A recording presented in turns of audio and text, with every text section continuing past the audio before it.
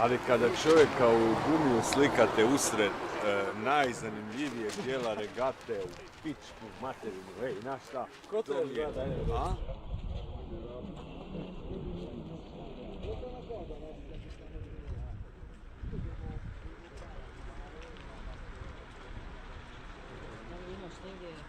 Imam ja ovu evo ti ovdje. Ako nije zgužba. Priklopljena. Moja je baš ono srovana do boli. Neću još.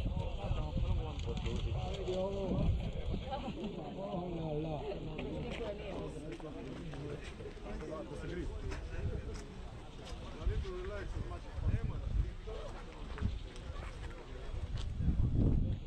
Kad je ovo krenio? Pitat ćemo druga Dida Breza. Ja sam sad bio nešto drugo radio, nisam u kepu. 10 minuta.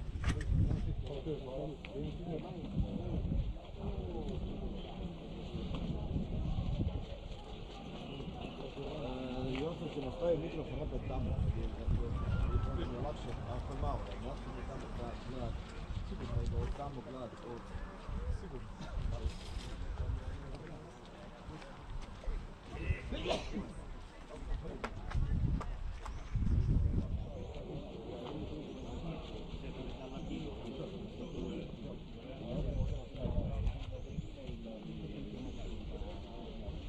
Teo, tienimi il posto vicino, magari imparo qualcosa.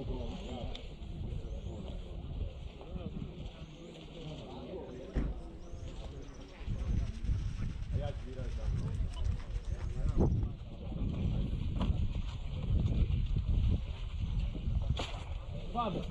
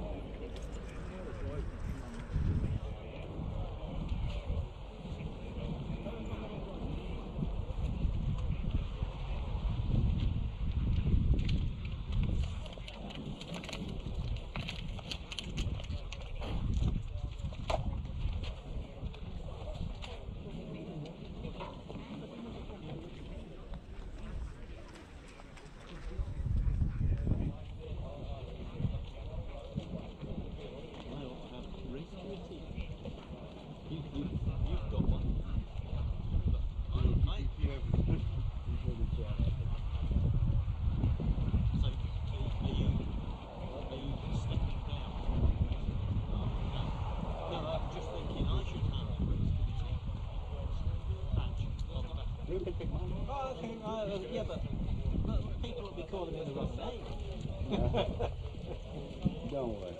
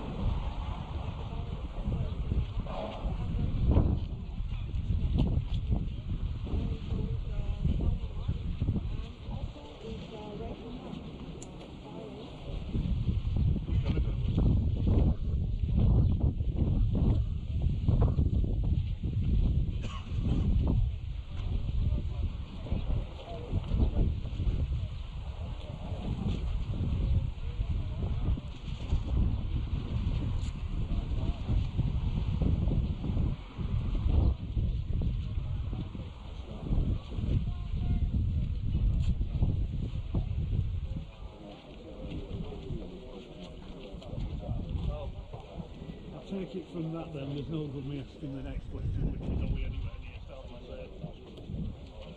Keep seeing.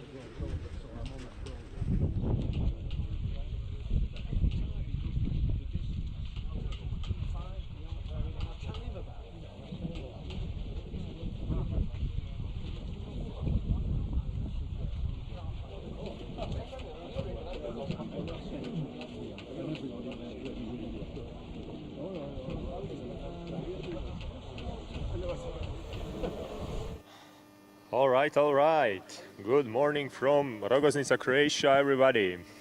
Thank you for sticking with us. We had a little bit start postponement, but I suspect guys will be on racing pretty soon now. As we already stated in the live chat, there is probably a gold heat A, which is about to start in, I don't know, 5-10 minutes. We still don't have official confirmation.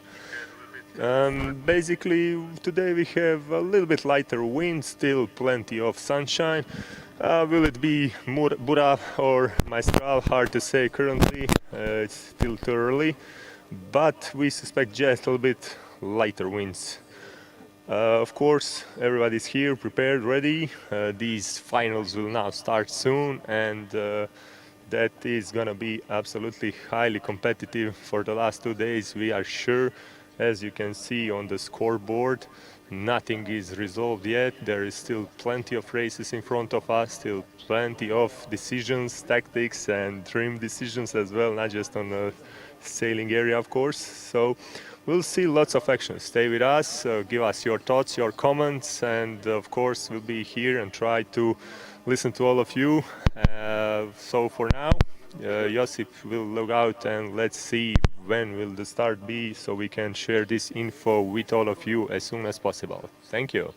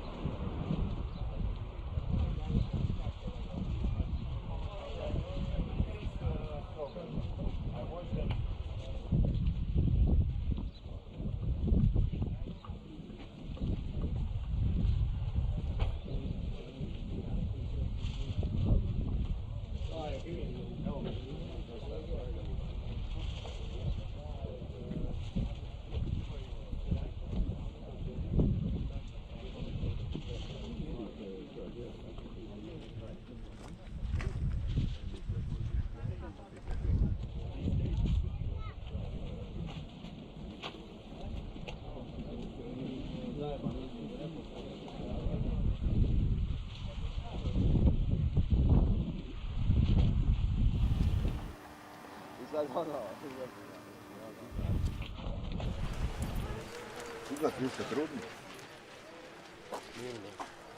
Nije nima stavili. Nije prevarano ovako.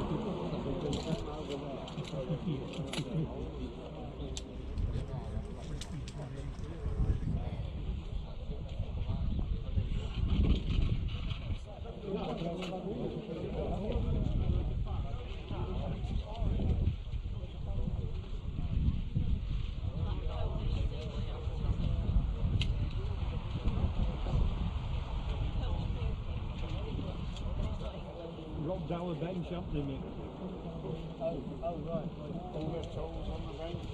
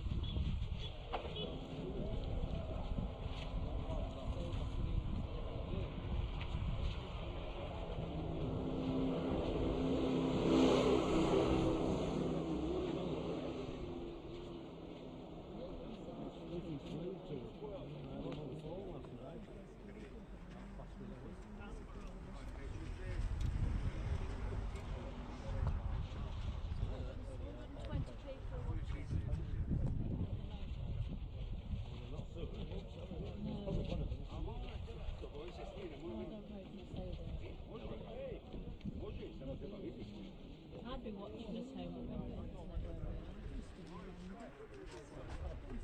No. You haven't got a toaster either, have you? I've got a toast and I've got a wash on toast. Not a pot, kettle. It don't drink it off. It doesn't switch itself off with oil. Yeah. Well, Mr. Walsh.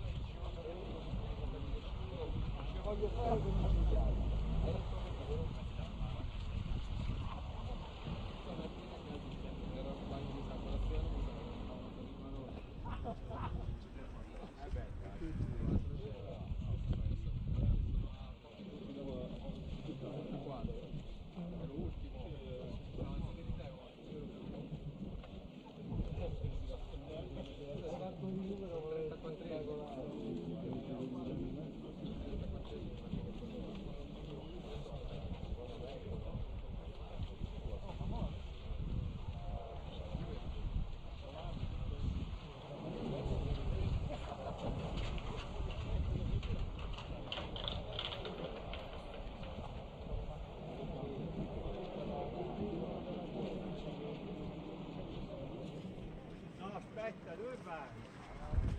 Ho provato.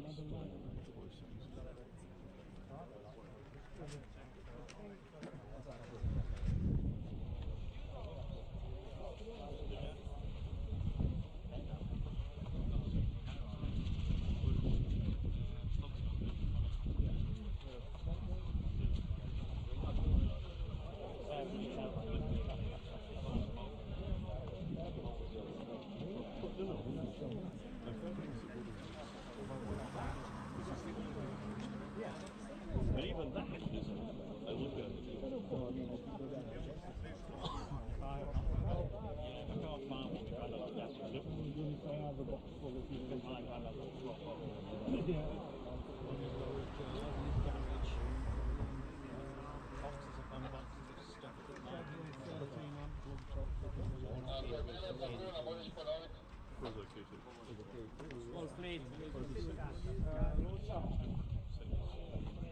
It's a 19 out of 21.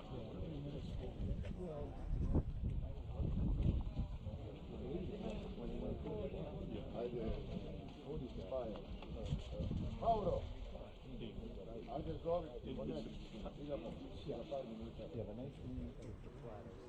Dogovorit ćemo se.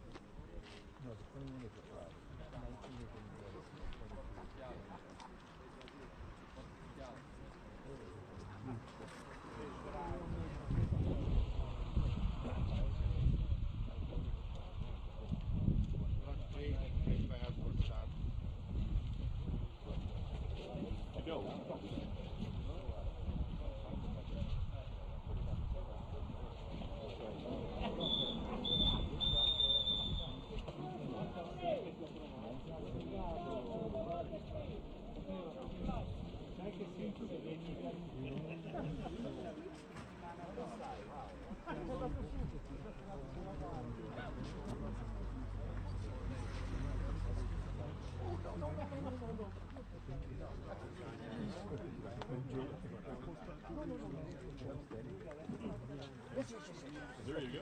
There you go.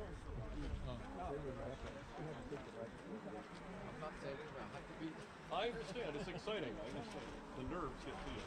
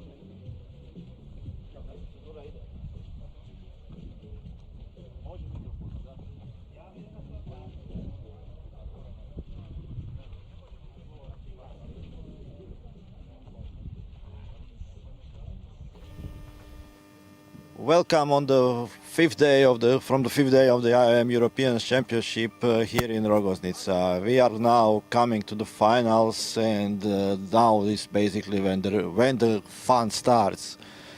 After the 4 days of qualifying races, we have now fleets divided in the final heats. When first heat will be the one that will fight for the places 1 to 20.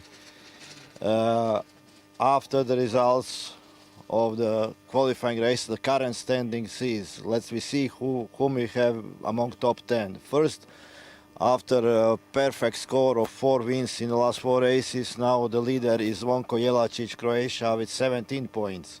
Second place, Robert Walsh, 18.1 points. Third place, Mirko Ukas, 21 points. Fourth place, Mario Škrl, 26. Fifth place, Robert Matulja, 27, the same point as Marko Matic on sixth place. Seventh place, Alexis Carré from France, 28 points. Graham Elliott, GBR, on eighth place with 31 points, and top 10 is closed by Guillermo Beltri from Spain and Jan Springer from Poland, both having 32 points.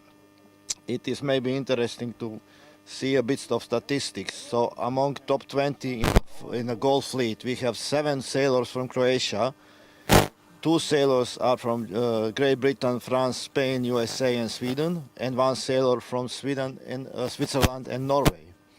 If you look at the boats, we have 8 designed Vis, 5 Venti, 2 K2, and 1 of V11 with 12 Elliott, Britpop and GC24. So these are the top 20 boats that will fight for the wins and for the medals and the top places at IOM European Championship here in Rogoznica. We are now in the starting procedure. It will be interesting to see how the race will probably be now more competitive and more intense, because we have all the goods and all the best in this fleet. And we immediately started with general recall. Let me see.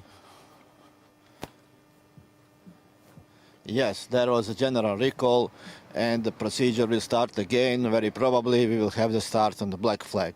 So we are on the high intense, on the top of the top. Everyone is trying to be as fast as possible and then to be on the gun at the starting mark, resulting in the first general recall of today. The wind is very light, so airy conditions, similar, more probably like yesterday, bit more steady in direction and slightly different direction from yesterday, but definitely not so much shifty and changeable like it was on the first 3 days.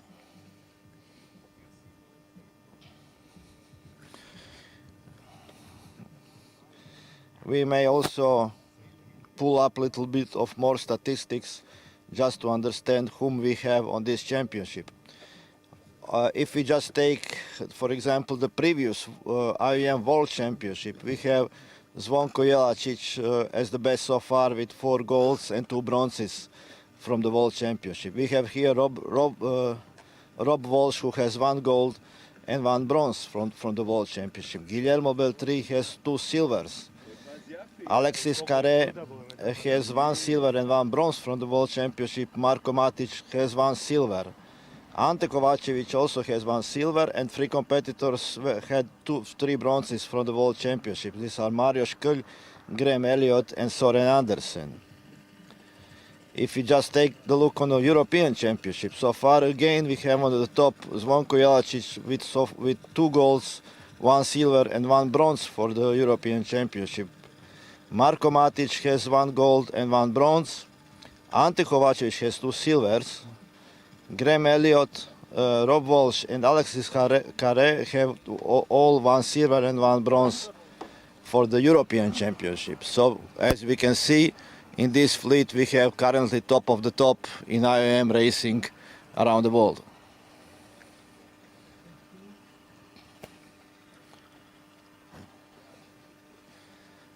We are now on repeated start of the Golden Fleet.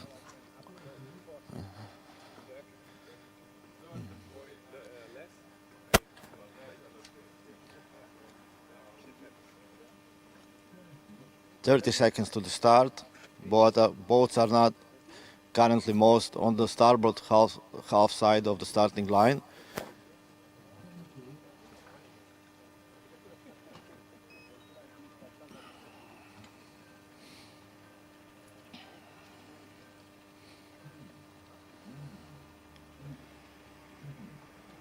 Zvonko Ilačić on the pin end, on the closest to the mark.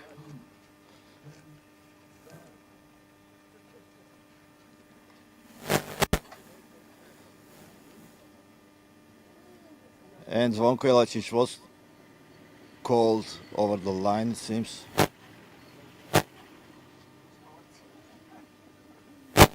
Yes, we have Zvonko Ilačić called over the line on the black flag.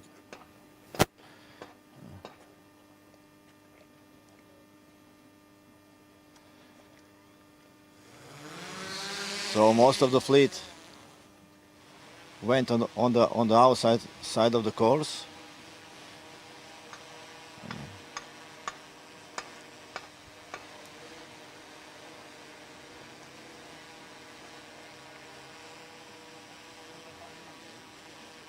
We have now, it seems that outside port side of the course was slightly better choice. We will see how this will go today. All the races yesterday mostly were more or less quite decided at rounding the first mark. Basically the boats that rounded the first mark managed to keep this lead till the end. 47 is now on starboard, crossing and pushing all other boats to tack. And we have number 11 actually from Switzerland, Matteo Longhi, rounding the first mark. Again we have the windward gate, so boats can from outside around both of the marks and decide which one to go. And we have now clear up the start of the first downwind leg with Matteo Longhi first, followed by Ante Kovačević, and two with Mirko Ukas and Marko Matic on the third and the fourth place, as well Guillermo Beltri just behind them, and then Rob Walsh currently on the sixth place. As we can see now, the fleet is much more condensed because as we said, we have all the best sailors here, and it will be interesting to see how they will come to the leeward gate in a group that is the difference between the first and the last boat is quite small.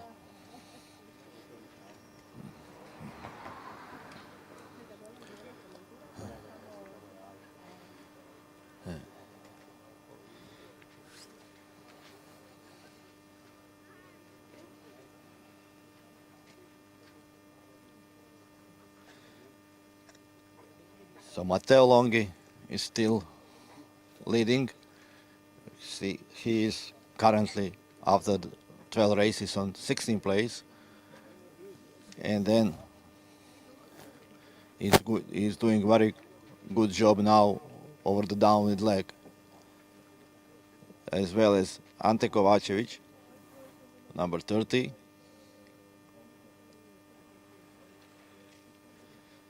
As we are now approaching to the leeward gate, it seems that the fleet will probably be spread more or less equally between the port and the starboard mark on the leeward gate.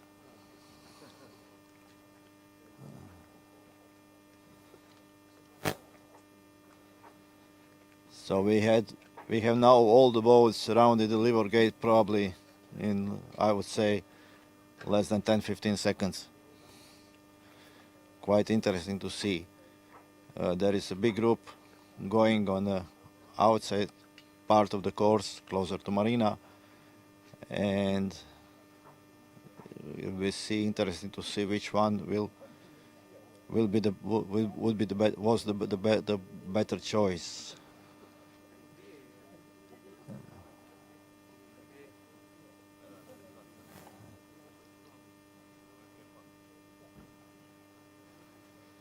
We will have now the first cross of the leading boat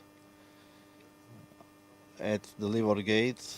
So number 11 and number 30 are beating on starboard, crossing in front of all the portac boats, but it seems that 3 boats that selected to go out did a quite good job. We'll see what will be the situation now.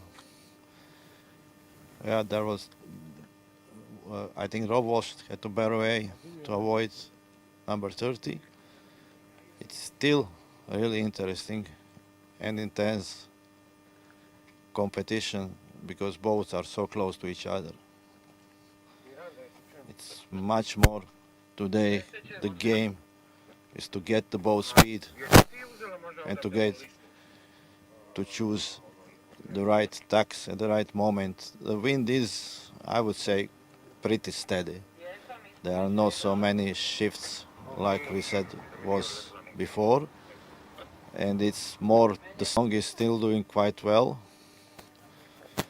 Now we have interesting, very good lead and a good position to the other fleet. 199 penalty.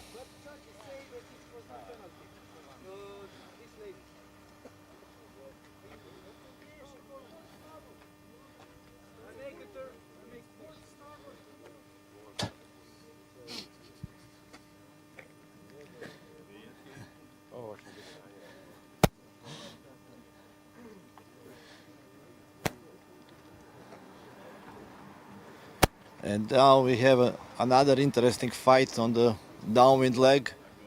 Even though the Graham Elliott was leading, it seems that he is now lost a couple of places. But it's maybe just now it will be quite important to see decision which mark to be rounded.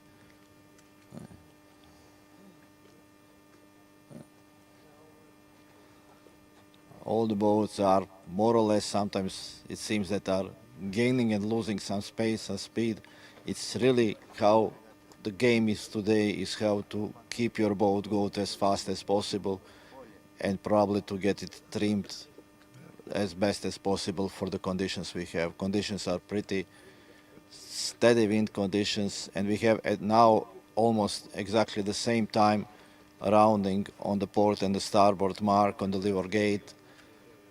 Again, now we have also, I think Robert Matulja is doing well on the upper side, on the outside side of the course, tacking now again, and it seems to me that whoever choose to go on the starboard mark on the leeward gate did a good job, because it seems to me that on the next crossing they will be in front. This is now quite interesting. It's much more different from what we had yesterday. As I was saying, yesterday mostly the boats that were rounding the first mark, or top 3 or 4 boats, were always keeping these positions till the end of the race. And now, as we can see, the change, the top boats, leading boats has changed several times during this race, and everyone basically has a chance to win, and probably not till the very end of the race we will not know who will win. We have now Robert Matulja, 33, in a quite good position, sailing in front of the fleet, to the windward of the fleet, and Guillermo Beltri trying to come on the starboard, but behind him. And I think that Robert Matulja now needs to protect his position till the end. It seems that he's currently in the best position. However, as soon as Marko Matic and Graham Elliott, when they tack on starboard, they will have right of way. But the only question is if the Matulja will be ahead of them, and we now have this very interesting cross. Matulja need to tack, and actually it's now Marko Matic who is taking the lead. in very last moment. It was very, very interesting. It seems that Marko Matic is winning this race on the first place, and then Robert Matulja, Graham Elliott, Ante Kovačević, Mirko Ukas. So, and the finish was very close, so we can see that the whole fleet will probably finish in less of a couple of seconds. I mean, less than 1 minute for sure. This is what we can expect till the end of the championship, with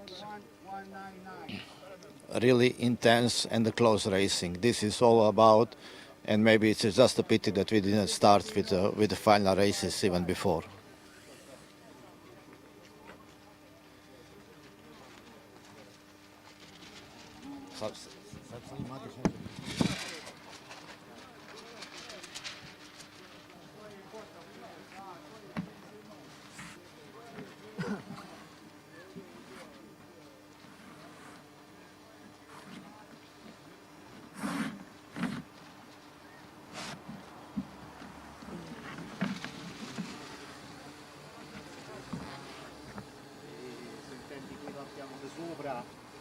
Non lo so se già è operativa, però lui ha la terrazza quella lì davanti, l'abbiamo passato.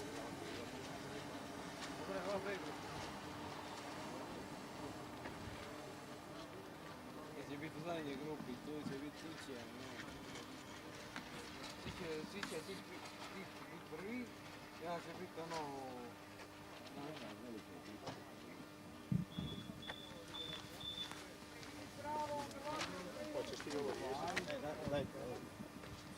Ključu sad, ja mislim dobro. Jer je Marko Matic ne priča. Da se ključa mikrofon.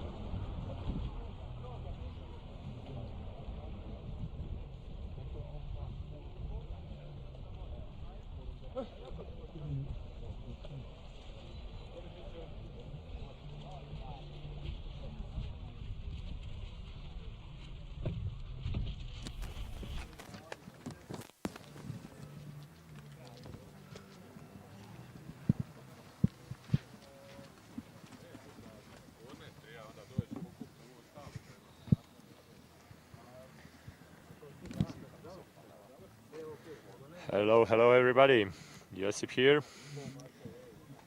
There is a little bit Less than 1 minute 30 to the start.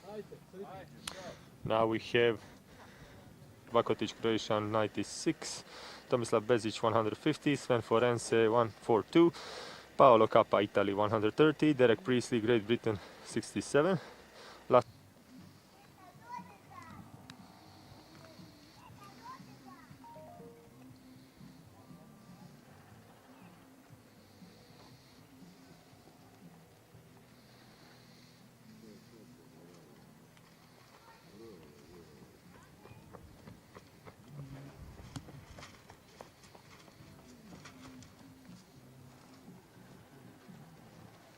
A little bit less than 1 minute and 30.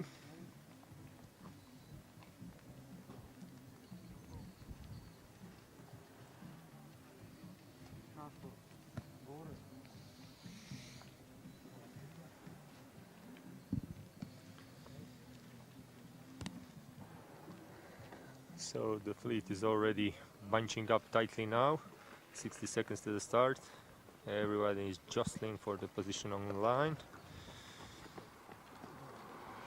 You can feel the tension at these points.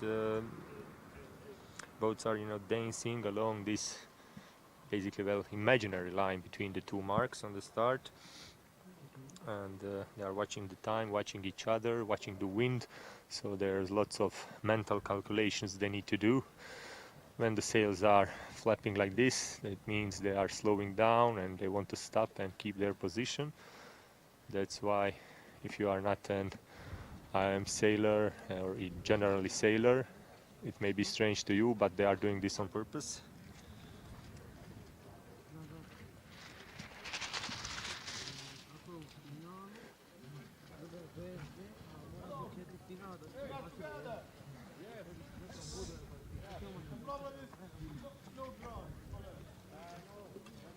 And off they go. Clean start this time.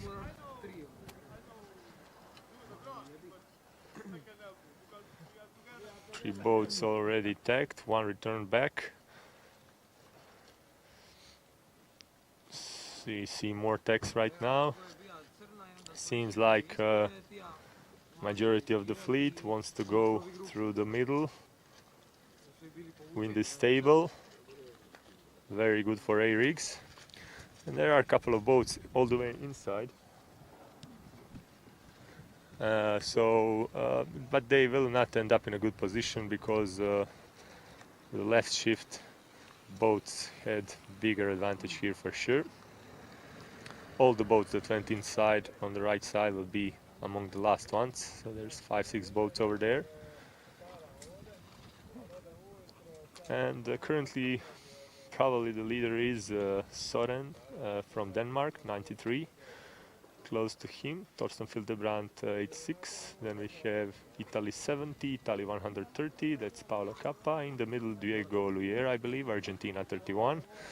Right behind, Boris Bakotic, 96 Croatia. And behind him, 150, Tomislav Bezic. Okay, currently leading the way. Soren going back, downwind, clean. Germany 87, Torsten, second place. 31, Diego Luyer, right behind. Big crowd over there. 7510, have contact. 10 was the outside boat, so he will do his penalty turn. And he did his penalty turn too fast and crashed 96, unfortunately. 10 is doing lots of penalties now because he tried to do penalty as fast as possible, but he unfortunately made a mistake while doing it and ramming the other boat who was coming downwind. So Soren took opportunity on all of this mess. And Soren is leading now by probably 20-30 meters easily by the Torsten Fildebrand on the second place. And just behind, Diego Luyer, 31. And there's also GBR, 75. That should be Tony Edwards, also skilled, experienced sailor here. And I believe that is 171, fighting with Tony Edwards. Then 96, then 70. and the rest of the fleet. There's a big bunch of boats right now. They'll probably choose both inside and outside mark, but we will see. Right now from where it stands, they are scattered pretty evenly, so let's see who will test which side. On the first upwind on the start, left side was the better. Let's see what will happen now. Of course, Soren already going upwind. I assume he will tack now. Yes, of course, protecting his side. And that's a smart move for sure. Anybody would do that. But let's see what the others will both do now. Will they try to defend their position or attack Soren in front somehow by risking it substantially, of course, because he's so far away in front? And as I suggested, 50-50 division between the inside-outside boats. So they are choosing left and right, basically almost the same. We'll keep track on all of them. There is one boat from the inside tacking right away, going outside. Did he see something or not? We'll see. Where will he end up in the end? That's a red one.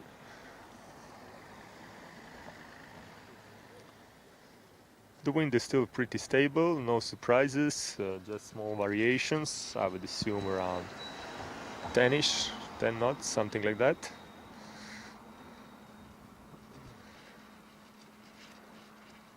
So now we see the dance, the ballet. They are mixing in between. Starboards and ports, of course, everybody is respecting the rules. And Soren went all the way inside, and now he tacked, and he's gonna be now in front of the fleet, probably by the same amount, so he protected his position and his distance, his advantage pretty well compared to all the other boats, maybe even gained a couple of meters as well. He doesn't feel the pressure, he's basically having a lot of time to think about his tactics right now, because all the boats are out of competition. He can only make a huge mistake with shift or something else, you know, hook a mark to melt this advantage. But you never know, this is sailing. We've seen even bigger advantages being melted down, so we'll keep an eye on him. And where's our red boat? In the middle of fleet. He probably stayed almost the same, so he didn't gain too much advantage by tacking soon. Currently on the second position, Tony Edwards, most likely 75. He's gonna be fighting with Diego Luyer, who is coming from the left side now. And of course, right next to Tony Edwards, we have Italy 70. That should be Nicola Bissi. Well done, Nicola, sailing very good. Right behind them, USA 171. That should be our Gary Boyle, one of the legends here as well. There we go. Now, second place, Tony Edwards, third, Nicola Bissi, and fourth, Diego Luyer. They are very, very close to each other. This is going to be interesting for second and third position at least. Soren still leading the charge, but there's lots of boats now coming to the marks. Lots of really precise action needs to be done, so there are no touches, no penalties, and everybody is so far clean. 150 over there, doing his best to avoid inside boat. He did that good. Okay, I believe somebody called the contact, and yeah, that was why. One light touch and 150. I stand correct and will do his turn, yes or no. Judges didn't give anything. Seems like no, judges did not give him a penalty. He's sailing his course. Soren still leading, increased his distance by far. He's sailing Genesis. This boat is, I believe, will be discontinued.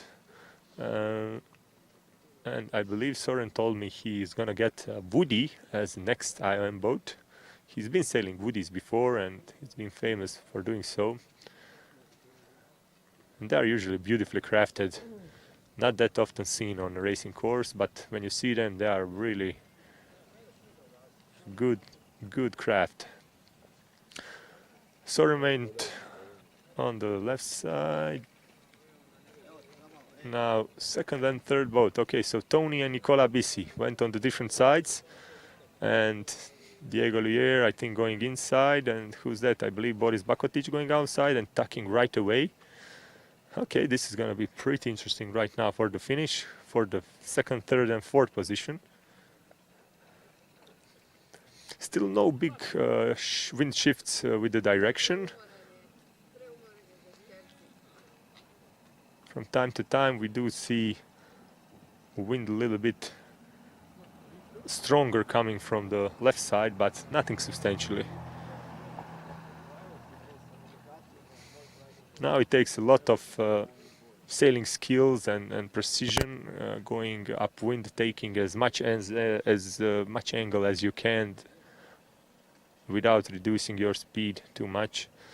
So basically sailors are now fully focused for sure, because there are still lots of unresolved situations, of course, unless you are Soren on the first position. Then you can even cheat out a little bit, play around, although I'm sure he's not doing that.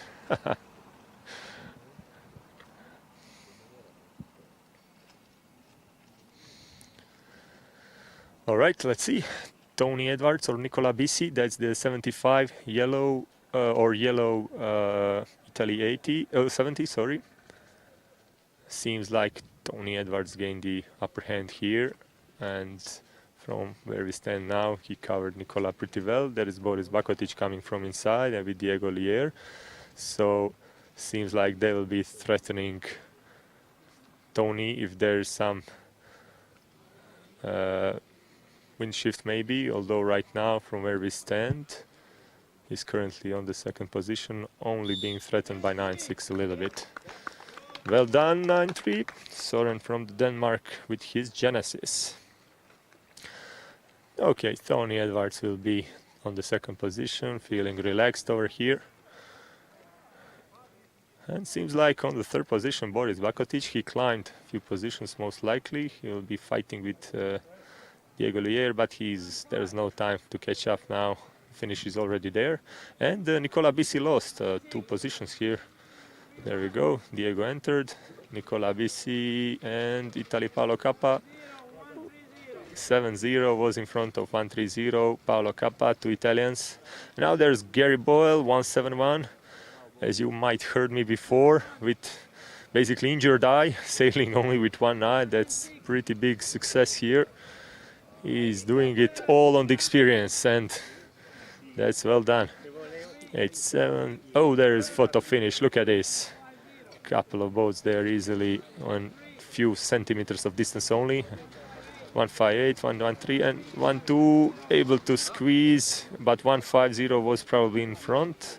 There is Fabianco Biocic 10, who made a couple of turns, if you remember, and messed up this race. But these things happen. All right, there you have it. Stable airing conditions. We'll be soon with you on the next one. Take care. Josip out for now.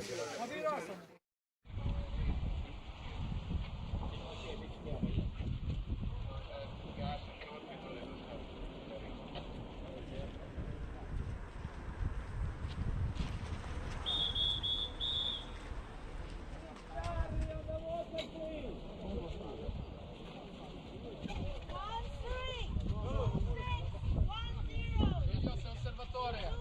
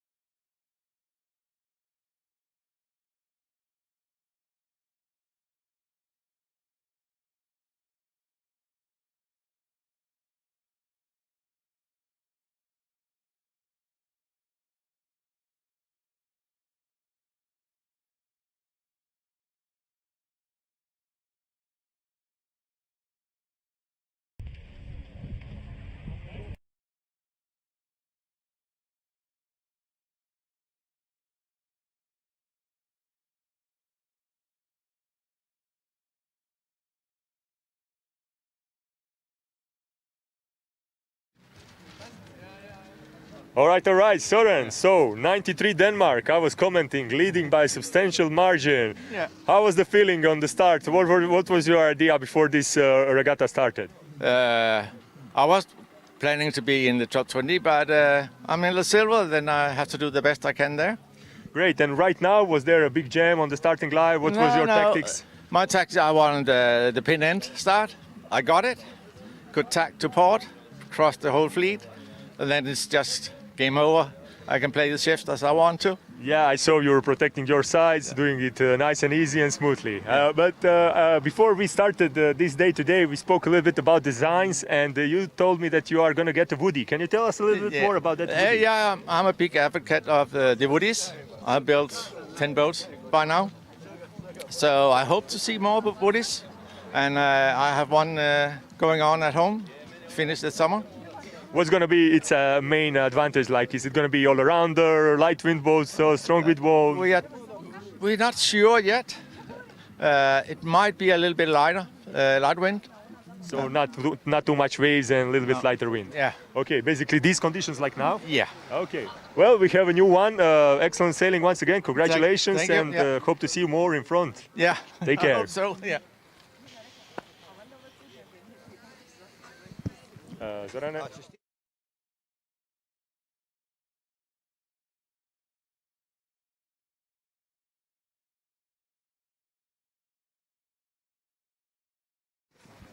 Kašaste stvari, to je to.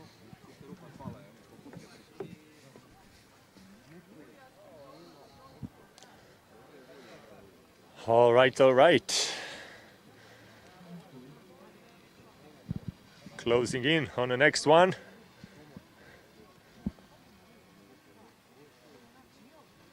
This should be now C on the water. 4 seconds to the start. Everybody is divided nice and smoothly. I believe that's general. Yep, most likely. It's a little bit hard to hear from here, but we do see new starting procedure being rolled, which is why I'm going to take the opportunity to present you the sailors and their sailing numbers with country codes, of course. Starting with Francisco Martinez Berzegay from Spain, 116. Then we have Klaes Brunhans, Sweden, 98. Then we have Paulo Maio Gomes, Portugal, 156. Ulf Lindberg, Sweden, 112. Steven Cockerill, Great Britain, 27. Robert Grudisha, Croatia, 68. Hrvoje Duvančić, Croatia, 71. Davor Dužević, Croatia, 28. Alan Dizera, Malta, 95. Foro Christian, Hungary, 74. Bengt Olsberg, Sweden, 159. Clem Torvald, Norway, 147. Mick Chamberlain, Great Britain, 46. Chuck Milliken, Bermuda, 121. Kristina Jakelic, Croatia, 15. Peter Tans, Netherlands, 149. Gilles Dudot, France, 19. Vedran Vesanovic, Croatia, 44. Marin Biziak, Croatia, 05. And Yasuyuki Kematsu, Japan, 164. So yeah, we do have even guests from Japan, all the way also from Chile, USA, and this is of course European Championship as a continental championship. It has a few spots for the guests, and now this being historically the biggest IOM event ever with a registration number of 100 sailors, there was an opportunity for some guest spots to be filled, which is why we are definitely glad to be able to host guests from all over the world, as you can see. Here in this race we have Marin Biziak, probably the youngest by far sailor, and he's been doing pretty well in Croatia. He's sailing more and more with the IOMs, and probably a new young hope. Yeah.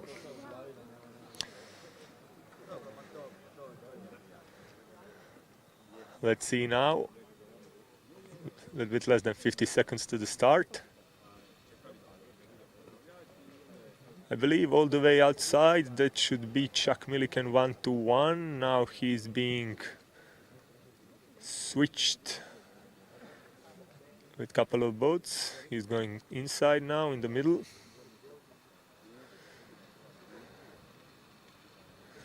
Still everyone with a rig. Wind is the same, basically the same direction. Just a little bit more power compared to the previous race. But let's see. Sails are fluttering hard. There's Big Jam over there with 4-4, trying his best to avoid issues. And we have a clear start. One boat got stuck. And now he's sailing. He tacked immediately. Basically was in the wind. Again, sailors are not having any big favorite here. Outside, middle, and couple of boats going now inside. Nobody started all the way inside, maybe one boat.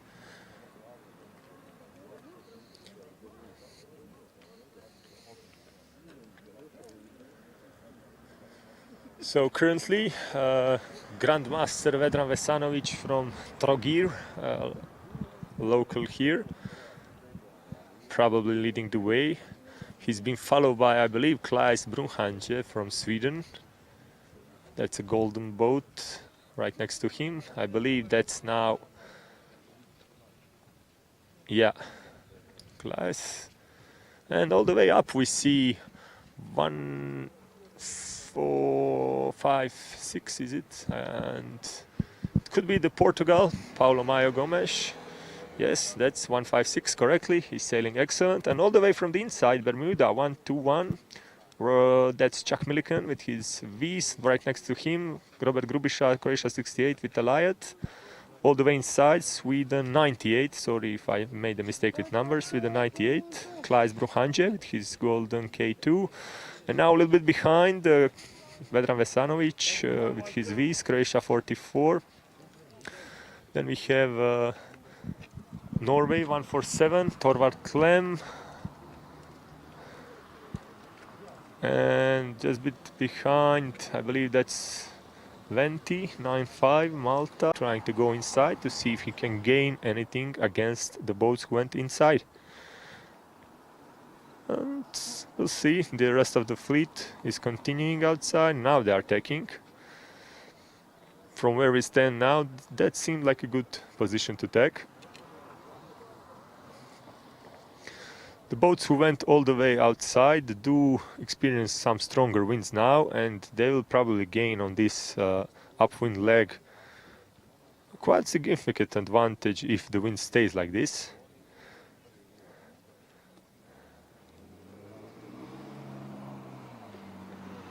But the wind is now shifty a little bit, so it's hard to say.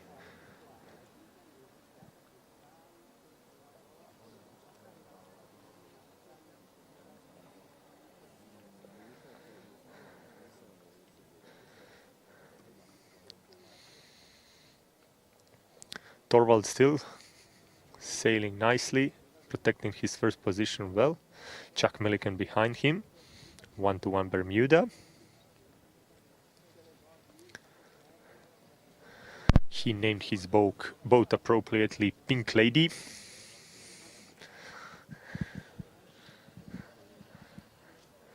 Paulo Maio Gomes, if you remember, went all the way from the outside in the middle. Now he's going again outside in the middle of race course, and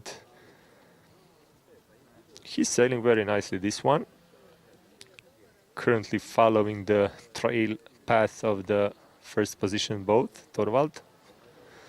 From time to time you can see some stronger gusts hitting the boats, which makes them heel, and this is also important if the sailors anticipate these harder gusts and adjust their boat appropriately in advance.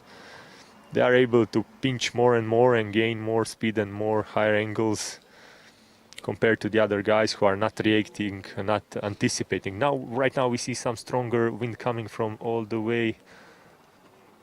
He's pushing towards the right side and he's gonna hit first couple of boats in a few seconds. Torvald decided to tack, which was a smart decision. But the wind blowed out. It stayed around the upwind marks. So around the upwind marks there are some stronger winds they will be experiencing now, which could make an issue if there is a big jam, of course.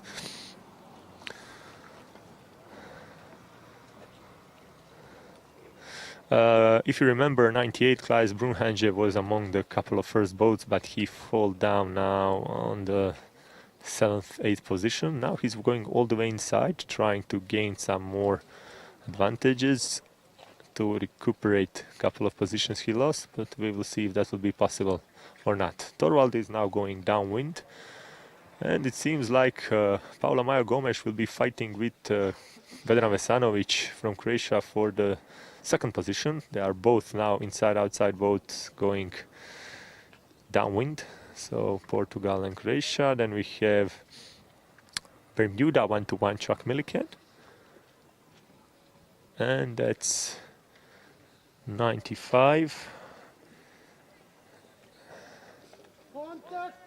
There we go. Contact, clear, hit. No questions there.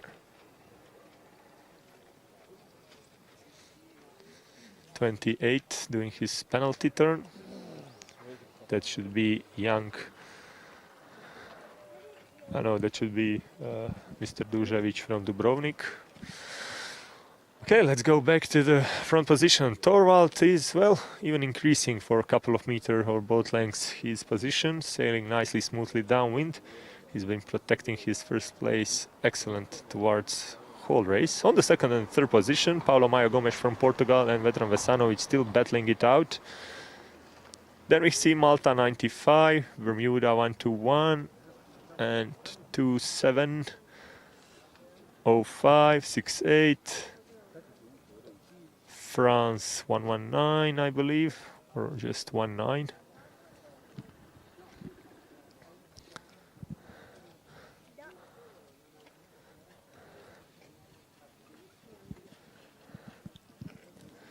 In the middle we do see some stronger wind shifts, 68 using this power, extra power with butterfly sailing. Torvald decided to duck inside and then climb up, which was a smart thing to do. Now he's going to basically avoid a couple of boats and tack inside, most likely after the big jam passes him, as then nobody should be able to threaten his first position. Which he's doing. He's letting all the boats pass now, and he should tack very soon. I believe that's Bermuda 1-1 going outside against few boats, well, majority of the boats going inside. So let's see. Bermuda was fighting for the 2nd place, Chuck Milliken. How will this unfold? We will see. Torvald decided to go all the way in completely, and now he's gonna be soon hitting the shore, which is why he's tacking right now. Chuck Milliken from the outside, tacked. Four more boats decided to go all the way outside to see if they can gain anything. In the middle of the race course, I believe that's Mr. Dužević from Dubrovnik, Croatian sailor.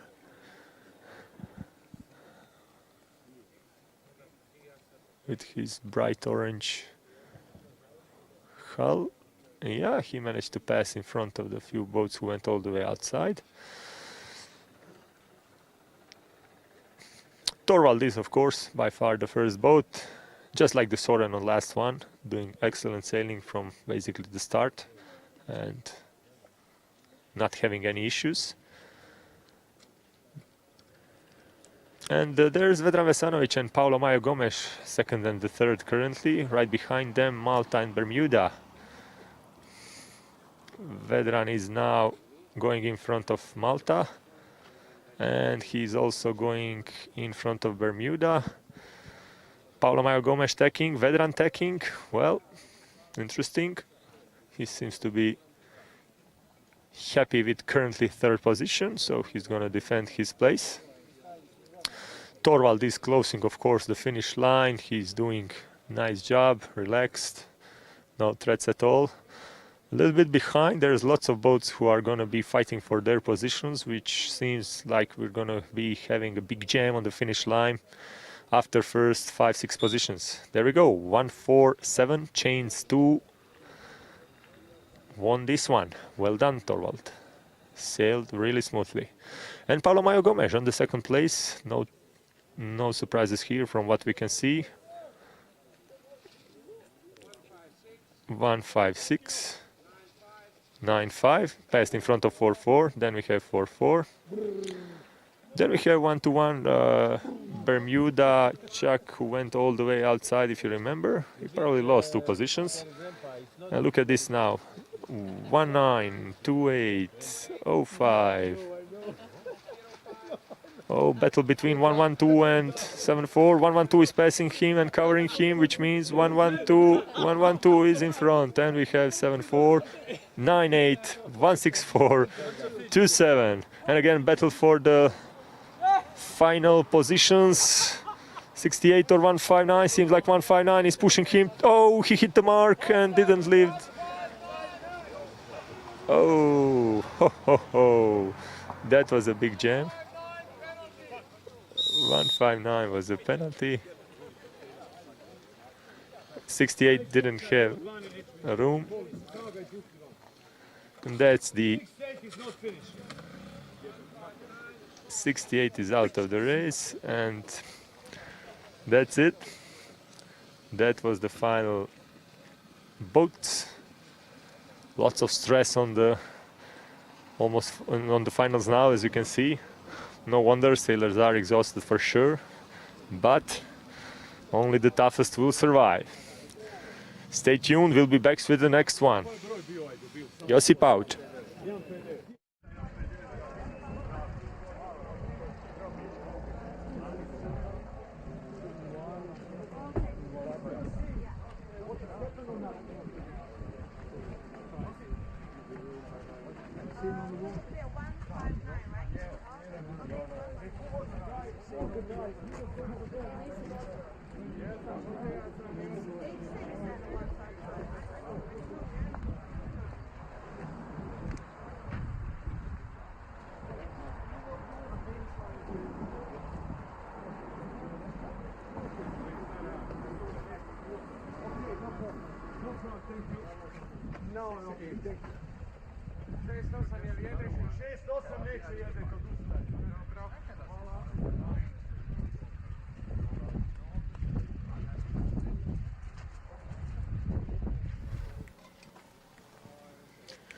All right. Excellent sailing. Can you let us a little bit more? What was the thinking on the starting line for this race? It was very, very difficult because the starting buoy is so far out and everybody knows that's where you want to be. So it was sort of 3 layers of boats and I was on the outside. And then sort of 5 seconds I sheeted in, and luckily I came across on the right side of the buoy because it's very difficult to judge for that distance. Absolutely, and lots of boats and lots of commotion, of course. But I mentioned your experience and expertise. I think you have a long sailing experience behind you, so we cannot push that much into the luck. Can you tell us a little bit more about your past sailing experience, not just IOM? No, my past experiences, I've been sailing model boats for 45 years. And I think I had my first sort of christening in France with the Marblehead class in the first world champion or first big championship I entered, and I came third. So basically you took plenty of years behind you now and did the magic now, because after you resolved the biggest issue on start, you were leading by substantial margin, covering everything. That was going really smoothly. Yes, no faults, no mistakes for once. It's just a pity it comes so late in the championship. Did you wake up this morning early to trim your boat, sails, rigs? No, I came out here, trimmed it, set it out, and it was perfect. There we go. Well, congratulations once again. That was really nice victory, and good luck for the future races. Thank you.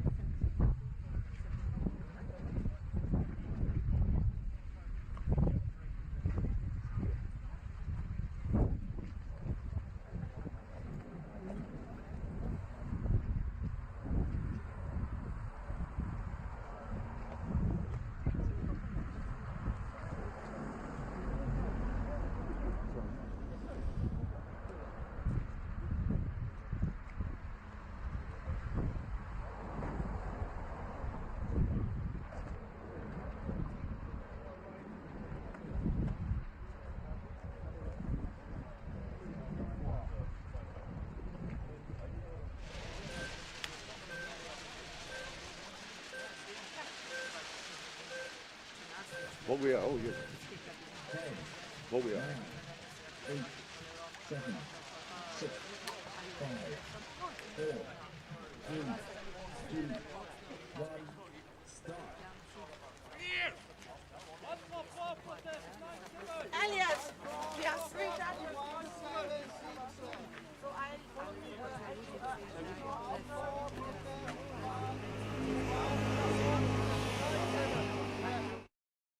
You see the Chinese, especially on the downwind waves. Yeah, a little butterfly. That's a great analogy.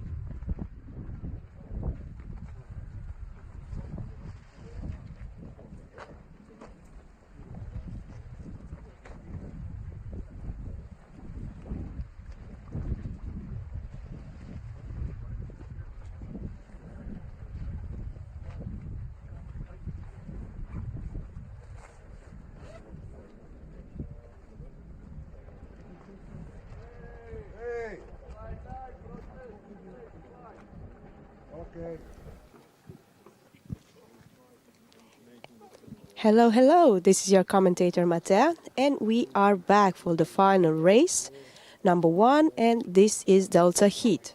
Right now rushing towards the upwind mark. 5-4 protest 5-9.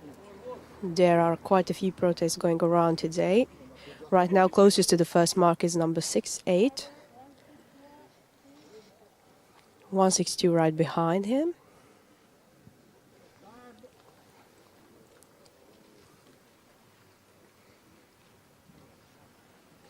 So today we have some light to medium conditions of wind.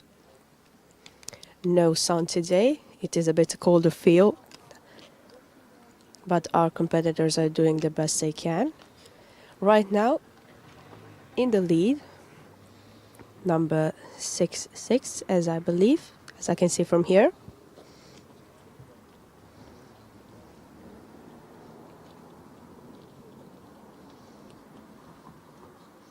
Everyone is already past the first mark and heading downwind.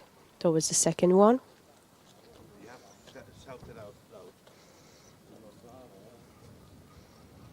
So this is one of the final races that we'll have here, day 5 in Rogoznica. We have one more day to go. Heading downwind. Right now conditions are pretty clear. We'll see which mark they choose to go to. It is pretty close in the first 5 spots. Everyone is pretty close together. Millimeters could decide the outcome of this race.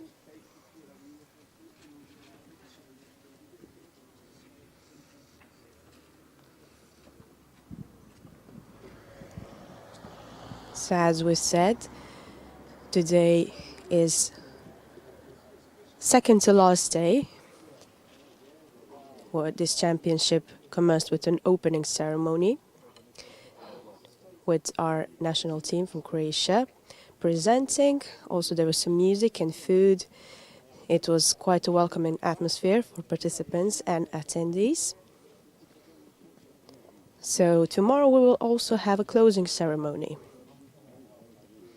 here in Rogoznica, this prominent location for major IOM class regattas.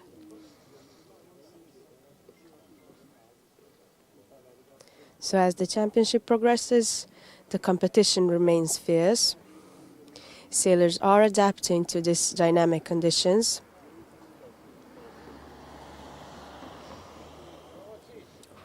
Right now, we have them going upwind for the second time. They are pretty split on the decision where to go to. The wind seems to be picking up a bit, so our sailors need to be quick thinking, ready to decide at the spot. Few gusts of wind outside, around 10 knots maybe.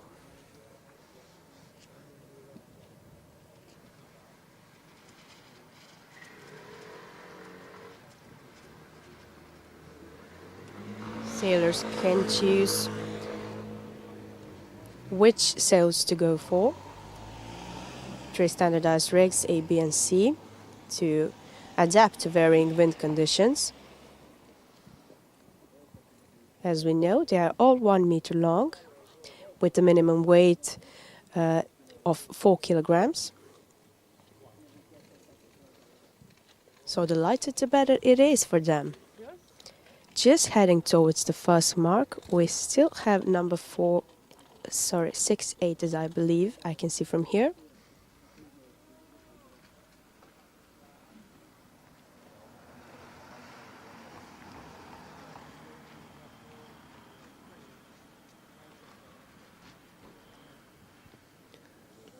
Sorry, number 6 is in the first place. That is Andreas Bozo from China.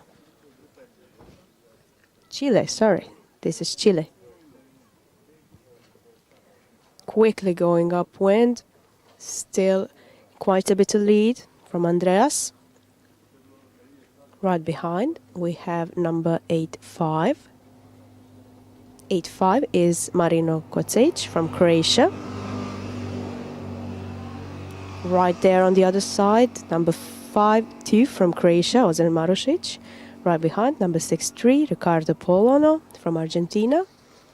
And Austin Gourier, Great Britain, 106. From this side, quickly approaching, also number 185 from USA.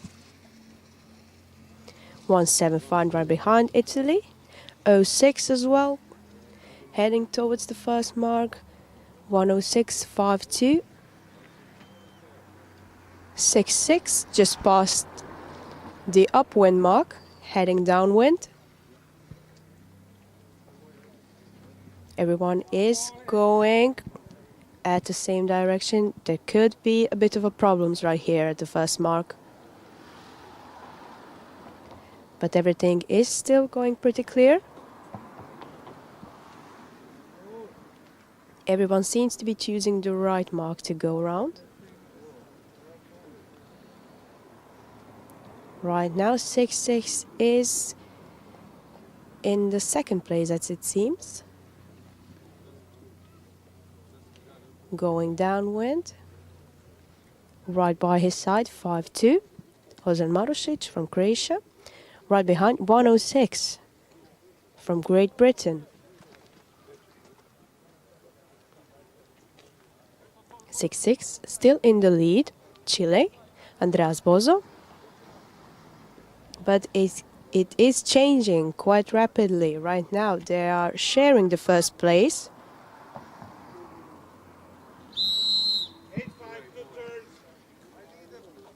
There is some penalties happening.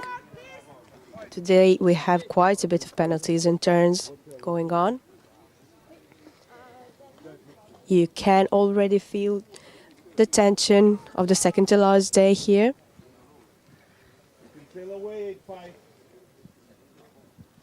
We also had quite a few protests going around among the competitors. Again, 8-5.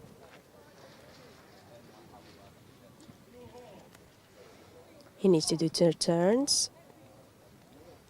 Right downwind, we have number 6-6 and number 106 still fighting for their first place. Quite a bit closer to the downwind mark. They seem to be each going to their own mark. We'll see what happens until the end. This could be a close one. In this Delta heat, we have 19 competitors altogether. We have 3 Croatian competitors, Miljenko Bezic, Ozan Marušić, Marino Kocic. Also we have competitors from France, Italy, Chile, Great Britain, Argentina, Spain, as well as Germany, Poland, and USA.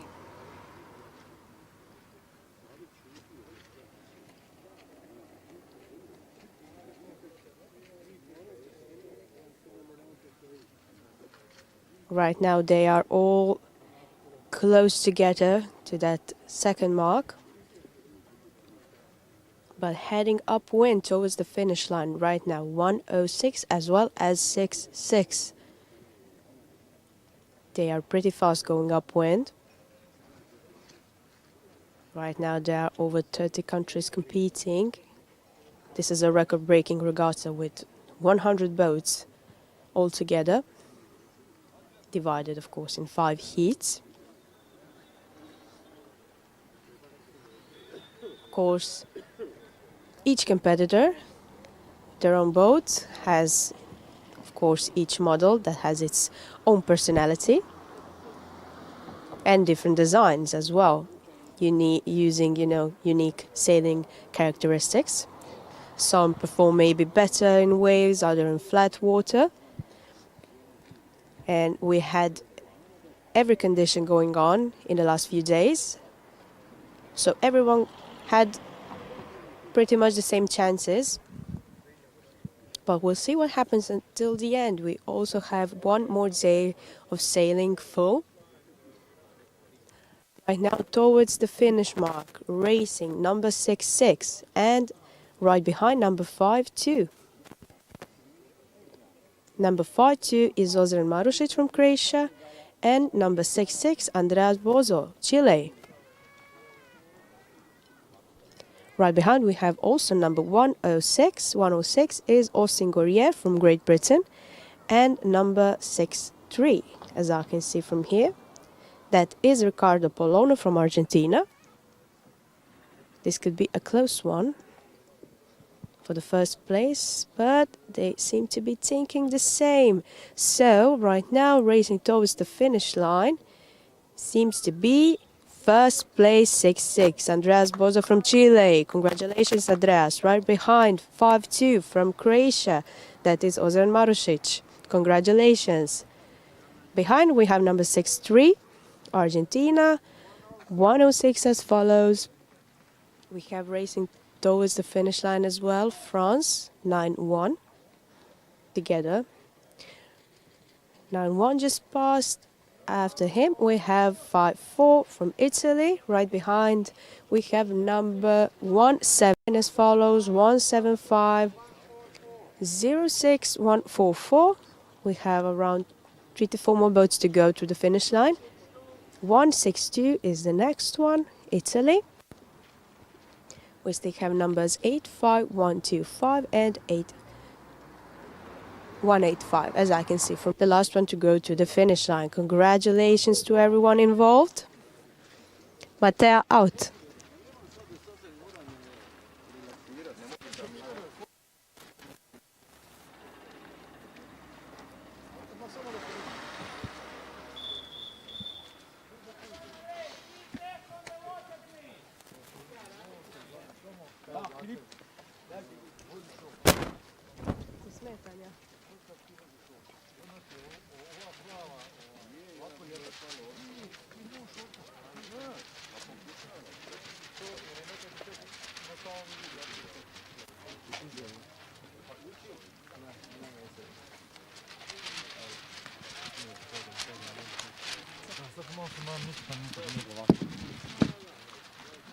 Stavi reklamu, nema izjave, gasi mikrofon.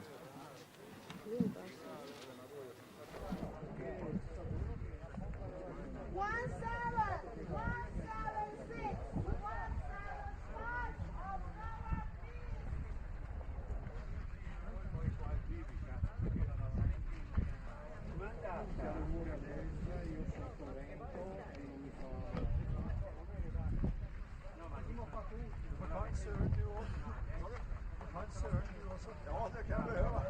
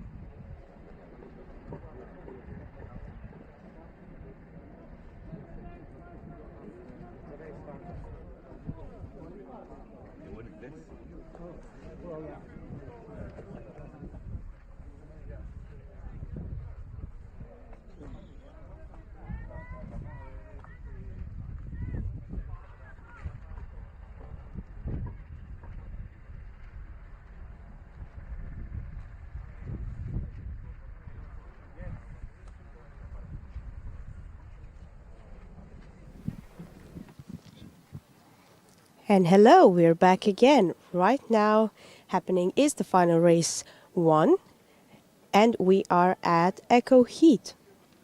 So right now we have 19 competitors going strong towards the upwind mark. In the first place, right now it seems to be 1:14, as well as number 20. 20 is Ernst Rohn from Switzerland, and also we have 122 Ben Harker, Great Britain. 114 is Klaus Lindström from Sweden. Also we have number 111 from Germany right behind.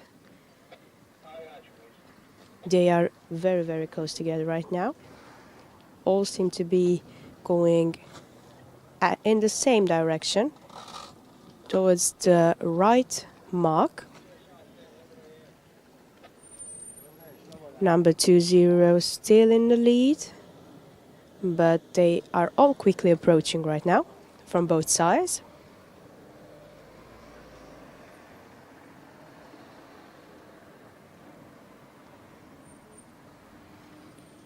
It could be a bit of a crowd right here at the first mark once again, but just passing through. First boat went through, that is 114. Right behind, number 20, as follows 122. Just by each other's side, right behind is number 111, to Germany.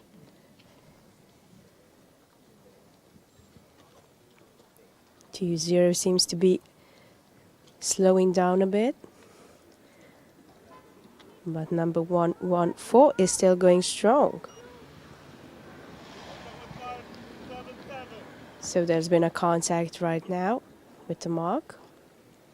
Number 77 seems to be doing a turn. The last boat approaching the upwind mark is number 42. But right now, wind is picking up a bit. They are all approaching the downwind mark.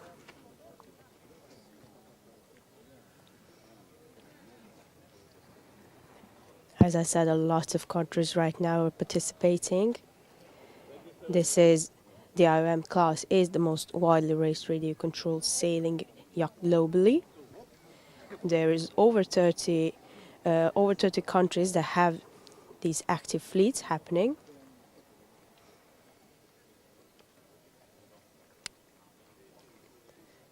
So, as I already said, they are all 1 meter long, specifically a monohull, with a maximum length of 1000 millimeters and maximum weight of 4 kilograms. So every gust of wind seems to be passing through. Right now, medium conditions out here, and the sun is coming through as well. They are just close to the downwind mark.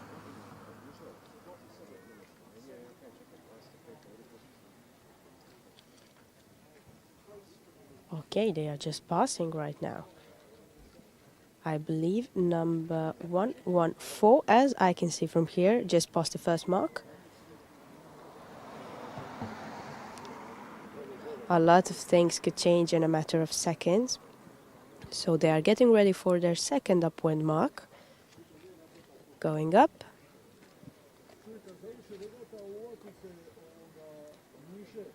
We need to have a balance between the speed and maneuverability. Also, it could help to have a design that is both fast and forgiving. We have quite a challenging weather, and it's constantly changing in these last few days. So competitors are pretty active, thinking on their feet and need to be ready at all times.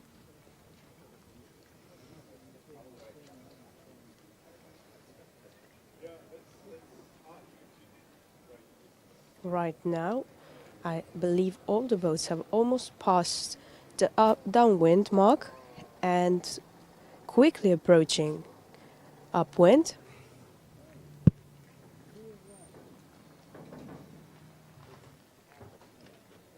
Number 114 still seems to be in the lead.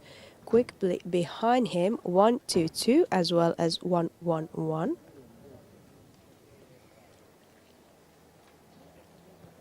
There are more boats on the right side than there are on the left one. This side seems to be more giving. Right now, a bit of heavier conditions going on. A few gusts of wind at least have picked up right here.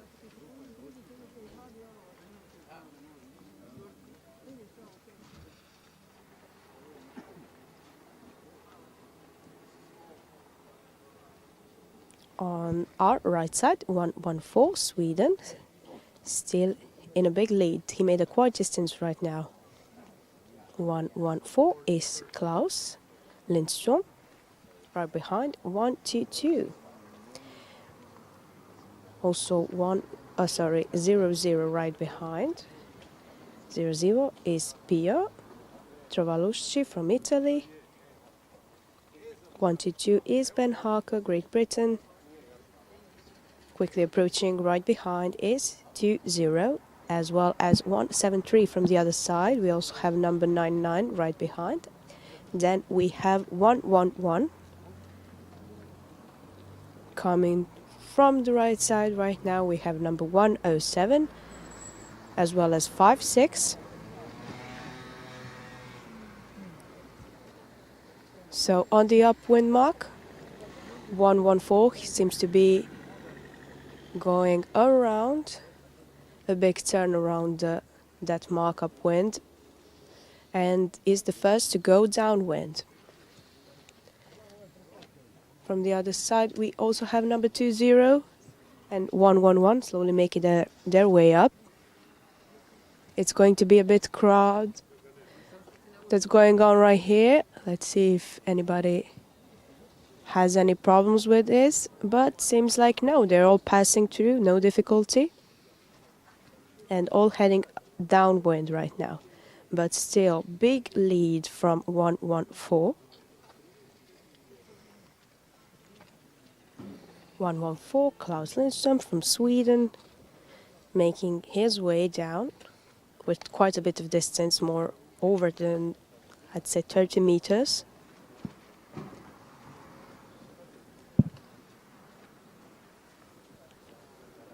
So we have approaching one of our last boats to go upwind, that is number 78, as well as 77 and 42. 24 just made his way around the first mark upwind, as well as 177. But 114, Klaus, he is going downwind very, very fast. Very close to the downwind mark. The boat seems to be picking up just as well. We'll see if anything makes a difference right now. Today seems to be less spectators than before. Since there's no sun outside, it's a bit colder. But still, all eyes are at the sea. Whoever comes around here stays and enjoys the view.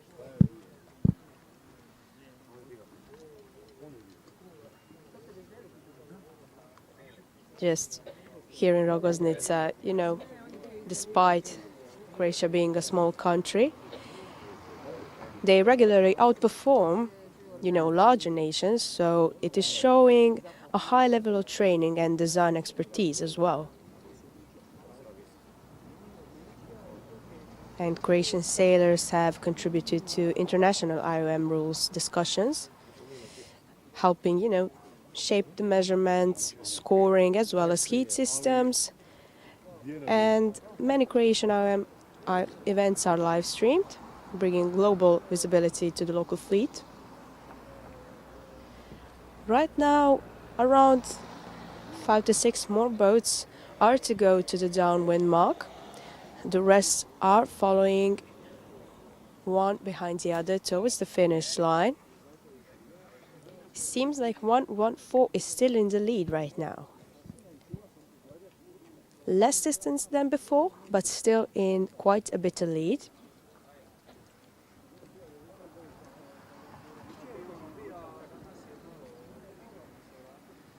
Few boats that are going around from Croatia are canton designs that are popular in Asia, South America, as well as Europe.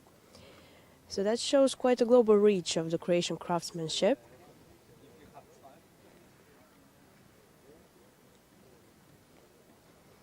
As well as Croatia it often fields one of the largest national teams at major events, sometimes even over 10 competitors.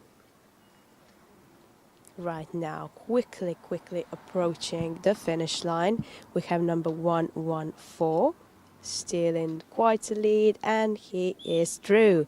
114, Klaus Lindström, congratulations, Sweden in first place at Echo Heat. At the second place, it seems like it is going to be 173. 173, Malta, Ivan Zamet, congratulations. Third place, 99, Northern class from Sweden. Following from the right side, we have a lot of boats choosing the right side to go through. We have number 122 just passing by. It is Great Britain. Ben Harker from Great Britain. Right behind we have 107, that is Italy, Giuliano Fratelli, as well as 20. Right behind number 00. Just behind number 07, as well as 56. We also have number that is going through 111, followed by number 24. We have 5 more boats to go through. That is number 177.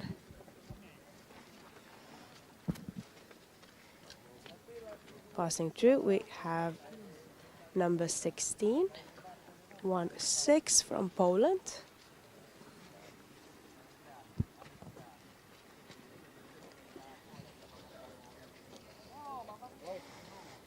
We have 172 and 77 going fastly.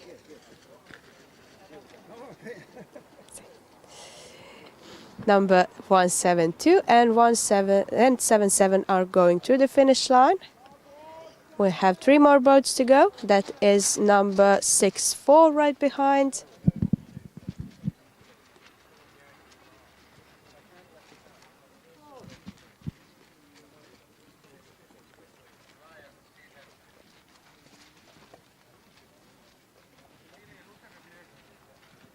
And we have numbers 42 as well as 78 just going to the finish line.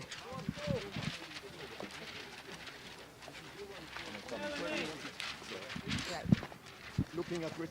If you want, you can sit on this yes, side. Okay.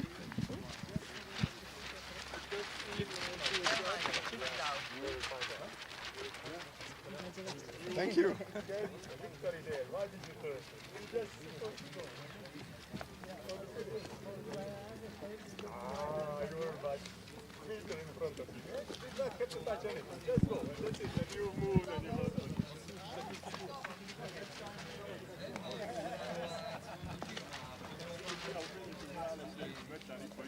Hello, we are here with Klaus Lindström from Stockholm, Sweden. Stockholm, Sweden. Congratulations, Klaus. Did you have any techniques going into today's race? Any technique? I just try to follow the wind shifts, and I've seen the previous starts where to go, and the wind was about the same, so I just did what others did, and that was the right move. Congratulations. Do you have anything particularly that you took to your chance of winning? Anything that made you go faster than the others? Because I saw you made quite a bit of a difference there. Yeah, well, I think I had a good trim on my boat. It's a K2, Canton 2, So and the wind was quite stable in the strength. So it was in that sense it was easy to sail the race. It just mattered to find where the wind direction and choose where to make your tacks. Were you here in Rogoznica before? Yes, several times. Several times. Also in the championships? Yes, I did Europeans here and pre-Worlds last year, and I've been here quite a few times actually. So you're quite like a local right now. Not local, but I've been here and I enjoy it a lot.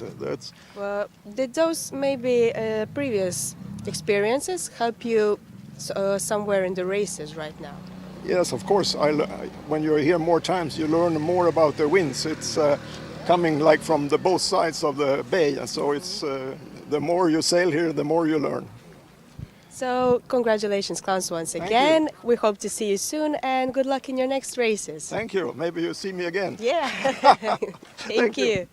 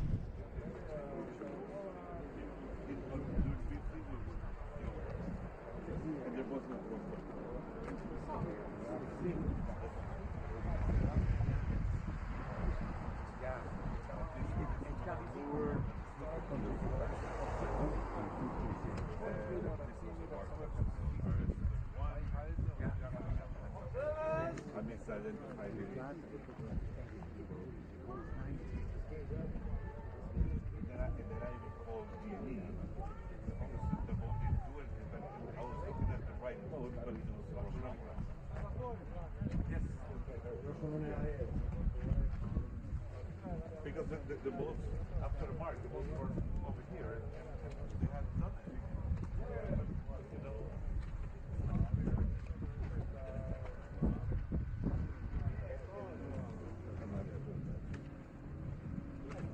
They will do it during the beat.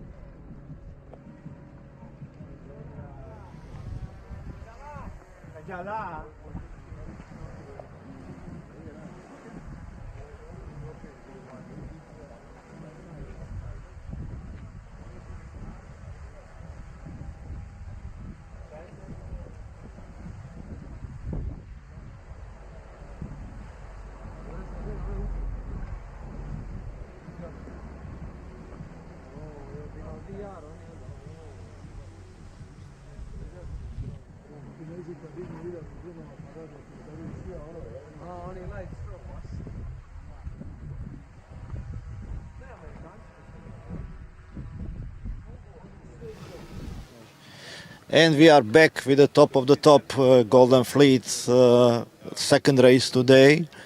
We have change in the results after the first final race today. Robert Walsh again took the first place, the lead with 25.1 points, just 0.9 points ahead of Mirko Ukas on second place. Marko Matic is third, Robert Matulja on fourth place, Graham Elliott on fifth, Ante Kovacevic on sixth, Jan Springer seventh. Zvonko Jelac is due to black flag in the first race. He is now eighth, but he really hopes that this BFD will be discarded after at least 4 races in the final phase are completed. Alexis Carré from France on 9th, and Guillermo Beltri is currently 10th. So this is the standings after 12 qualifiers and the first final race. We are now at the start of the second final race. We will see that if the start will go as planned, because on the first one we had the general recall followed by the black flag. As we can see, the A fleet is very intense and very close. Everyone trying to do as best as possible start to be on the starting line at the gun. And we have now boats spread all over the starting line.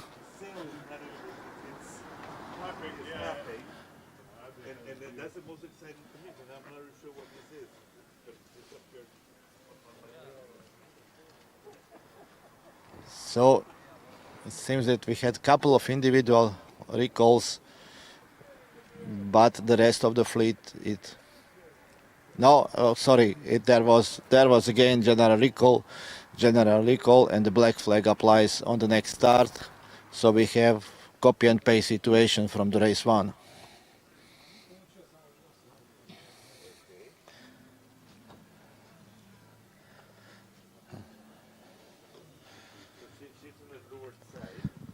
Wind conditions remained very quite light and constant. All the boats with A-rig, and I would say probably medium A-rig range, no need probably. And looking the forecast, it seems that this is the weather that we will have till the end of the championship. Basically, we are finally on something that is usual for Rogoznica venue. That's probably the wind that was here for the most of the regattas we held here in the Rogoznica. Rogoznica, besides this holding the 2 times the Europeans and 1 time the World Championship, is also well known by Rogoznica Cup that was held here for 19 years in a row, and the last one was just 1 week before the Europeans, it was the pre-Europeans event where 38 boats took place.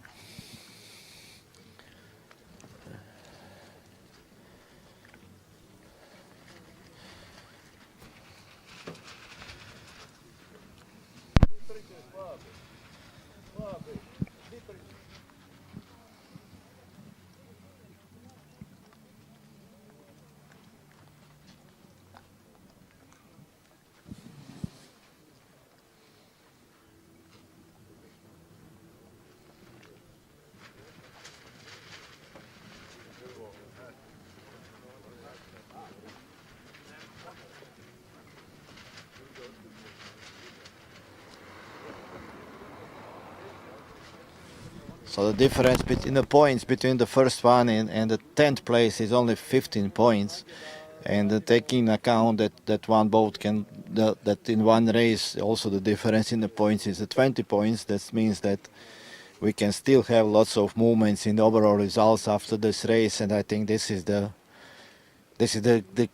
beauty and the benefits of this racing system, where as we see that it's always important to sail to be as best as you can, and there is no tactics, no point of trying to keep some lower places. You always need to go and try to get as much as possible good results if you want to win this championship.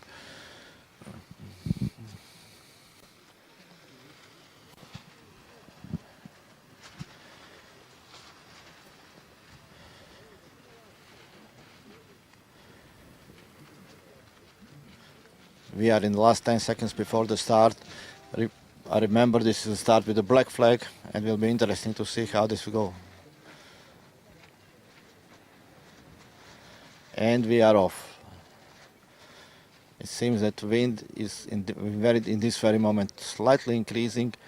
Lots of boats are attacking on a port tack immediately after the start, hoping to get some good lift to the windward mark.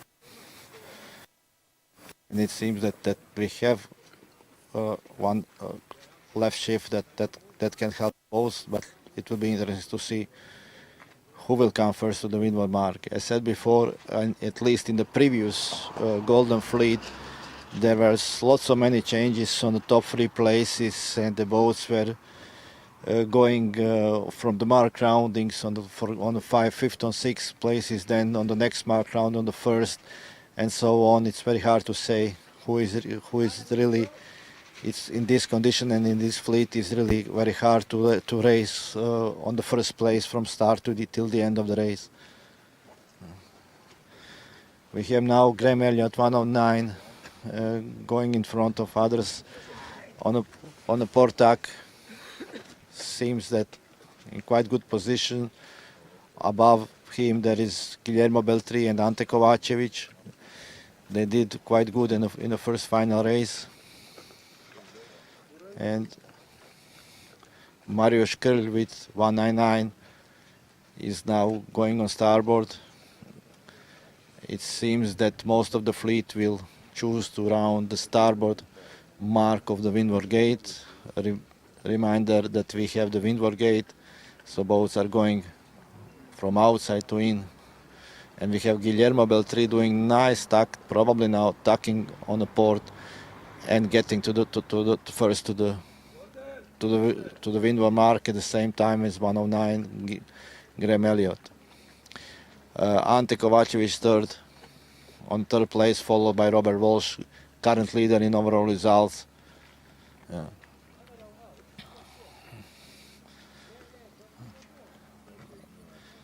As well as Peter Feldman from USA and Marko Matic and Mario Škrl currently in 5th and 6th places. Again, the fleet is very close.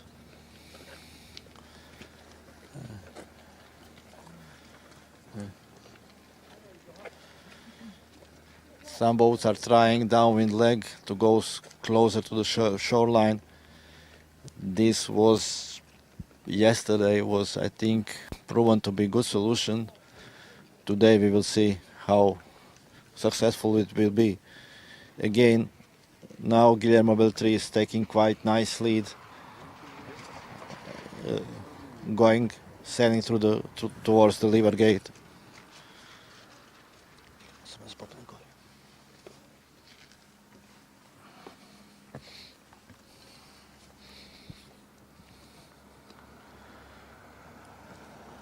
It seems that the going downwind closer to the shoreline paid off. At least we see the sixth Jonas Samson, number 60, is doing some. He overtook lots of boats, and we have now first rounding of the leeward gate by Guillermo Beltri and Mario Škrl now on the third place. It seems again that more or less boats are, let's say, equally spread between the port and the starboard mark on the gate.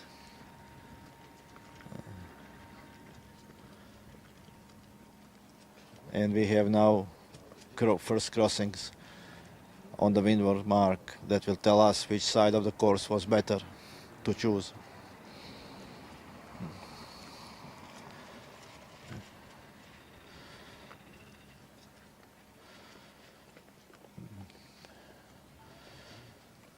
Guillermo Beltri is still leading, number 47 Spain, sailing his new prototype GC24, designed by Giovanni Ceccarelli, well-known designer of the big boats, not just on the model boats, also been involved in some America's Cup projects and many racing boats at the RC scene.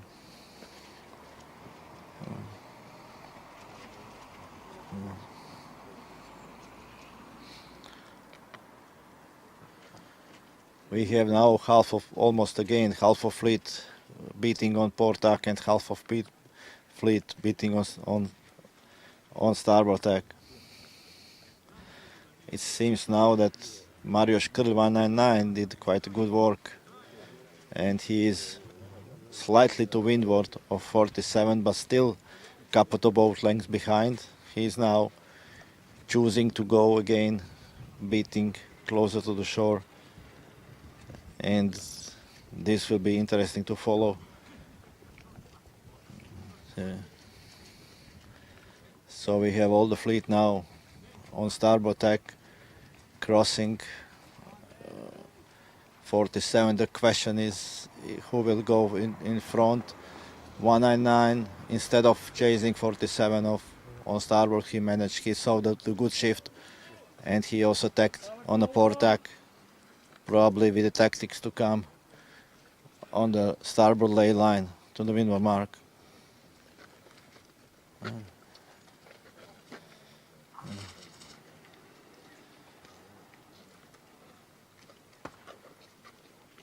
You have to notice that Zvonko Jelačić is doing not so good in this race. He is on the bottom 3 of the fleet, and after the first BFD today, and this can be quite difficult for him to get up better in the overall results. But still we have Guillermo Beltri on the lead, followed by Mario Škrl on the second place.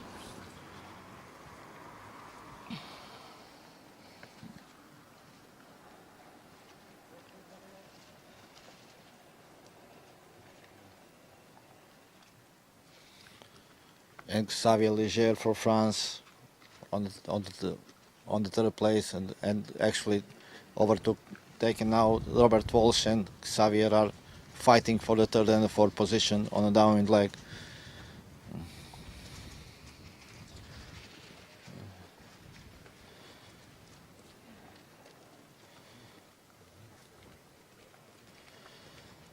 I think that if this remains like this, Guillermo Beltri will probably do another step forward in overall results.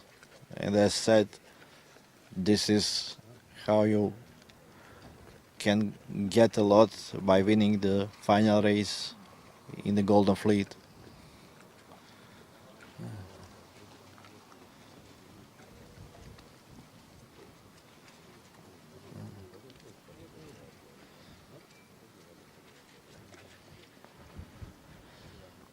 Mario Škrl 199 is now trying to get quite interesting downwind leg, again going closer to the shoreline.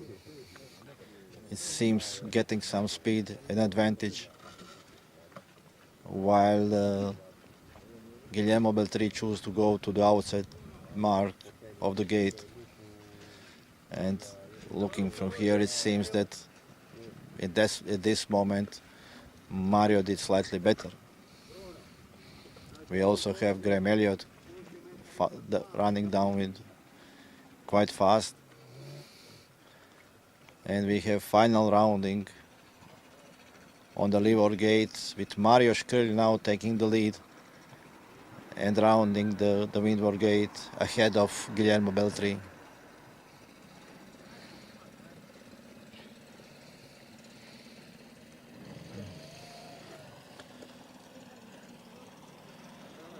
Wind is staying all day as we started. It seems that it will be the easy day for the race committee work for today. Not many changes, maybe just some small adjustment, but in general the wind direction is quite steady and keeping up.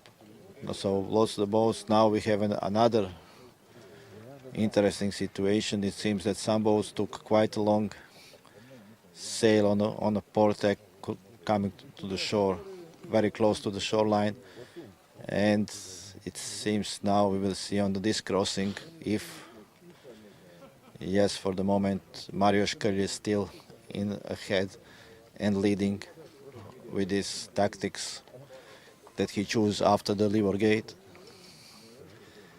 again trying to get close to the shore, hoping that he will get advantage. And now he is getting in a cross with Robert Walsh passing behind him, but will probably continue as close as he can to the shore or the boats that are moored here at the Rogoznica Bay. Now it's nice increase of wind, and we have now Marioška tacking with the course to the finish, and he will be now. But on the very last moment, we have on the end Robert Walsh getting a nice lift and crossing the finishing line first. Very well sailed. Thank you.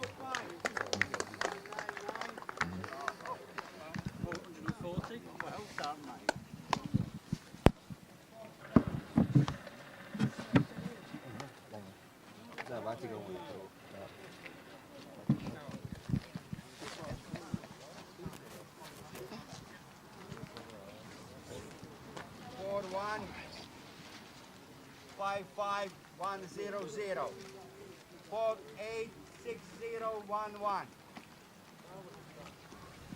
2164 Hey! Ja sam mislio da su dobro.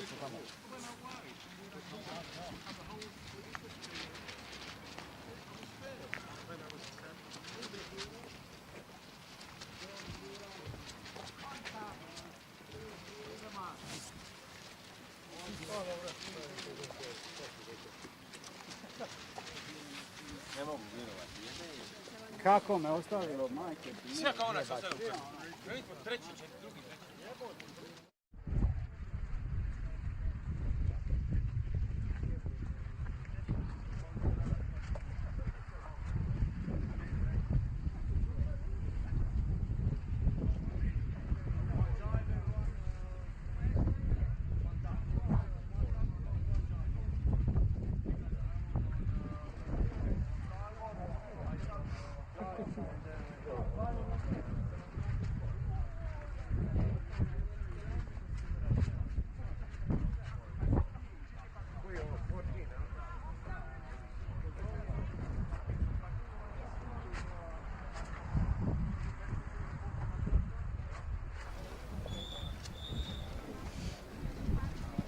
Congratulations, Rob. Nice win. You were actually not all the time. You were not almost. I think that you took the first place almost at the end of the race. How was tactics? Got a good bit of wind on the outside on the final run, which put me in contention, rounding roughly around with the two leaders. We split the gate. I went out one way, managed to thread the needle on the final beat between the two of them, and then got a nice shift coming up towards the finish. So yeah, it's close racing. Nerve-wracking, but yeah, it's good. How you see now the racing in the final fleet in comparison with what we had before in the qualifiers? Obviously the standard's a lot higher, but yeah, it's very close racing, and everyone's looking for that little bit extra. Obviously a few little errors crop in and you're constantly trying to avoid them, but yeah, that's the part of the game, trying to avoid the pressure. And you are happy with your boat, trim, and how about the boat is going? Yeah, it seems to be going well, especially in this shifty breeze, so yeah, I'm happy. Do you like more conditions like today or the conditions of first 3 days? I think they're quite similar, quite shifty still, so yeah, just different wind strengths. So, but obviously I probably prefer windier, but you get what you're given. Okay, thank you and good luck for the canoes. Thank you.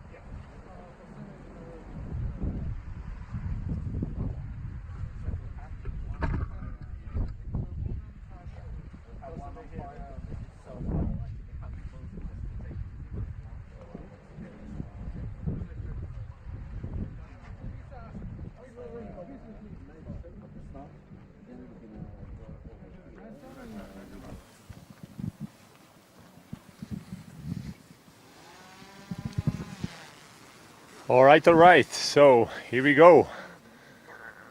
Bravo, it's B now. That's basically silver in the finals. In the water.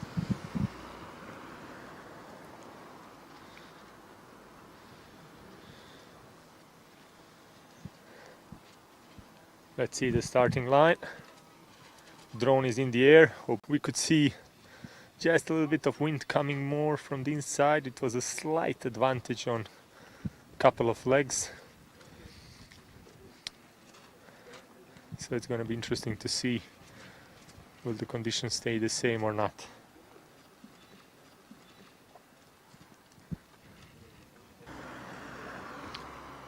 And off they go. First stack right away over there. And he managed to pull in front of everybody.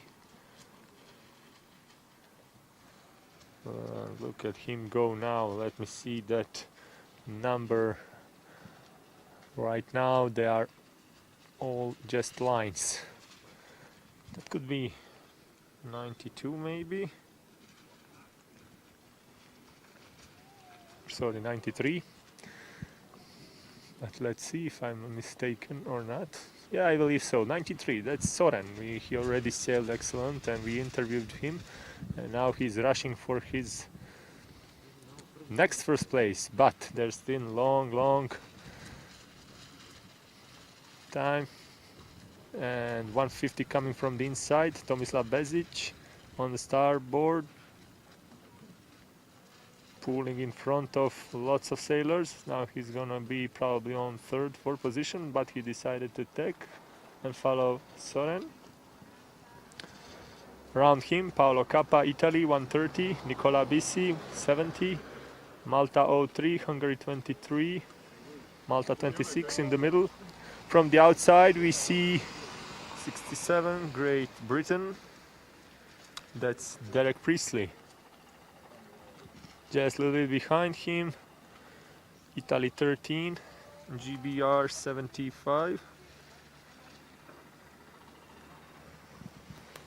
Okay, boats are approaching first upwind marks now. Seems like two Croatians are battling it out, one next to each other for the second position currently, but still long time to come to the first mark. Will they be able to pull through in front of the guys coming from the outside? And yes, on there is possibly contact between 26 and... If you saw him, he went all the way up towards the mark and then tacked right away after the start. But right now, second position, I believe that's 5-0, Thomas Envall, Sweden, and 150, Tomislav Bezic. They are basically on the same position, like there is a line between them. Tomislav now just rushing a little bit, Thomas deciding to go outside and find some stronger maybe shift over there. And just a little bit behind, Fabianko Biocic, 1-0 Croatia. Then we have 75 GBR, I believe that should be Tony Edwards. And the blue boat 6-7. 9-6.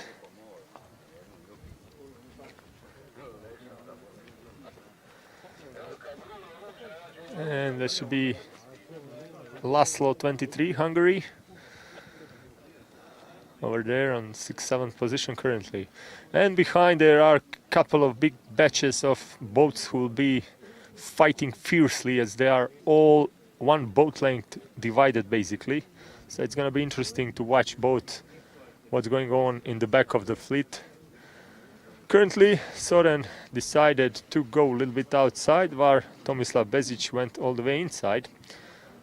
Everybody is pushing butterfly as much as possible. The wind pressure is stable, no big surprises, so nobody will nosedive for sure, even for the whole day if things keep up like this. And of these days before, you could see plenty of those with B-rigs, especially when we were mostly sailing on the other location. This is the main course right now. This is the main event course here in front of Marina Frappa. There we go. First boat is already up. That should be now Tomo. Tomo took the lead. Tomislav Bezic made a huge advancement downwind and overtook Soren from Denmark. So that's basically his K2 battling chains 2. Lots of boats going now inside, only 4 or 5 of them going outside. Thomas Envall currently on the 3rd position, fighting outside, fighting with the inside boat, Fabianko Biocic, 1-0 Croatia. That's blue hull you see over there. And that should be blue K2 against yellow Venti.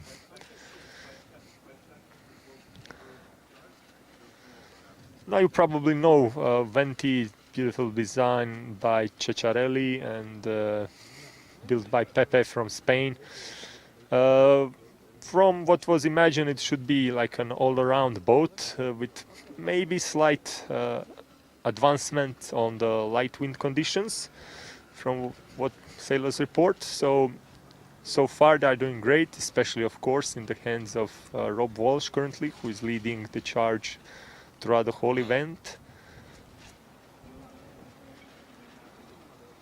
So basically Italian mind with Spanish muscle, I would say, huh?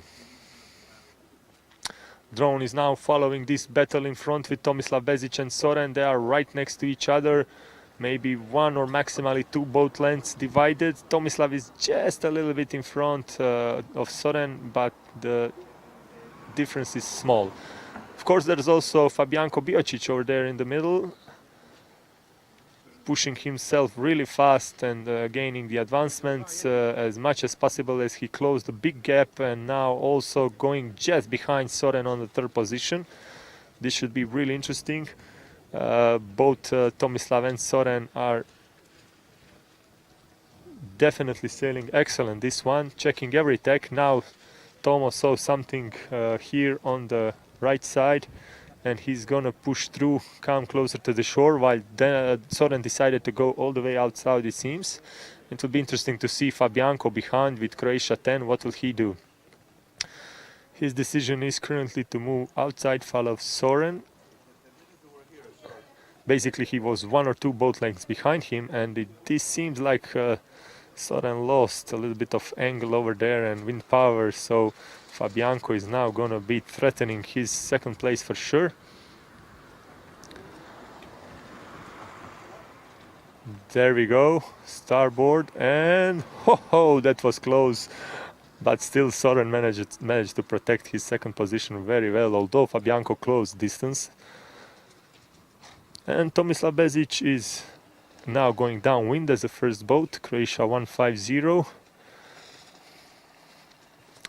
And then there is Fabianko, who made a misjudgment, I would say, too early tacks. Now he lost a little bit over there compared to Soren, who went on the outer mark, sorry, on the inner mark. Now Soren is advancing very fast downwind. He caught a really nice breeze over there. Fabianko losing a little bit of speed while trying to avoid the boats who are going upwind. Tomislav is feeling secure, relatively secure of course, going downwind now. Thomas Envall currently on the 4th position, 5-0 Sweden. He's been followed by, I think that's GBR 67, yep. Just a little bit behind, I think again GBR 75. Then we have, should be Malta, I believe. Black boat, cannot see clearly.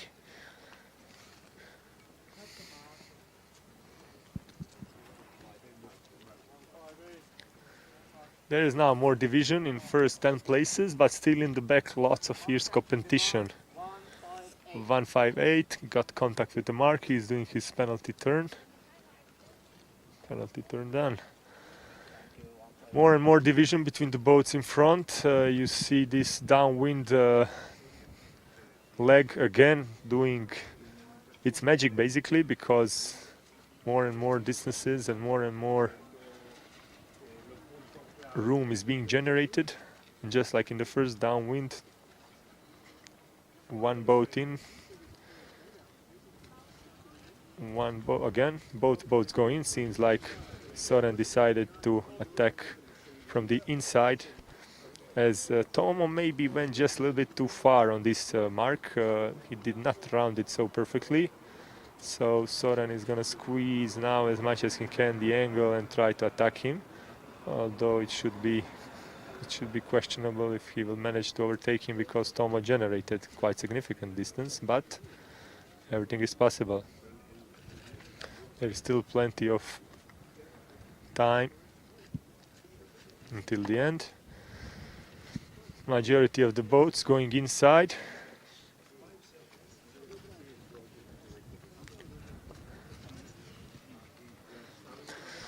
Tomo pushed through really well. He went all the way to the shore and punched now in front.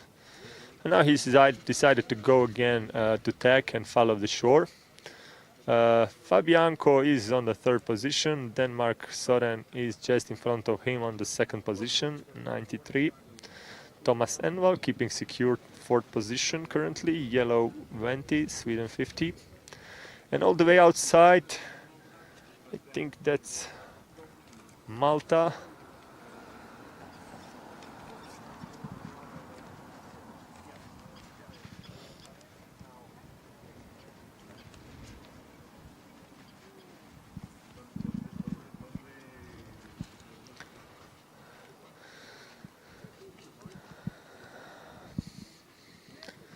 So Tomo is now feeling very, very good about his sailing for sure.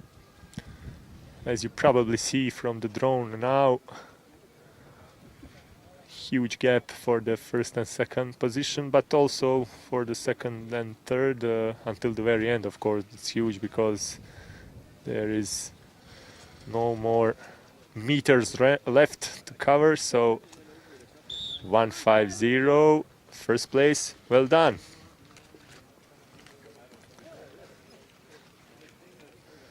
And then there's Soren, who also sailed excellent this one. 9-3, 2nd position, chains 2. Then we have Fabianco Biocic, 1-0 Croatia, K2. And we have Thomas Envall, 4th position, 50, 20. Then we have GBR, 67.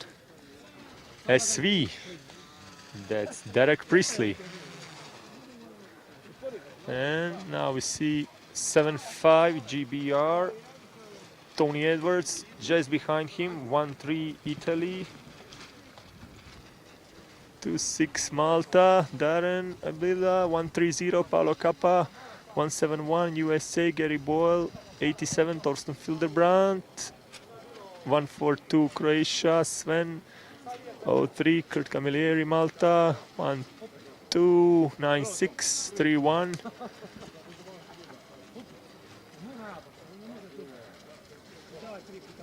(196), and there's 2-3, 158, and I believe Nicola BC from Italy, 7-0, finishing this one.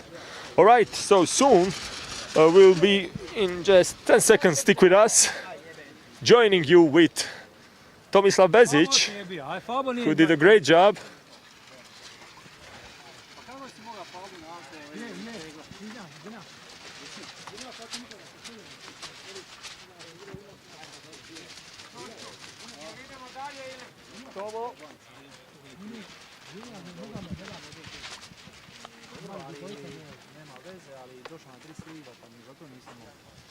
There's the camera for all, Tomo. Again. We will wait for the production to let us know when we can roll the interview.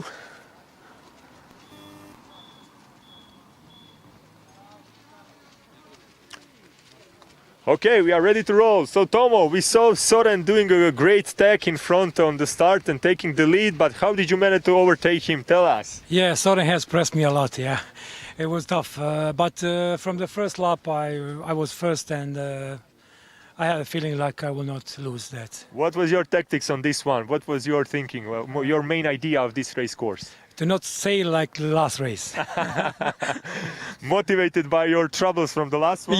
Yeah. Well, I was awful. Okay, so there you go, guys. If you make a mistake, motivate yourself even harder. Yesterday I had a better lunch. Today I had no lunch. Maybe that's the case. Yeah. Another thing to think. Okay. What about trimming? Did you do something special before this one?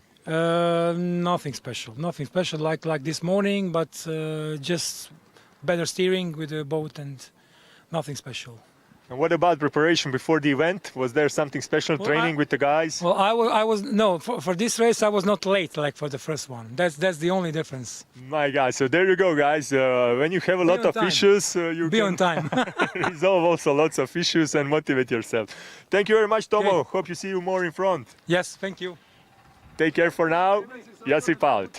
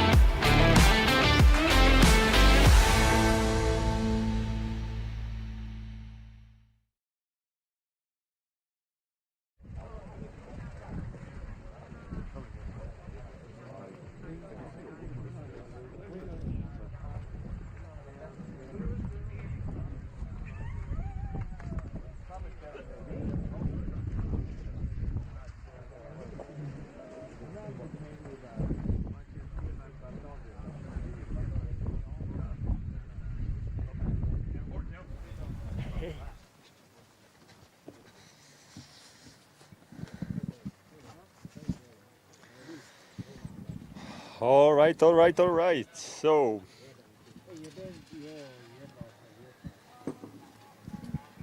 we had silver before, now we are on the bronze, which means sea bronze is now on the water. Let me read out the sailors. Spain 116, Francisco Martinez Berzegay. Sweden 98, Klaes Brunhanje. Portugal 156, Paulo Maia Gomes. Sweden 112, Ulf Lundberg. 27 GBR, Steven Cockerill.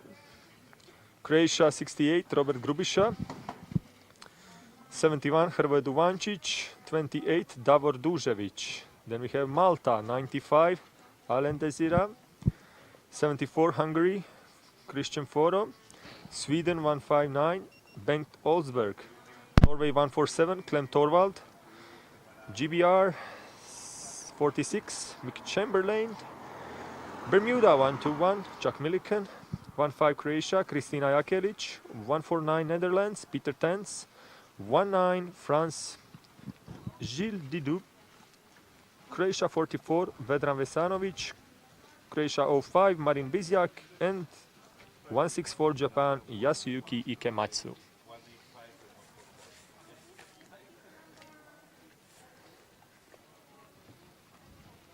Let's see the start.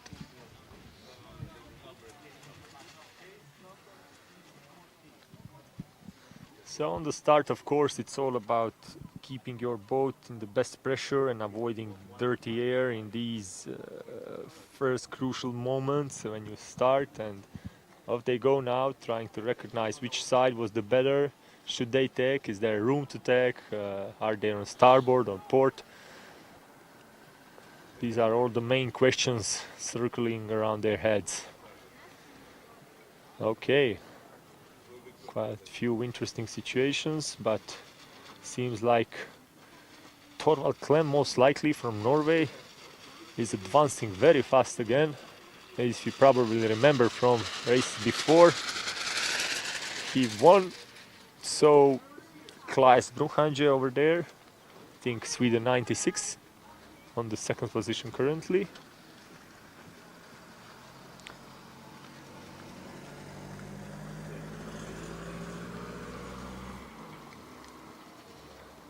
Couple of tacks over there in the middle of fleet.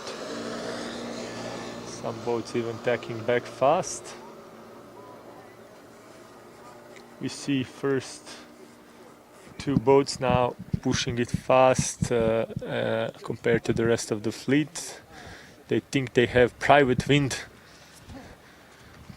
and they are doing their best just to make as much division as they can, because behind them it's a big crowd and one issue could make a huge jam over there. So it's going to be interesting on the first marks.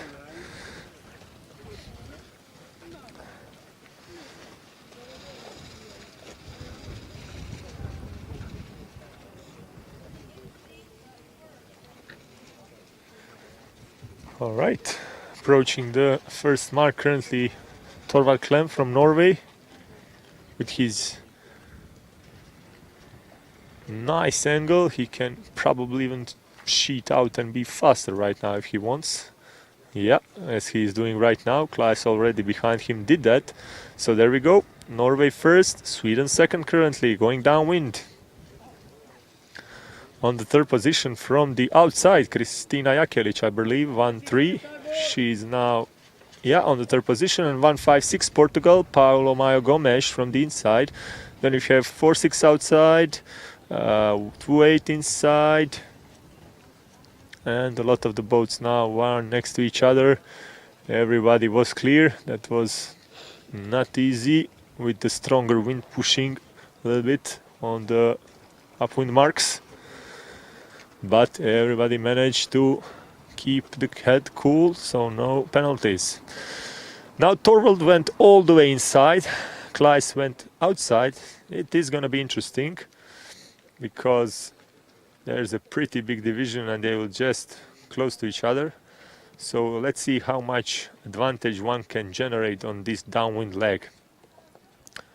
From what I can tell now, Torvald did seem to have a better speed.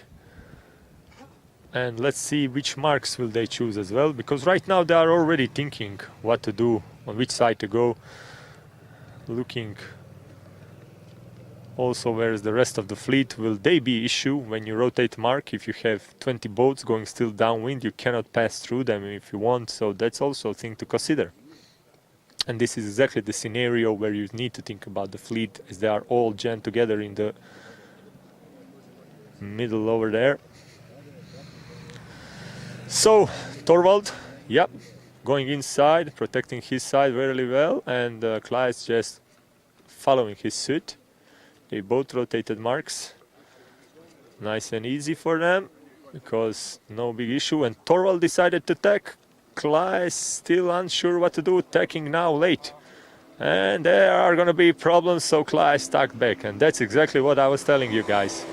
If boats are still going downwind and there is a big jam, you have to do what's best on time. So Torvald managed to push through, and now he gained, I would say, easily 5-6 meters of advantage with this position. But let's see which side will be better. That's still uncertain. Torvald now protecting his position and tacking back, of course. He said how much? I think 30 or 40 years of RC sailing experience. Not just IOMs, Marbleheads, etc. So that's a good instinct he's following.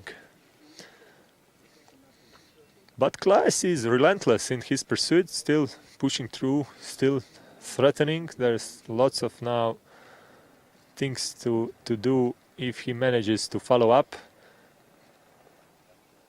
I think on the third position, Kristina Jakelic is coming from the outside. Paulo Maio Gomes is over there on the fifth position from Portugal, the sole representative. He is having lots of support from various different countries, as he is being also supportive to the others, of course. There is young Marin Bizjak, 28, over there, Croatia. His performance has been pretty nice compared to how young he is and how well trained are sailors around him. He's now gonna duck behind Spain 116, yes. I do believe he gained a few positions.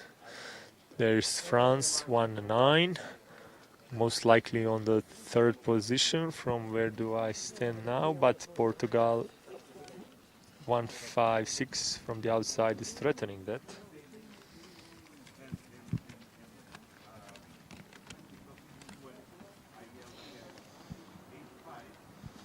So Gilles Didot is, I believe, on the third position, yes.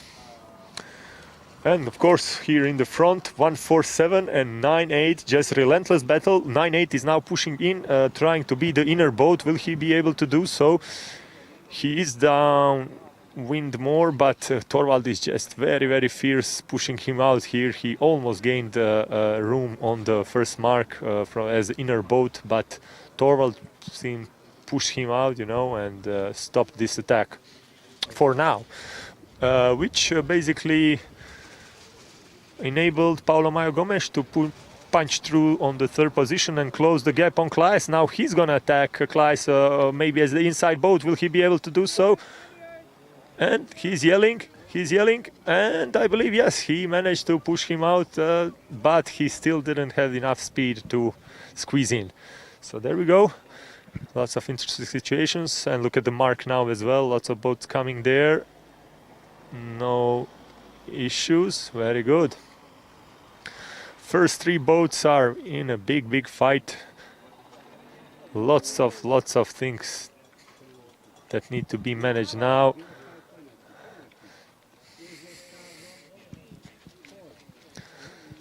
So the uncertainty is following first three boats, and then just behind them there are like 5-6 boats in a big group, which means we're going to be seeing lots of position changes here.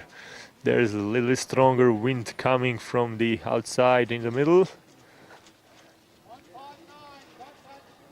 Pressure is stable here closer to the shore, which Torvald clamp takes again. So 149 Norway going inside, in the middle Sweden 9-8 Klaes, and Portugal 156 on the outside. Gilles Didot decided to follow suit of Norway, and he's going more inside, closer to the shore.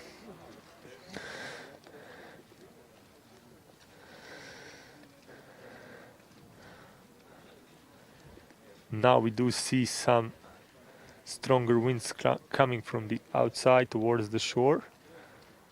Will Klaes be able to use this as his opportunity to attack first place? From where do I stand now? I don't think so. Seems like Torvald gained here on the inside. And he gained quite significantly. And there we go. Attacking the mark, rotating. Yep. Klaes doing the same, and on the outside Paulo Maio Gomes, he said, okay guys, you know what, I'm gonna test what's happening in the more open waters. We'll see. Half upwind leg remains to the finish. Torvald Klem was the first one leading the charge. On the second, Klaes was following his suit, and on the outer side Paulo Maio Gomes 156 Portugal. So will he be able to punch through at least on the second position, if anything? Let us see. Paulo is advancing fast and attacking, and now he tacked again back on the outside.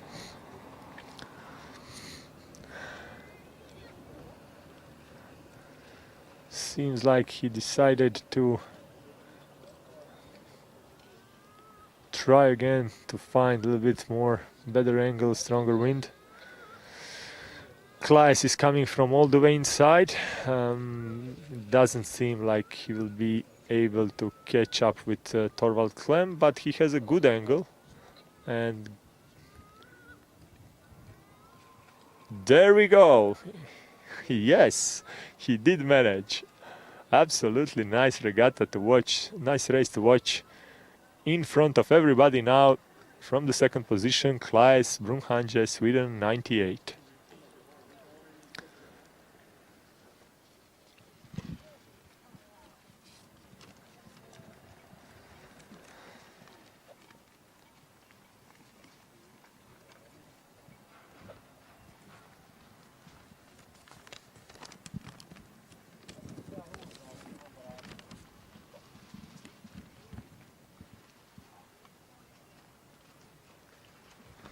The third position currently, Paulo Maio Gomes sailing his CRO. But still, let us wait it out, as finish line is going to be tight for sure. Klaes now tacking. There we go. We saw very well sailing from Klaes, 9-8, finishing first with his K2. Then Norway, 147 with his chains 2. And 156 Paulo Maio Gomes with his CRO.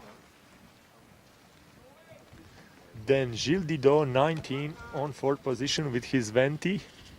And a couple of more boats over here, let's see. 9-5 Malta, 6-8 Croatia, 2-8 Croatia, 1-1-6 Spain, 1-5 Croatia, 2-7, 4-6. Oh, 7-1 hit the mark. Then we have 4-4 Croatia, 8-8, 0-5. Seems like 7-1 will go back. 7-4 was, I think, behind. 1-6-4. 1-5-9. Sweden. 1-2-1.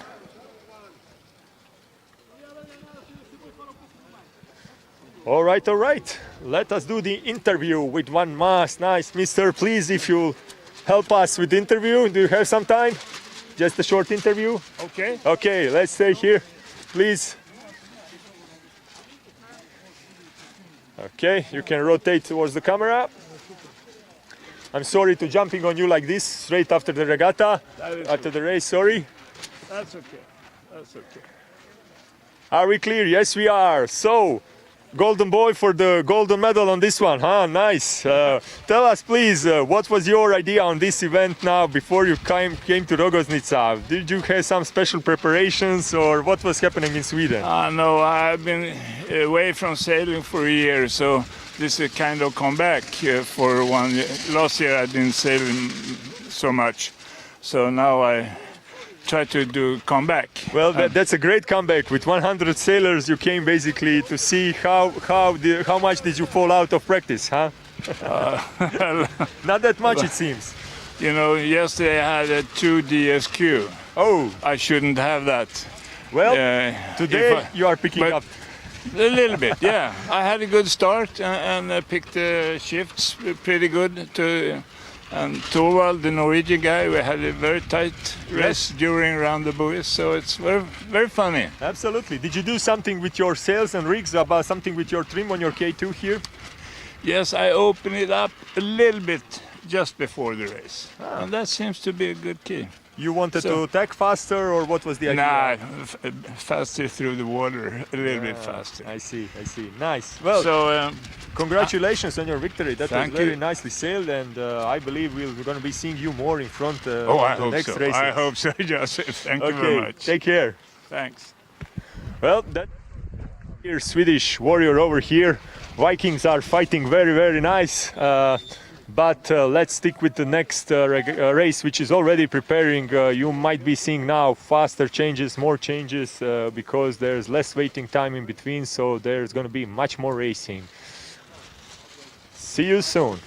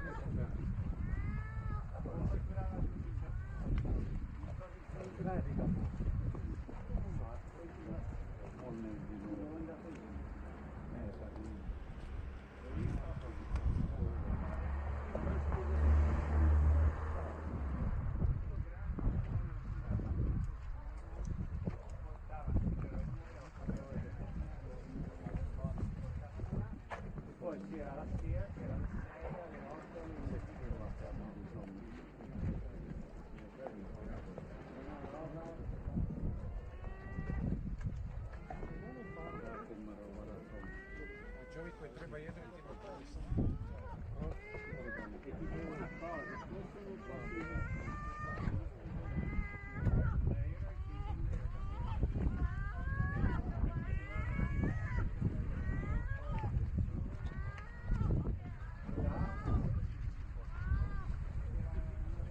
Yes, this is a serious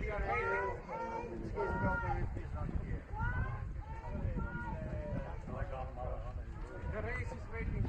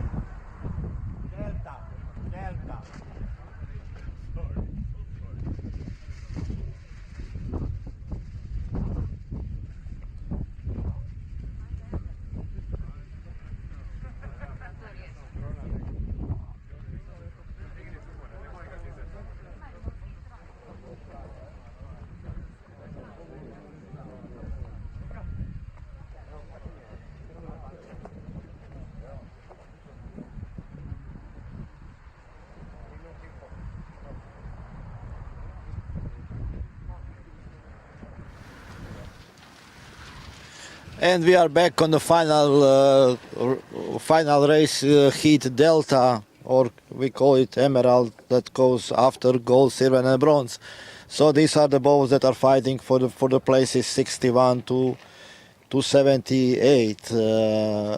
Even though it may seem that is the bottom side of the fleet and that it's probably would be not interesting, but actually looking the races, I think that the final D in E heat are quite interesting, because we have the boats that are within the similar abilities, and it's much more fun for them to fight against each other, and now to find for, let's say, some small prize winning the race in this fleet on the end is probably quite nice to go back home knowing that you won the final day fleet. Currently we have here in the leading Andres Bozo from Chile with 107 points, followed by two boats with just 4 points behind, Ricardo Polono for Argentina and Austin Guernier from GBR, then followed by two Italians, Fabio Bernadelli and Emanuele Tallini. Michel Roure is on the 6th place in this heat, Jose Vinaxa in 7th, and Feliciano Balestin from Spain on 8th, and followed by Sebastian Lefebvre from France and Rojas Mariano from Spain, completing top 10 in this fleet. Again, even in this fleet, the points are quite close. For example, from 0.5 to 0.9, from 5th to 9th place, there is only 2 points in overall results, so this everything can be changed. And as it looks today, we have very good wind conditions. We are now completing second race of the final heats. I would expect that we can do probably at least 2, if not more, even 3 races today for all the heats.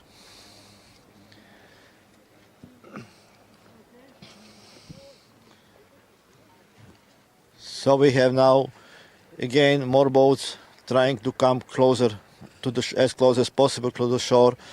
It was shown that this is good tactics, but also even though I said that wind is pretty constant, there are still some usual wind changes, and you really need to be on the right place in the right time and read the wind shifts, which can get you a couple of boat lengths, which is quite important then to get you to the first on the first place on the first mile.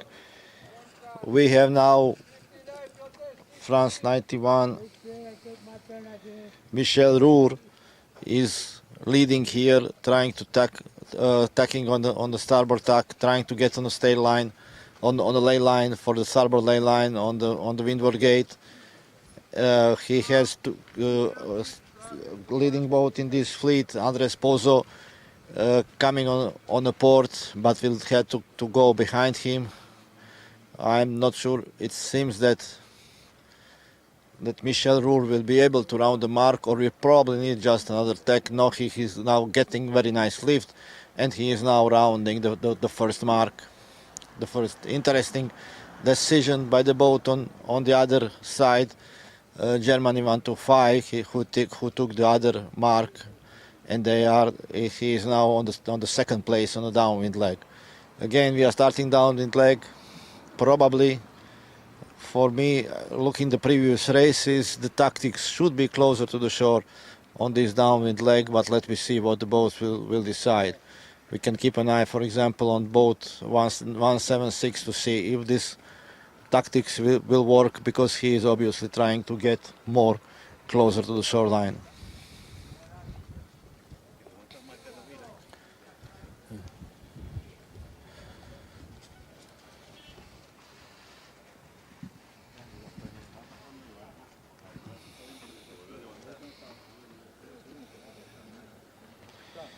We have again quite a variety of designs here. If we take a look of designs that we have in this fleet, top 2 places are taken by Venti, followed by Canton 2 V11, then followed by 2 Britpops and 2 Ventis.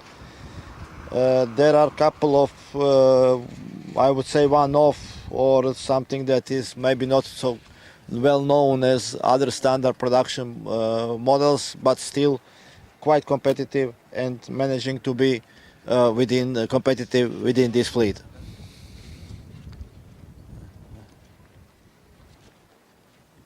As predicted, many boats selected to sail downwind leg, going as close as possible to the shoreline, while only a couple of them are going from the outside and aiming to the starboard mark on the leeward gate, which now seems not a bad choice. at least we have actually the first boat that is rounding. It was rounded the starboard mark on the lever gate.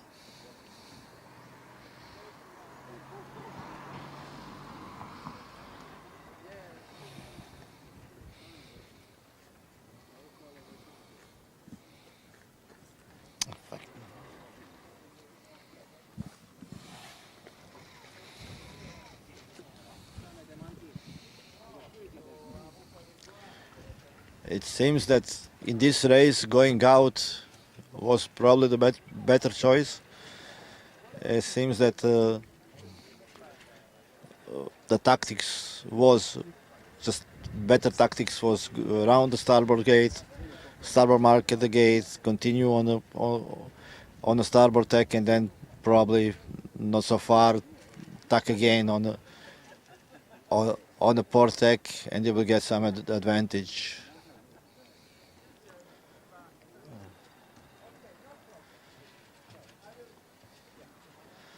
Now I would say that the best tactics should be trying to do a bit more tacks and going through the middle of the race course, trying to. However, we have one boat that is well in advance on the outside side of the course. Now probably crossing all the boats on the port tack, but at very this moment we will see how he will cross on the incoming boats with on the starboard tack.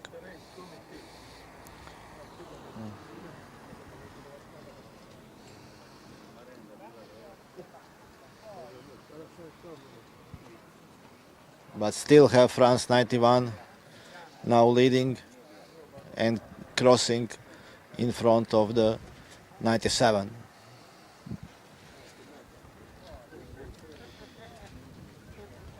'97 is Feliciano Balestin from Spain, and 91 is Michel Roure from France. Michel Roure was actually keeping the lead. He was the boat that rounded the windward gate first, and he is still managing to keeping. And we have now Andres Bozo from Chile sailing most windward to all boats and approaching with very nice speed to the windward gate.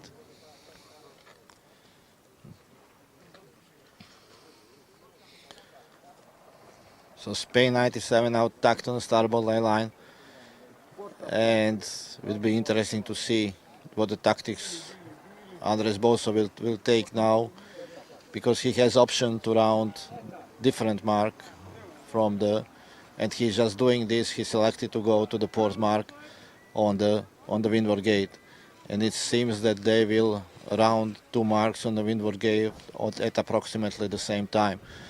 But we also have another boat now tacking. 91 is tacking, and boat we have now two boats are rounding the windward gate approximately at the same time, with 91 now taking the lead on the first downwind leg. 91 again is Michel Roure, but with a very nice puff from behind. Andres Bozo from Chile is taking the lead in the downwind leg. Wind is, I would say, slightly increasing now, which is probably helping Andres Bozo on his downwind leg, and he is keeping with nice pace towards the deliver gate.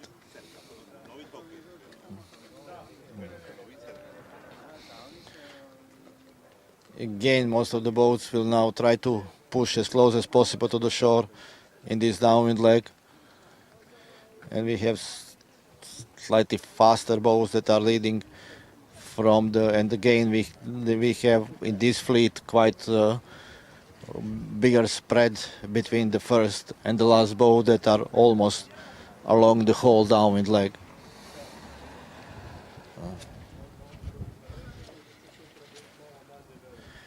Andres Bozo from Chile did a very good job on this downwind leg.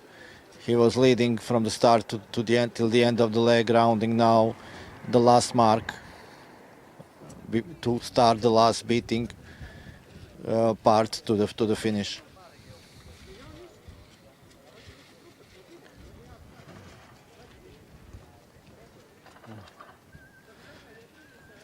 So we have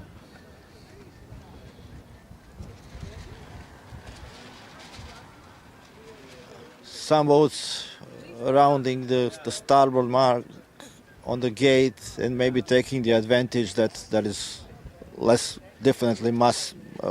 traffic, I would say, on this side of the gate, and getting some advantage. But it seems that Andres Bozo is managing to keep his lead, approaching now on starboard and crossing the other boats on port.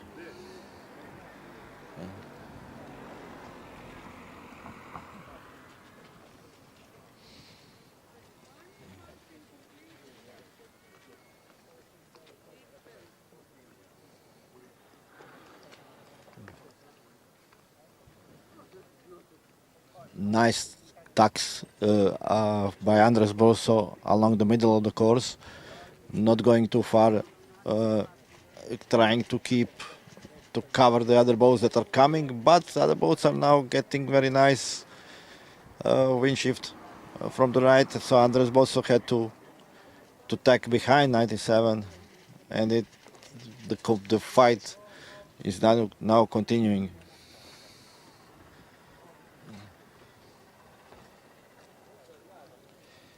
Feliciano Balestin 97 is now it seems in slightly better position. Andres Bozo did not respond to his tack, so he is going further out, and tacking now. On the same time, we have two more boats coming on the starboard, and we will have pretty interesting port and starboard tacks fights till the end of this race. But it seems that nice speed for Andres Bozo 66. He crossed all the boats on the port tack and has now control of the game. I think that he just needs now to do the final tack and cross the finish line. And he will wait almost to the end to cross the finish line. 66, Andres Bozo, currently leader in this fleet, is also winning another race and probably make even stronger lead in this fleet. Andres!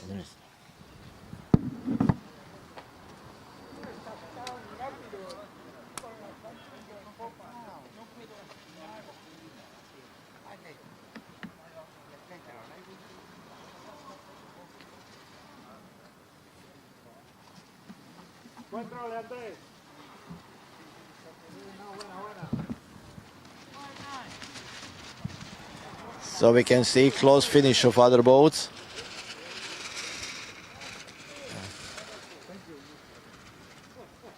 And it's quite interesting to see that boats were actually from mark to mark changing quite a lot of position. The boats that we saw in the top 5 now, some of them are in the last 5, but the racing is really interesting, and anything can change during the race.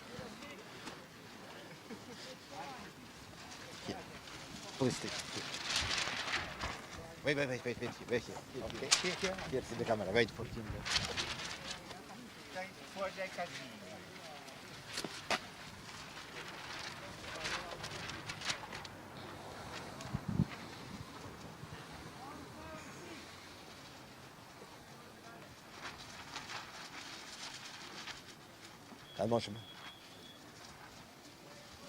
Andres, congratulations on the win of this race. It was quite interesting. You were on the top 3, but not all the time. What was your tactics?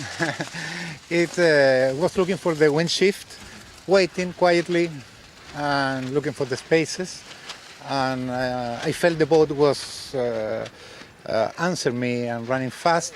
So I feel confident and a little bit lucky at the end with the last wind shift, and that is. How you find reading all the wind shift and the course here? It's difficult. How did I find? Yes, it is difficult. The difficult is moving all the time, mainly from left to right, and also from right to left.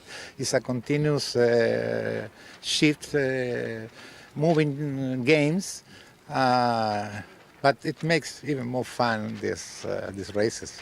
Which model you are racing? Which was your? It's a 20. I have this And a friend of mine in Spain is keeping this for a year. And when I come back, he bring the boat to me, and I'm here with all of you having this great. And you are happy with your boat?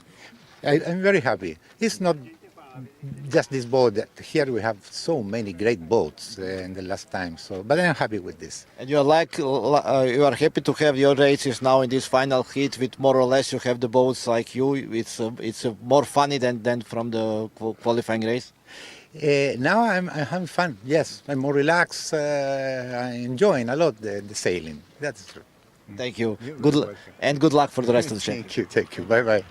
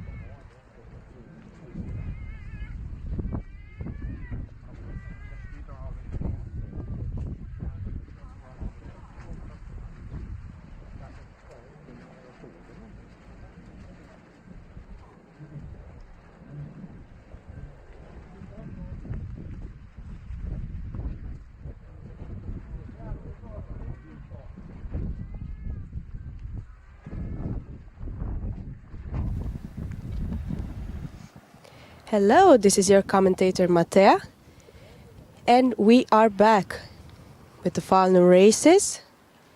This is Echo Heat. They are just started. Everything seems to be clear. And they are off towards the first mark, upwind.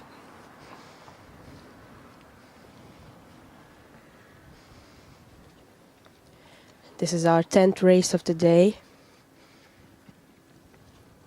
But everyone is quite concentrated, since every gust and every shift is being read like a book out here.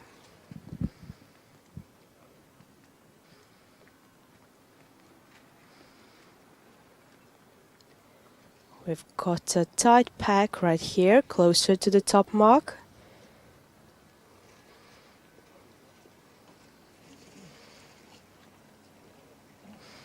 Everyone is playing it safe. No early penalties this time.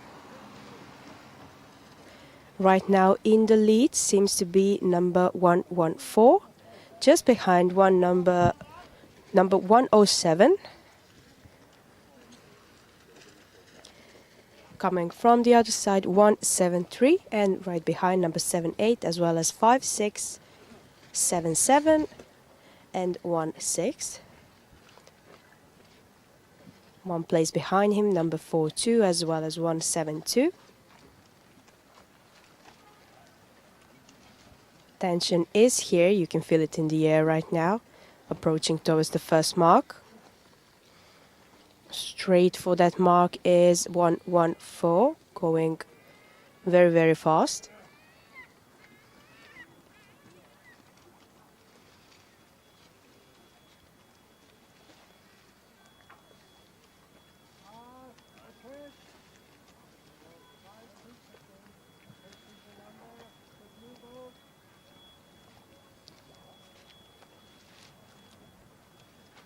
And they are off downwind. Right now in the lead, number 177, as I can see from here.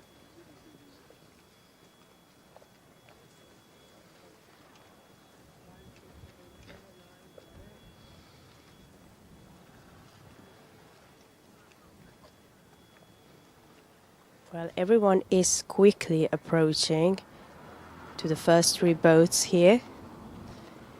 It's really a game of inches out there. One bad jibe and it's like 5 places lost. But 177, as I can see from here, is in the lead still. He is now in control of the fleet, since it's not really about the speed, it's about positioning right now. The breeze is as well building here. Some heavier conditions than there were a few races ago.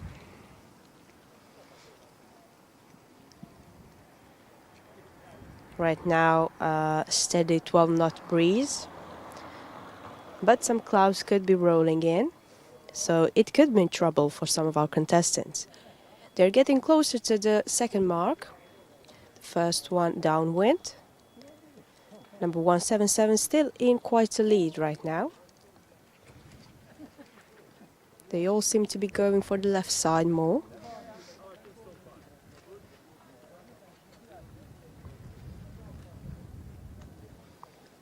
Just behind that mark downwind goes the first boat and is making his way upwards.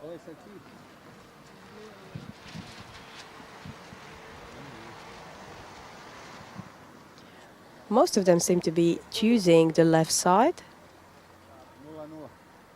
but we'll see how that plays out.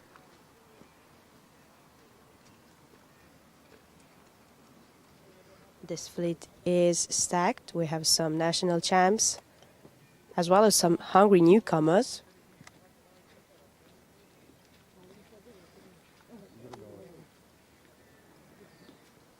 We've still got some pretty more races left, but the leaderboard right now is already starting to take shape. But you know, everything could change any second.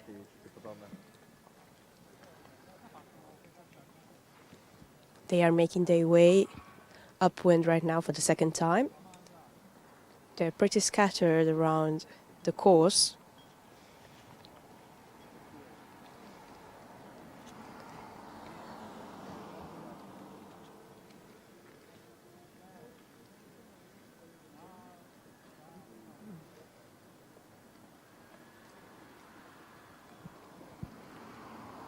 Right now, number 24 is making his way up on this fleet, as well as 177, as I can see from here, still in quite a lead, choosing the left side. We'll see if that's a smart move or not.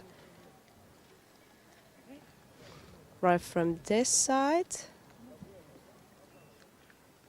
we have some boats still making their way forward, having some trouble. But now we have number 77 right behind 114, as well as 107. Just behind 177, as well as 111.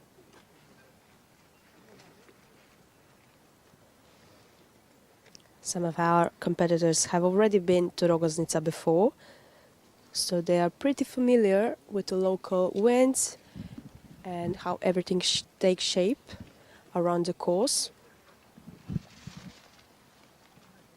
Right now 114 making quite a difference here between the first and the second boat, around 20 meters.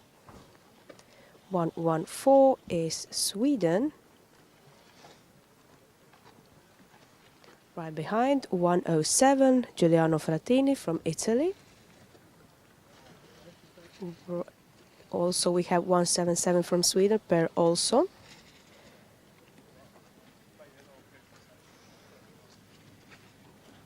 All the other boats are quickly approaching the upwind mark, and 114 is making his way around it and facing downwind right now. He's the first to go around the mark. Just behind him are number 77, as I can see. 177.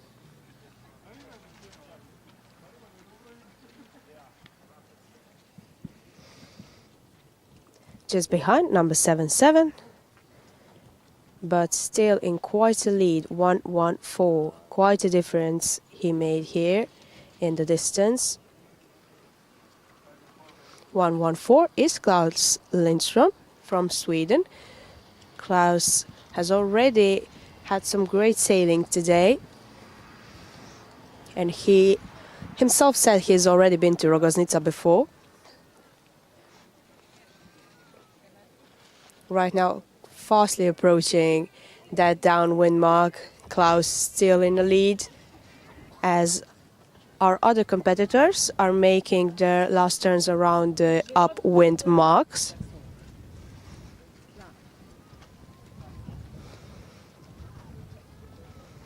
Just as our last boats upwind made their last change around the mark, Klaus is making his first around the downwind mark.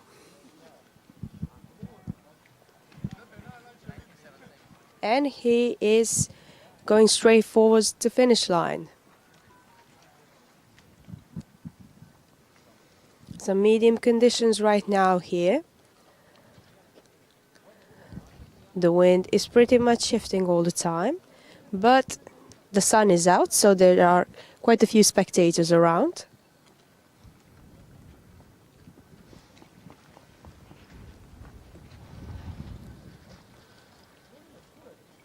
Klaus seems to be choosing the left side.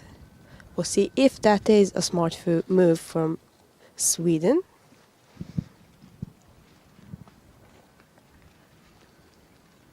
And he's going straight towards the finish line.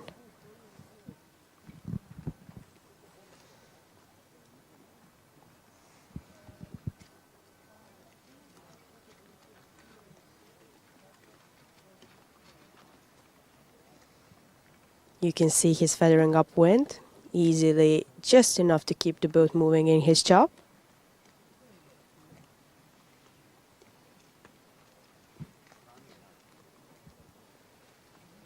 So consistency is key in this regatta. He's brewing again.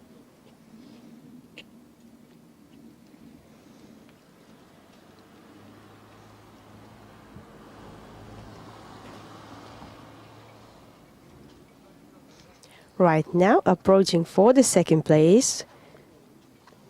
Runner-ups are 107, 177, 6, 173 from Malta, number 99, as well as 20 from Switzerland, right behind. And they are through the finish line in order as 20 and 24 right behind. We have a few more boats left to go through the finish line. The next seems to be number 16. 16 is from Poland. Right behind, it's a tight one, but 7-9 and 1-2 is the follow. Leave 7-5, 7-6. 4-2 just crossing over the finish line. And to follow is number 00 from Italy. And the last one to approach the finish line is number 76. 76 is Turkey. So that's the end of the Echo heat. Matea out.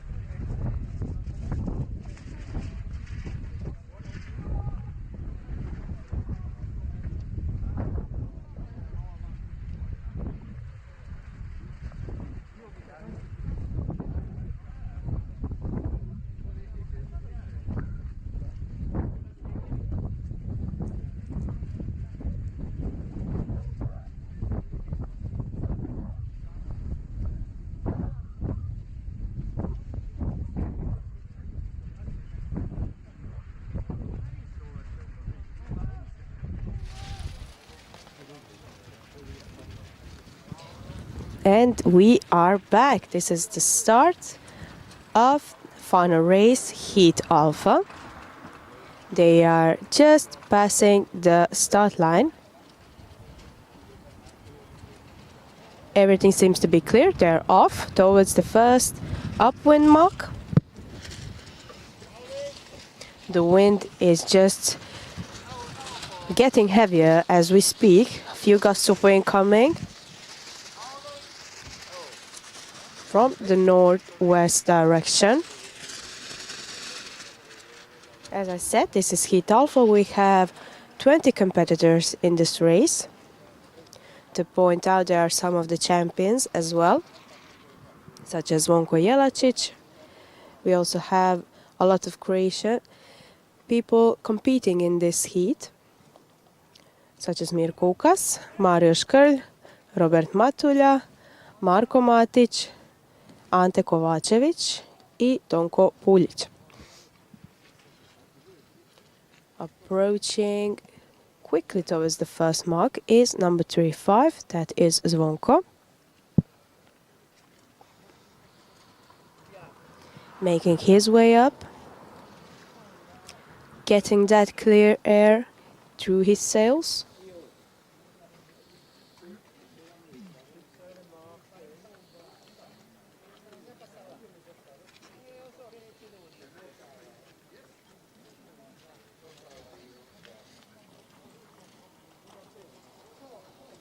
As we know, this is the IOM European Championship in Rogoznica, largest ever to say, with 100 boats, a record-breaking moment for Croatia and IOM history as well. And our Croatian sailors frequently place in the top 10 at both European and World Championships. But we'll see what happens. We have quite a few races left right now, surpassing the first mark upwind. There is a bit of a crowd going on, but everything is in order. And they're pretty split on the decision whether to go to the left side, left mark, or the right mark. Again, there are a few protests right now.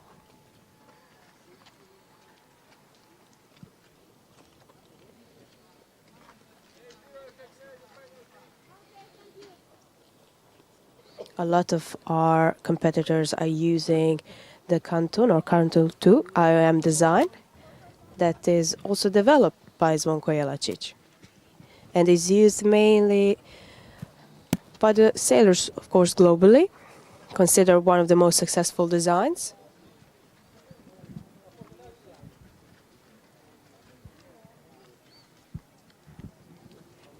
Quickly approaching to the downwind mark. Zvonko is still in the first place.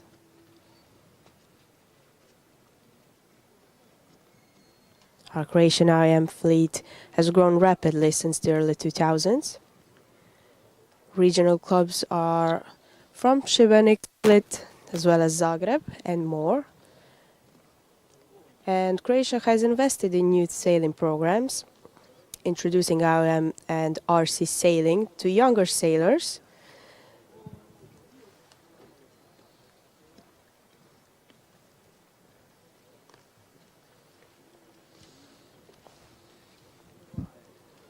Right now on the downwind mark, Zvonko is making his way around,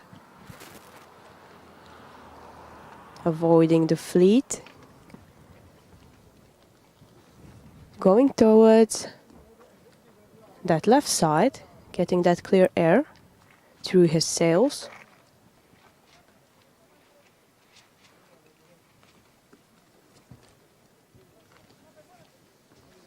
Zvonko's performance at the 2019 World Championship in Porto Sever was one of the most dominant victories in IOM history.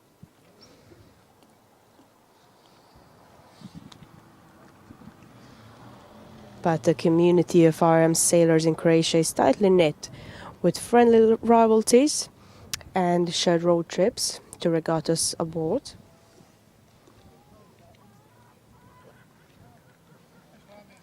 So, as you can see, despite being a small country, Croatia regularly outperforms larger nations.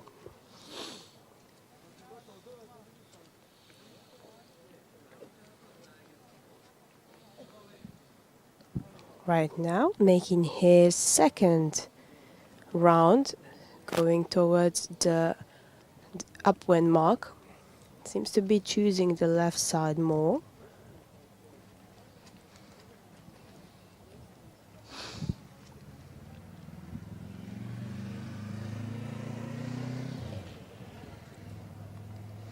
No protests right now. Everything seems to be going pretty smoothly.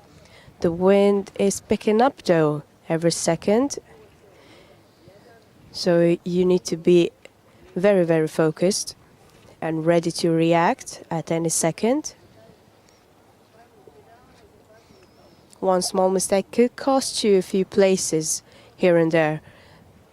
So you need to be ready for anything that comes across. Be wary of the wind, of your competitors, even of their skills. But still in the lead, number 3-5, followed by number 2-6.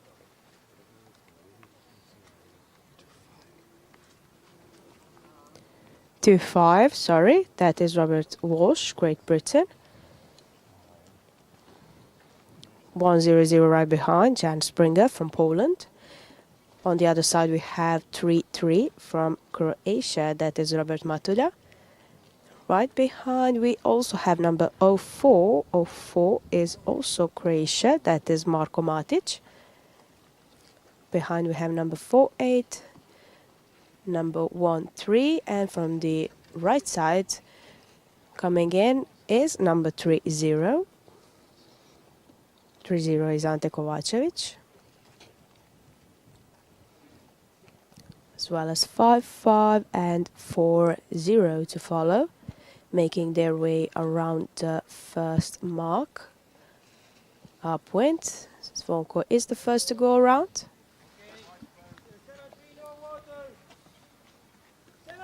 Number 25 just making his way around.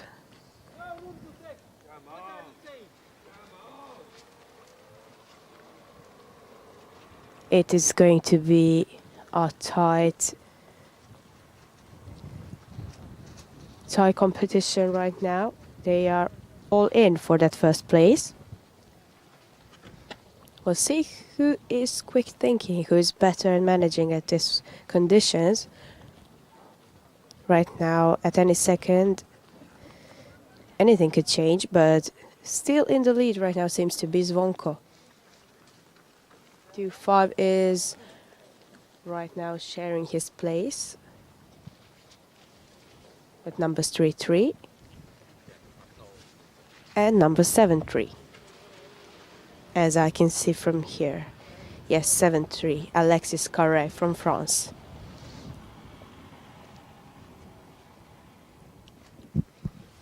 All the boats have now gone around that upwind mark and going downwind.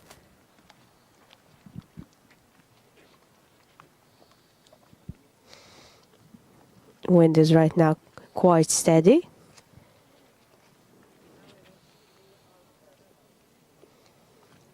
Quickly approaching the downwind mark.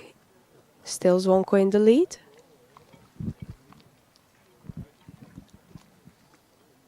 And he's just gone around it and making his way towards the finish line. Just behind number 2-5.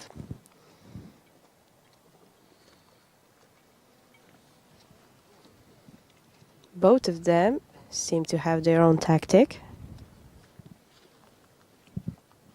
We'll see who is more ready for these conditions.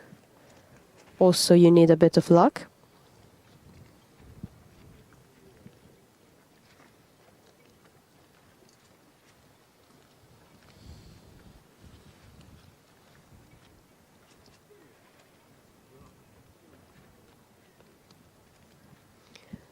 Most of the other boats have just gone around the downhill mark, and they are all facing towards the finish line.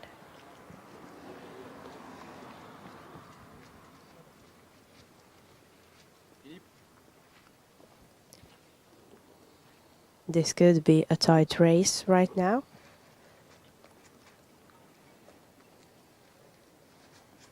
But everyone is ready, everyone is around, quite a few spectators, as always. It is a nice weather, so everyone is out and looking at this quite beautiful event going on.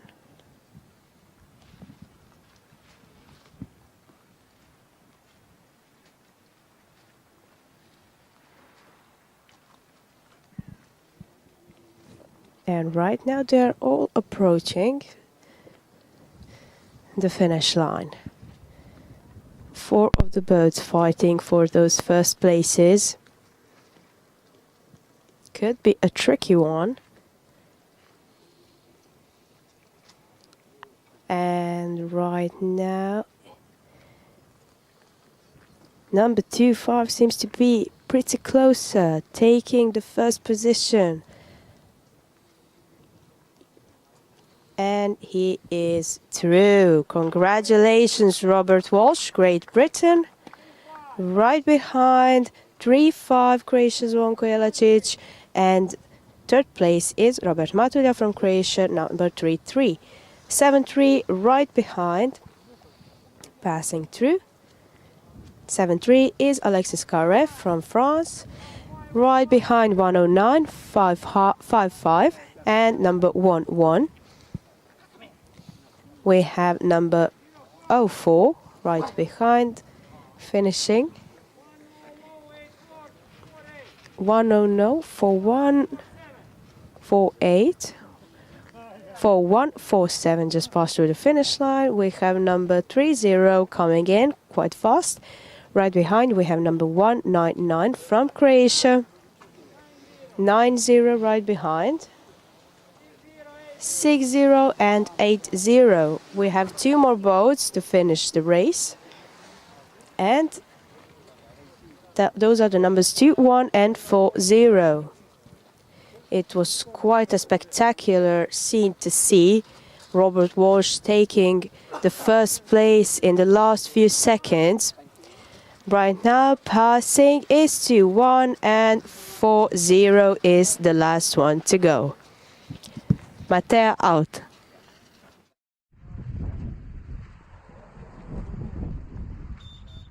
Final 3. Intro. On the water, please.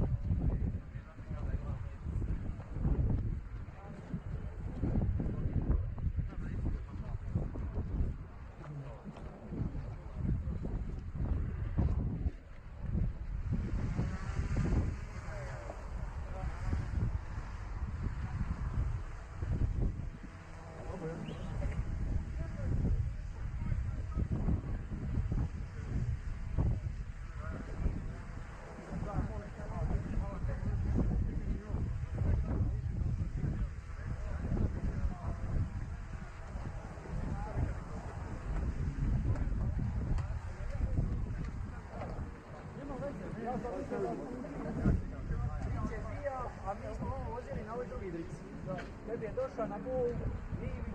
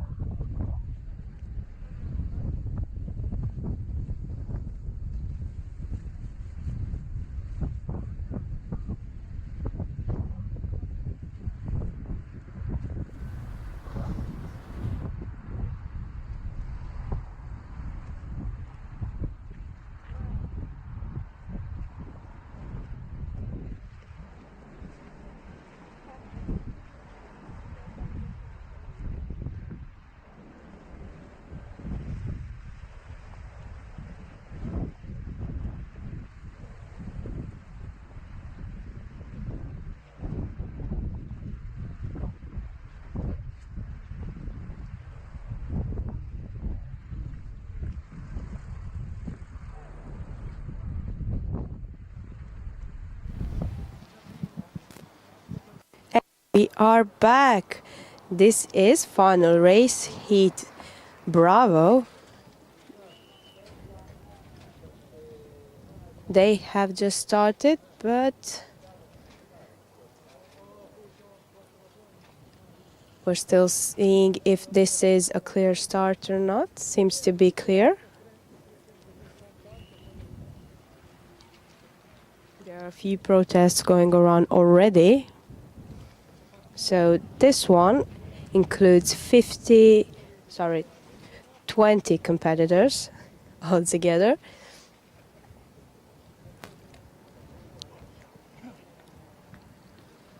We again have some representatives from Croatia. Fabijanko Biocic, number 10. Boris Bakotic, number 96. Tomislav Bezic, number 150. Sven Forense, 142. Right now, racing towards that upwind mark is number 83, as I can see from here. 93, sorry. Soren Andersen from Denmark. From this side as well, quickly approaching 171, Gary Ball from USA. And 75 right behind, as well as 142 and 70. They all seem to be just a meter or two away from each other, so this could be a tight one. Approaching towards that first mark upwind, 7.5 and 9.3 seem to be in a battle. We'll see who gets there first.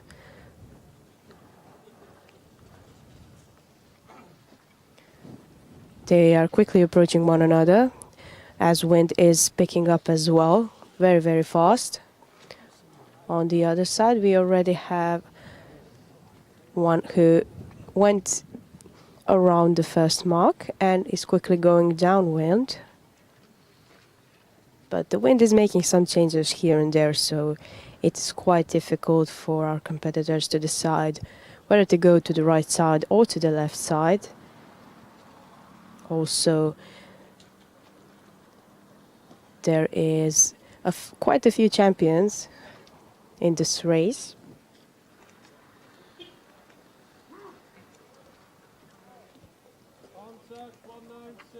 There seems to be a contact at the upwind mark, 196, but everything is resolved.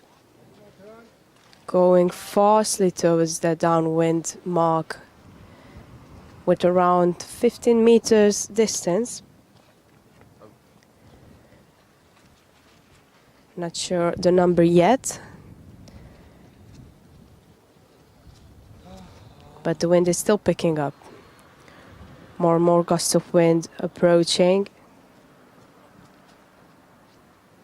And these boats are going quite quickly. Seems to be they have around 4 kilograms, so they're light enough to go and as well heavy enough to handle these gusts of wind.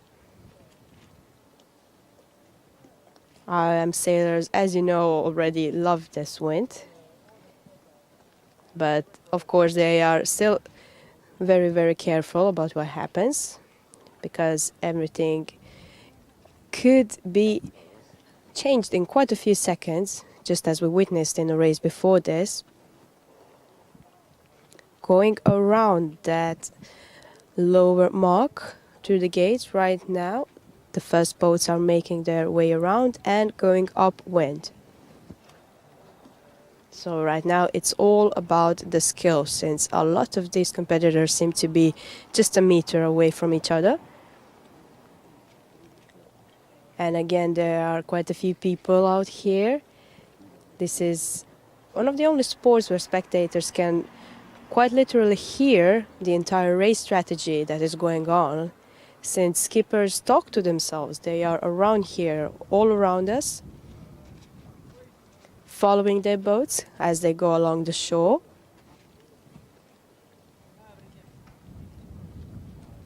These sailors are also, you know, part weatherman, part engineer, part technicians, trainers, whatever you call, and they are ready for anything that comes along.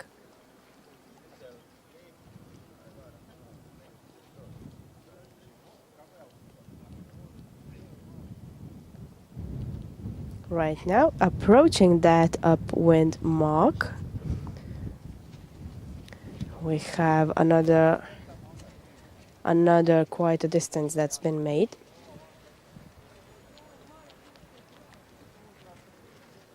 Wind seems to be making some trouble here and there, but number 1-3 is in the lead right now. That is JK Val from Italy. Right behind him, number 7-5, that is Great Britain, Tony Edwards. Quickly approaching as well is number 9-6, that is Boris Bakotic from Croatia. And from the other side, we have number 150, Tomislav Bezic from Croatia. From the right side, we also have number 70 quickly approaching. That is Italy, Nicola Bisi, and 130. 130 is also Italy, Paolo Cappa. Right now, we have a contact between 170 and 130, but he's made his turn already, so they are fast continuing with the race, and right now approaching that upwind mark.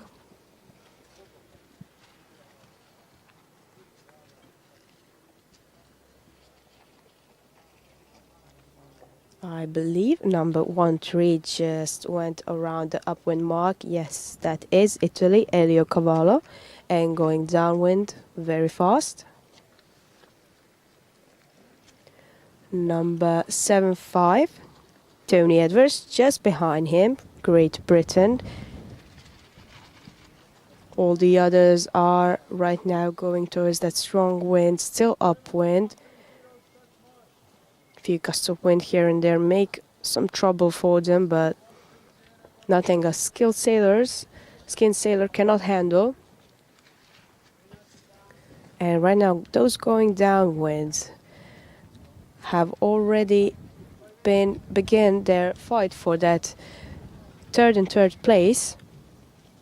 But number 1-3 is still quite in the lead right now. Italy, Elio is still far beyond all of them, moving towards the downwind mark. These are a bit of medium conditions going on, so our sailors are prepared for that.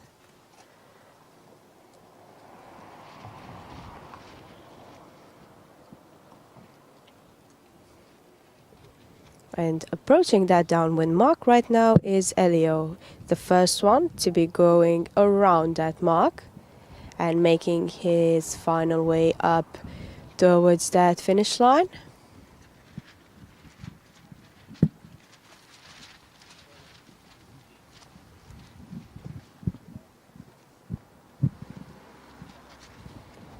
Yeah, they are quickly approaching upwind. The wind is even heavier right now than it was, getting stronger by the second. Few gusts of wind from every side, but nothing they can't handle right now. This will truly decide who are the best skilled sailors.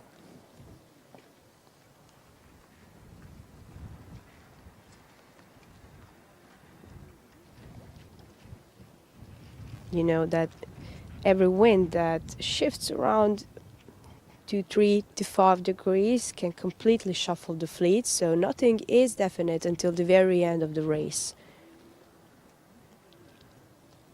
So, you know, your boat can be very fast, but if your thumbs aren't sharp, you're in trouble. So you need to be ready for anything that comes along.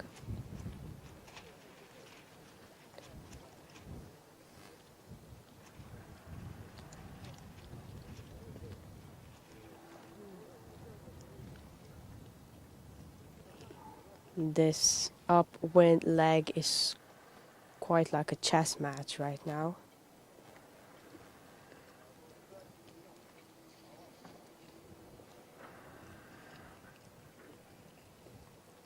But 1-3 is still quite in the lead.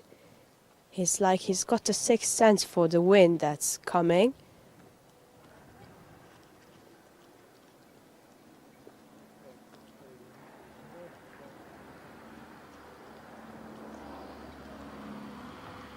Right now, very quickly approaching towards that finish line. 1-3, that is JK Val, Italy. Right behind is number 9-6. As I can see, that is Croatia's Boris Bakotic. And the first one to go and finish the Bravo race is 1-3. Congratulations, JK Val. Italy is the first one.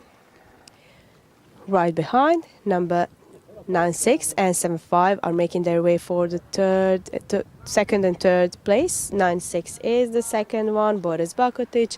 7-5 right behind, Tony Edwards from Great Britain. Congratulations to everyone. Just as follows are numbers 9-3, 5-0. Quickly approaching from the right side is number 7-0. As well as 1-4-2 and 1-2 from the left side. 7-0 just past the finish line. Right behind 1-4-2 as well as 1-2. We have around 8 to 10 more boats left. That is 1-7-1 making his way around the finish line. 1-3-0, 1-5-0 and 0-3 just passed.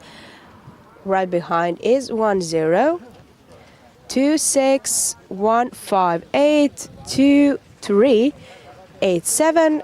And one more boat is left, and that is 1-9-6. And that is it. Matea out.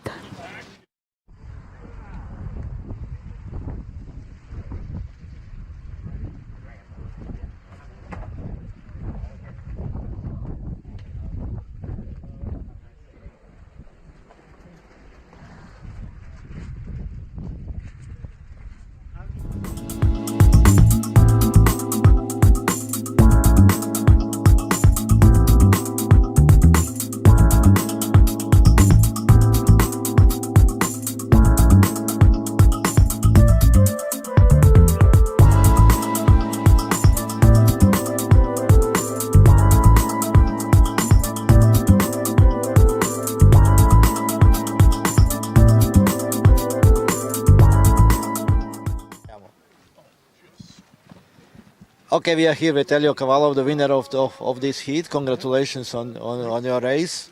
Please speak Italian. I will try to translate as much as I can. Don't worry. Can you tell us a little bit about the tactics and how you saw this race?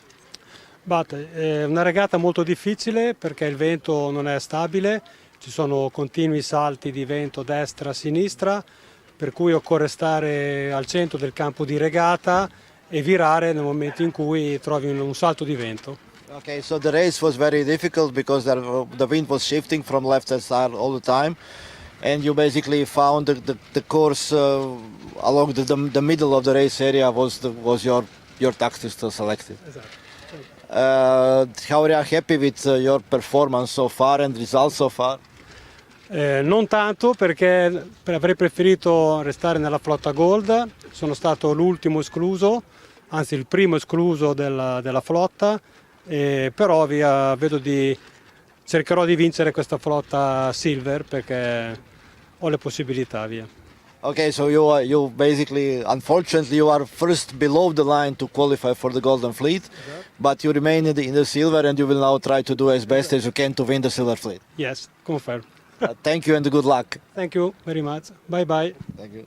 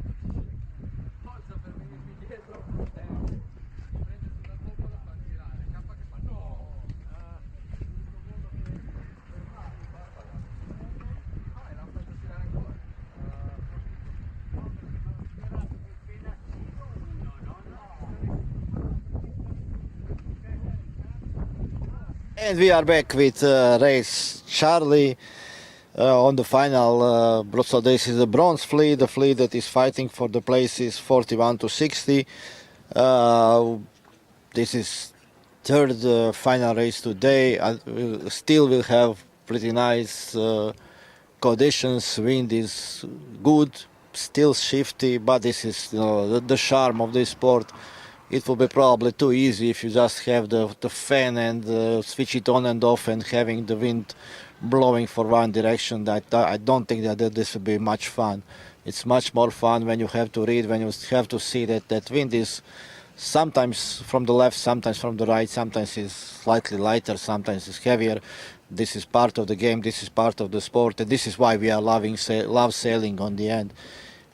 Really is the fun to take the most advantage of the conditions you have and to sail the fastest as you can from the start to finish. In this fleet we have, let's say, on the top of the fleet currently, Paulo Gomes from Portugal, Torvald Clem, who marked at least 1 or 2 wins today, Alan Desiree from Malta, Ulf Lindberg from Sweden, Klaes Brunhage, another winner of 1 race today, Chuck Millikan representing Bermuda, Mick Chamberlain from GBR and others. Let's see who will take this race. Every time at least have a win in a race is, I think, always special for everyone who is here, because on the end we always like to be as fast and as good as possible.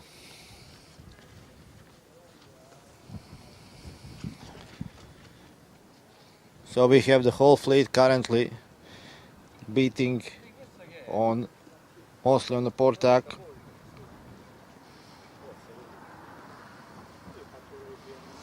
Klaus Brunhage from Sweden, 98, golden boat, golden V's, looks nice. I mean, probably at some point we should do also the competition about which boat is the best looking, and I think there are more than a couple of these that can be in the competition for that prize. So Klaus Brunhage is currently controlling the fleet on the windward of all, and we have 3 boats here close to the shore, aiming to tack on the starboard ley line. It seems that most of the fleet now selected to go to the right side of the course.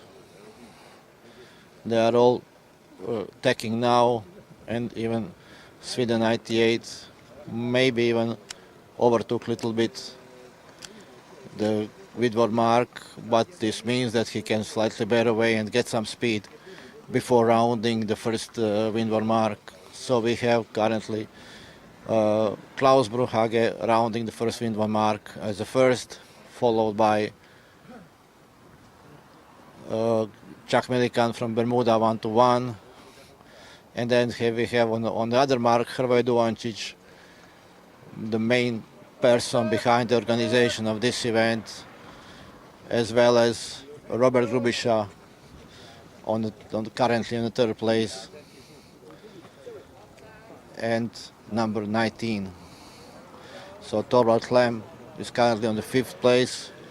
Again, we have slightly bigger spread on all the fleet between the first and the last, and I think that the leading boat now has quite good position. However, the boats behind are getting nice puffs and even increasing wind, slightly nosediving, definitely not as the first 2 days we had. A little bit of gusts of wind helping the boats to go faster downwind, and actually the first boat is really getting the nice speed now, approaching to the leeward gate.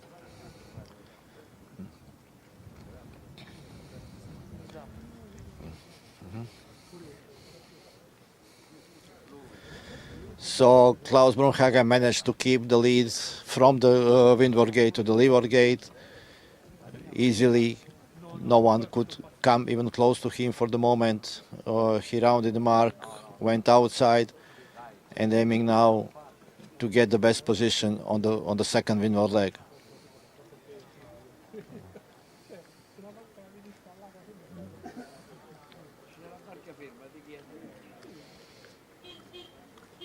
Nice spread again between the port and the starboard mark on the gate, meaning that probably race committee did a good job positioning the gate square to the wind. There is no any mark that is favorized by any means. It's more really up to the skipper to decide which tactics to take and which mark to round. As it was shown several times, sometimes it's not so much question about where is the better shift, wind shift. Sometimes it's simply easier to round the mark with less boats and get a clean start on the windward leg. So we have now Klaus Brunhage still leading this race, keeping the good advantage more or less the same time and keeping the same distance ahead of other boats.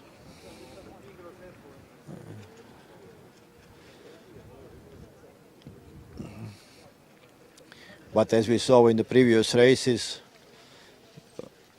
many things could be decided on the last windward leg, and was always the pressure on the leading boat.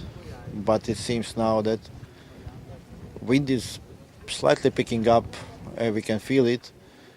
Nevertheless, the Sweden 98 Klaus Brunhage is still leading calmly going on the starboard tack in front of the rest of the fleet.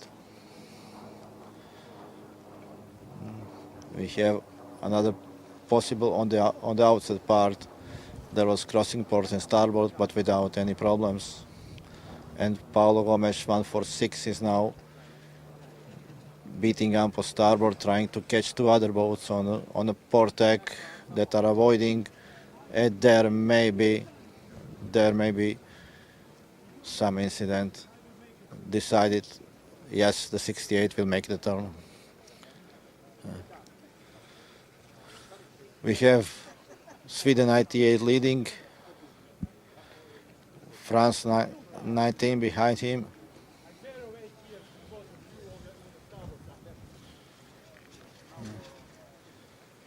And on this side of the course, it seems again that wind is picking up. There was quite an incident between 71.05. Was on the port tack, took the penalty turn, but definitely it didn't look very nice. But on the end, there was no damage on the boats for sure.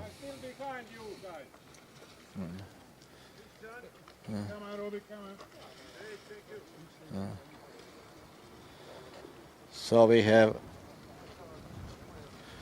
after all these fights for the mid position of the fleets, nevertheless, we have Sweden 98 rounded the second windward gate well in advance, and even his lead is just getting bigger and bigger. And frankly, I think that only miracle can now happen that he do not win this race. But let's wait a little bit.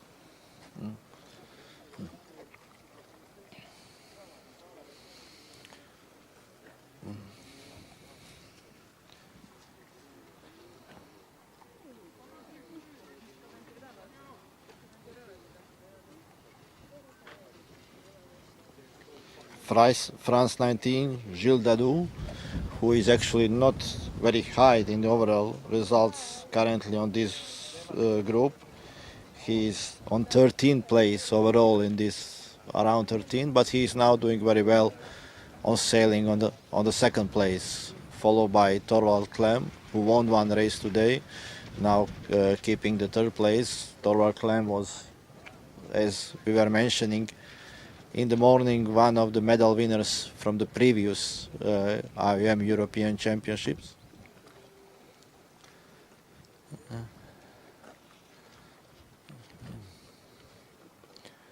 First boat is having really significant lead now and can control the fleet completely.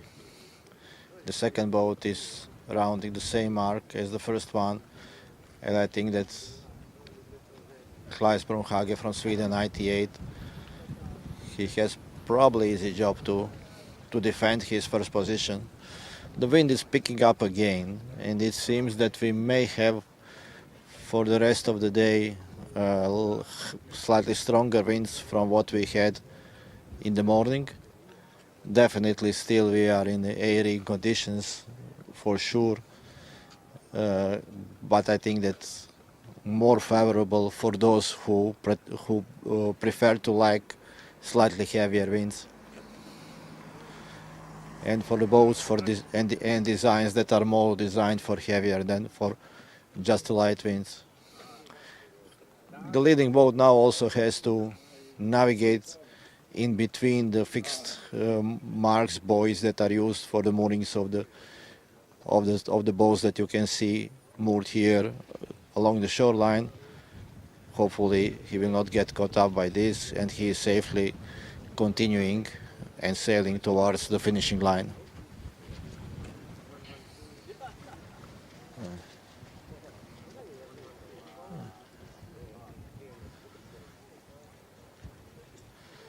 It seems that he has his own race now, because the advantage is so big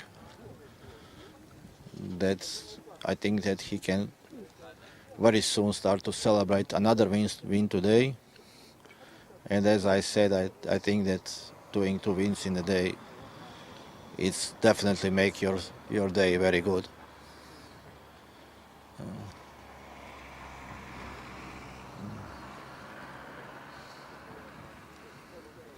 So Sweden 98 is now crossing the finishing line and winning race C on the finals, the bronze fleet on this championship, followed by France 19, and then the rest of the fleet coming. Here we have quite big spread between all the boats, and maybe there will be some fights for the position, but it seems that most of the race has already been decided. Again, wind is picking up, and it will be interesting to see what will this mean for the following race. Today we are racing no warning signal after 1800 hours. It doesn't matter which heat will finish, simply because we are now in the final fleets and every fleet is doing its own race.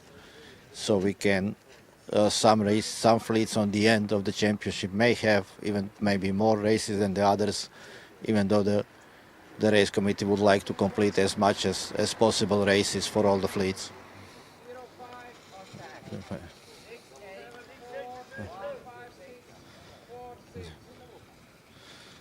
Okay, there was just another penalty turn taken close to the finishing line. And we have 1.5, 44 and 1.16 finishing.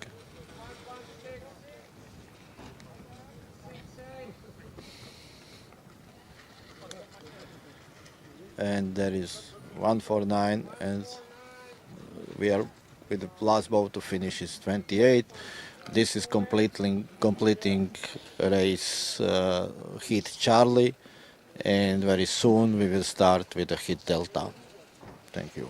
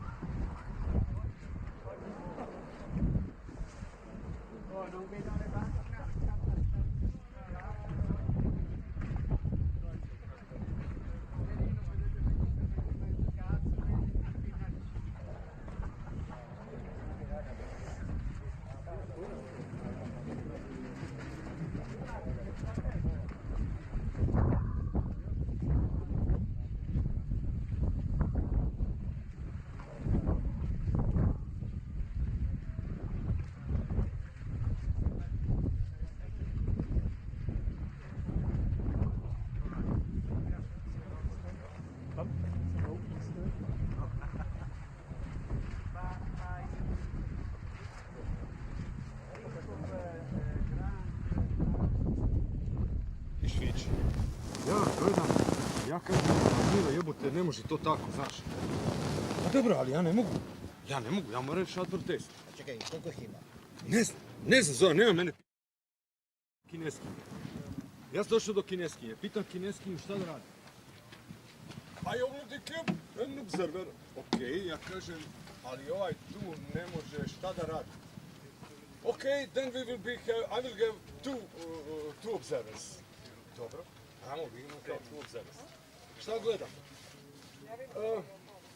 You will take a look on this part and the other observer on that part. Ja ne znam zašto meni ovo treba, ja sam od ovog odustao. Mene ovo više ne znam. Mene ovo više jedno... Ja nikad ne pita, Evo ti upadim. Ajde, sad ću. Zašto vam treba observer? Kaže, oni kažu...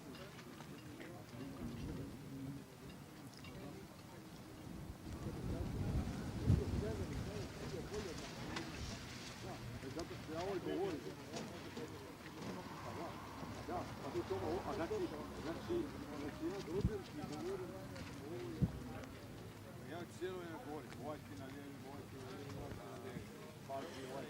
And Vedrana is back for the day 5 IOM European Championship. We are here race Emerald, heat Delta. We have 1 minute until the start. We have 19 sailors.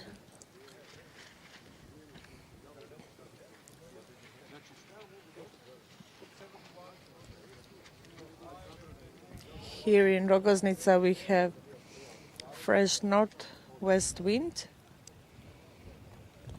That is common for this time of the year and this time of the day. And the sailboats are ready on the start line.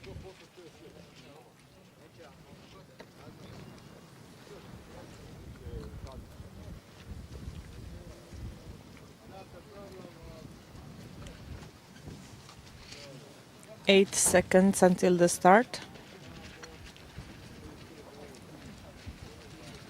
2 seconds.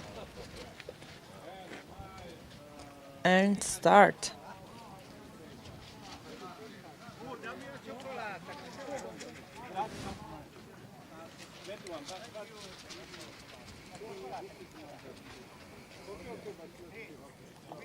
And we have number 175 going strong towards the first wind mark. That's Emanuele Tellini from Italy.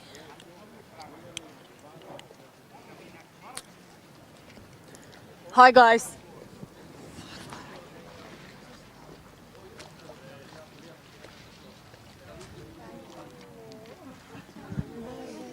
I apologize for this interruption. That was my sister Barbara, who was a commentator 2 years ago here, and she's well known here among the sailors, so much that they call me Barbara.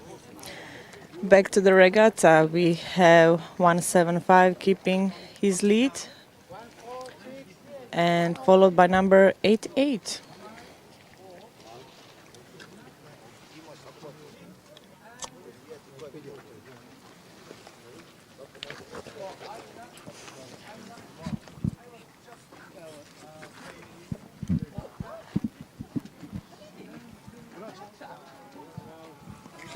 And number 88 is still on the second position from Poland. He just stuck.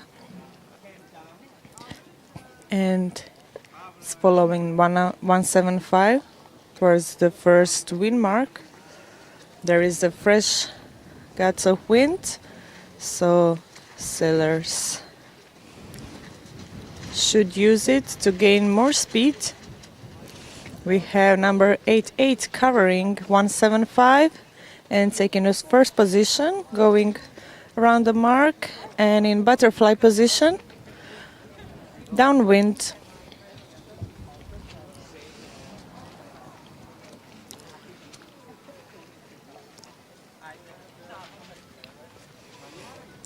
And we have still some fresh guts, so the sailors are gaining more speed here.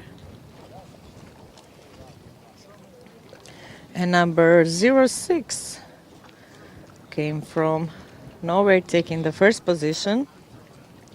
That's Marco Bagnara from Italy.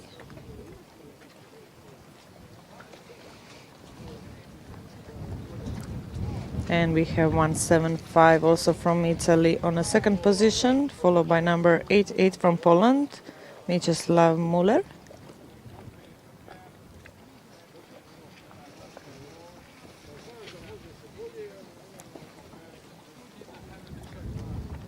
And we have a contact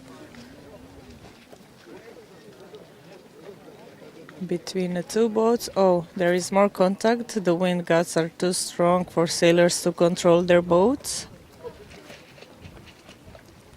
so they're making a small mistakes, but it's crucial.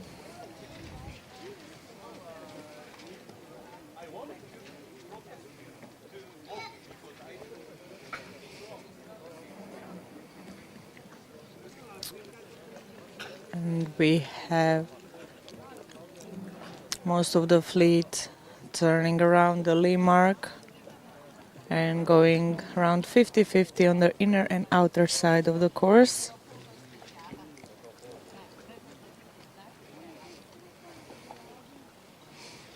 We have some fresh wind gusts on the inner part of the course.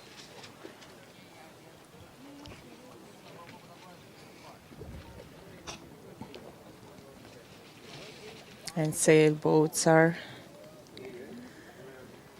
competing. There is a lot of concentration among sailors.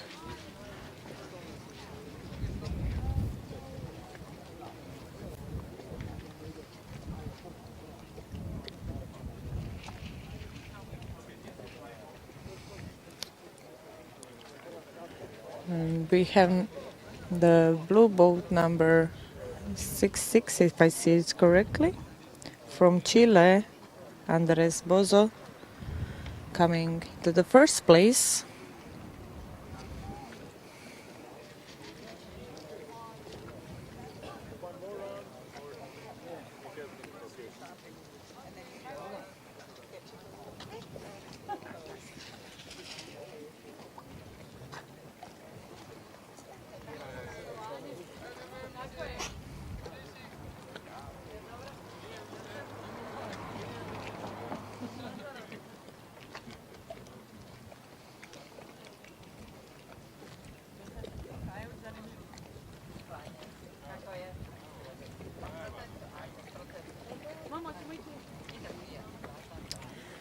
And our whole fleet is going upwind towards the wind mark for the second time in this heat. Andreas Bozo is still leading and has 175 behind his back.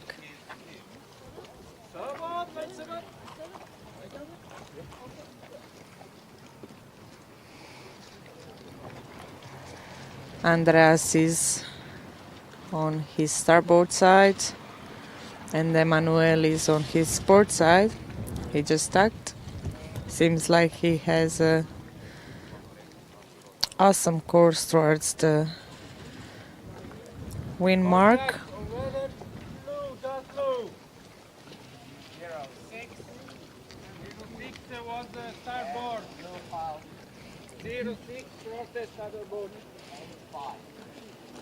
06 was starboard. There is a protest between 0688 and 85.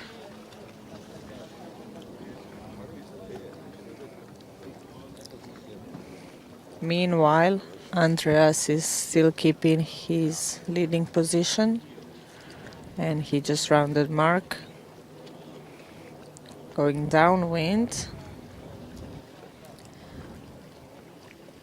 trying to avoid the other boats. Yeah, he has butterfly wings and he's flying towards the lee mark. And there is 144 right now at the second position for France, Sébastien Lefebvre.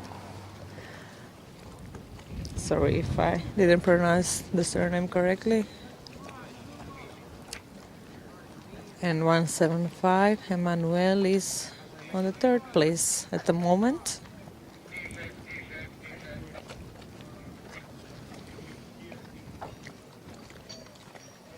We have number 63 from Argentina, Ricardo Polono, on the fourth place. And there is some struggling with controlling the boat on the downwind.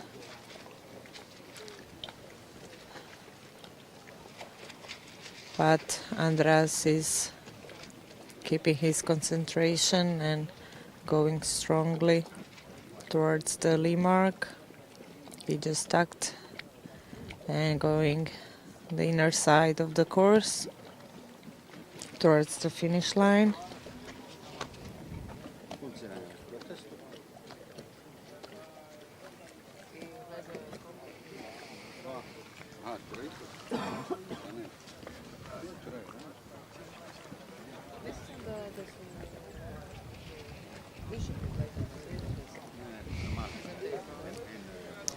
And it's a bit crowded between the boats who are already past the mark and the boats who are going downwind.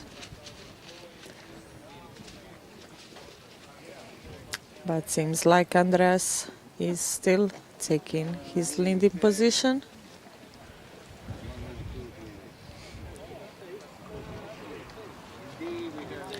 The wind gusts are around the center of the course and the inner part, so it will be smart to keep those positions. Yeah, Andreas recognized that and he just tucked.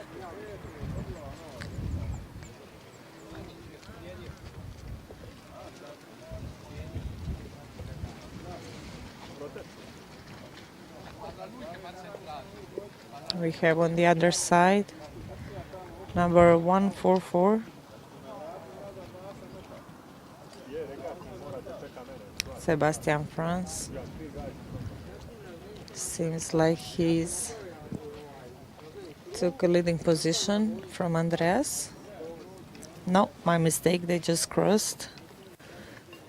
And Andreas is still first.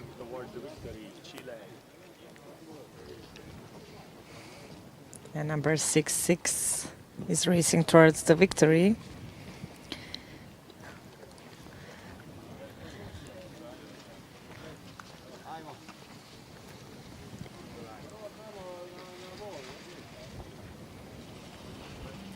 And that will be a win for Chile soon. There is a little wind shifts. Andreas just stuck. And he won a first place. Congratulations, Andreas. 144. He's on a second place.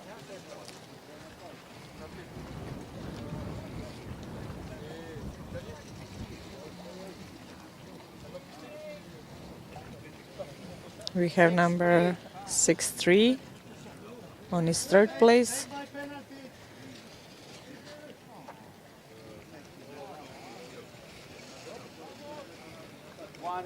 Number 17554, Team Italy.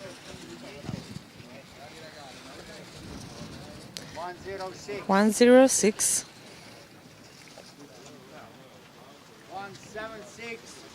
176, 185, 125.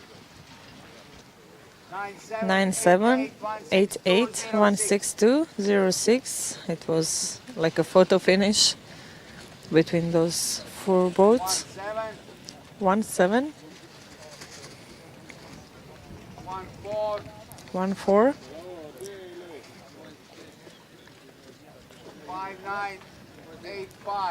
8559, and 91.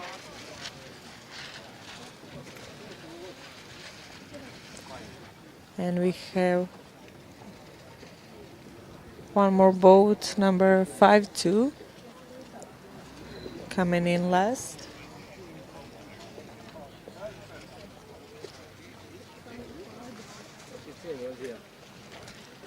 And the next regatta will be the Echo, Heat Echo.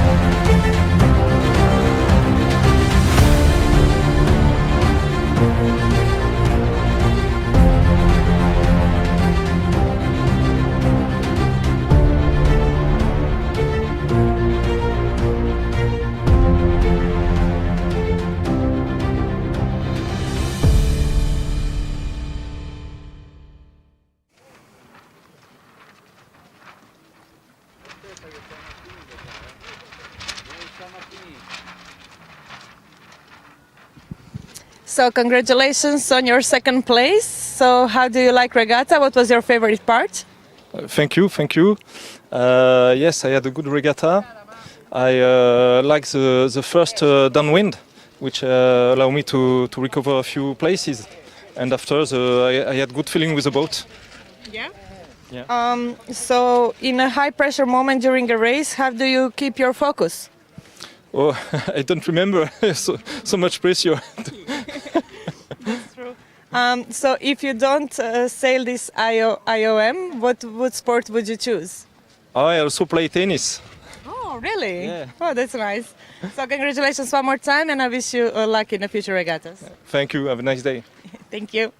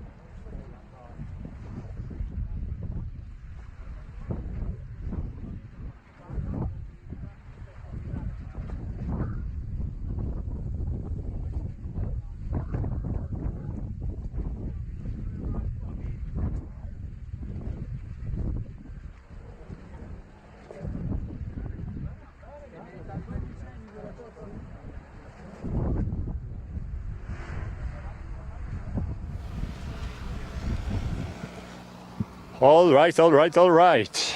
We are rolling now with new race on the water. I assume this is now getting closer to the start.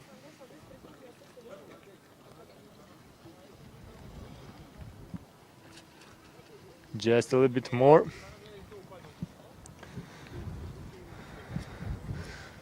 One of the sailors here, Ernst Rocher from Switzerland, number 20, is sailing his 3D printed Parabellum design, and we'll try to get him in front of the camera to speak a little bit more about it. We are trying to do more of these promotions of various different designs, and it will be interesting to see what will the owner and the builder have to say. But let's jump back to the racing right now. One boat with fast tech avoided collision on the upper mark.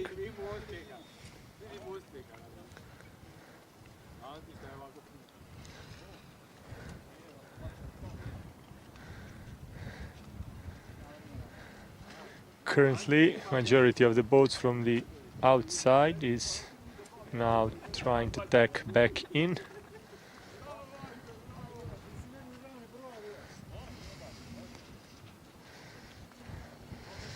All the way closer to the shore with black sails, number 24 Piotr Klieszta from Poland, trying to push close to the shore to see if he can gain something. But on the first position currently is 114 Klaus Lindström, who's been sailing excellent throughout the whole day in his group. Right behind him, Germany, Udo Repke, 111, is probably on the second place. And it's interesting to see B suite. That's a French sailor, Hungarian sailor, 77, sailing Sedici. So he's pretty nice here in the middle position, probably on the 5th position. And now there's a big push of wind now coming straight into his sails.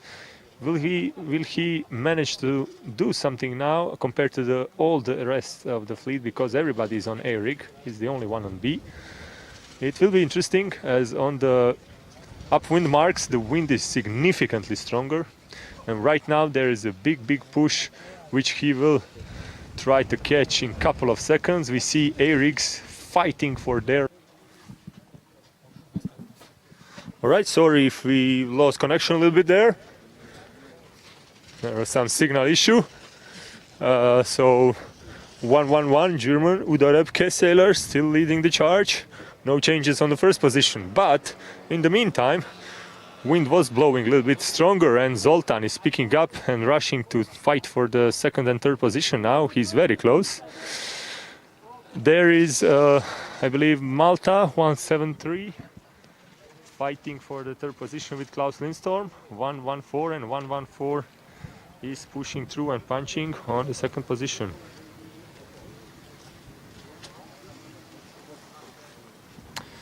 So Zamit Ivan is now in the game in the top 5 from Malta.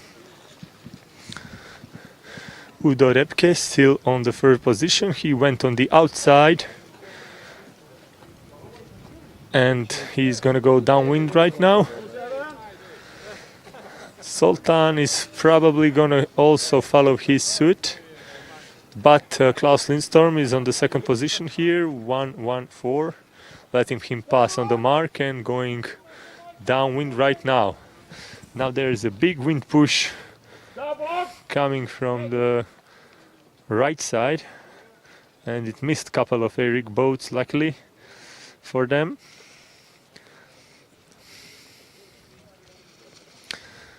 We see here inner mark having a little bit more sailors. They are choosing the side which they believe will give them less troubles with A-rigs, basically, because that's the worst part considering the strength of the wind for them. So looking downwind, Udo Repke still leading without any threats at all, but on the second and also third and fourth, even more position, we see a struggle to keep the lead by 114, then 173 and 107 right behind. Then there is 77 Zoltan, 164 or just 64. Then we have 20.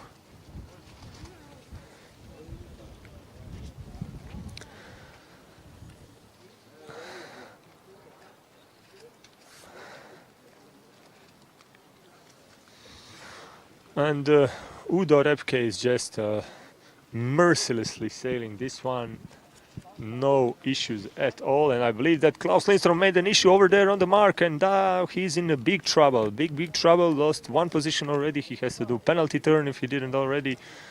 And now, yeah, he lost second place for sure. But will he be able to salvage anything? We'll see.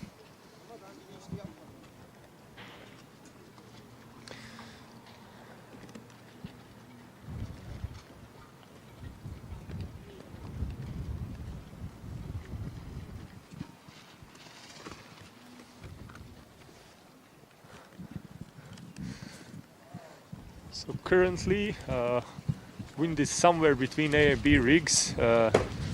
Probably the more experienced sailors will try and keep the A rigs, as it's too shifty still for B, and bursts do not last that long.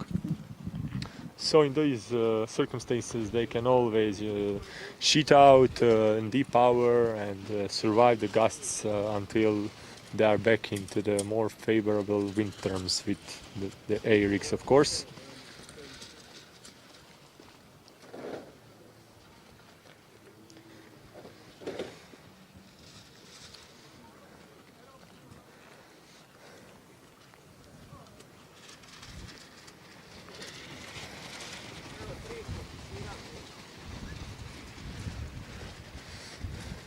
So it will be I'm curious to see where will Zoltan end up now from all the way outside with B rig. He's pinching now a lot, going with a good direction into the wind and just trying his best now to overtake this A rig, and this will be a great comparison for the second place right now. Currently battle between these guys.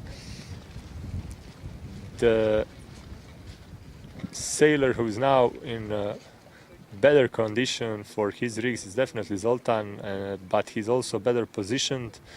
So we will see, will the change happen in the end, as we saw with Gold Fleet couple of races before.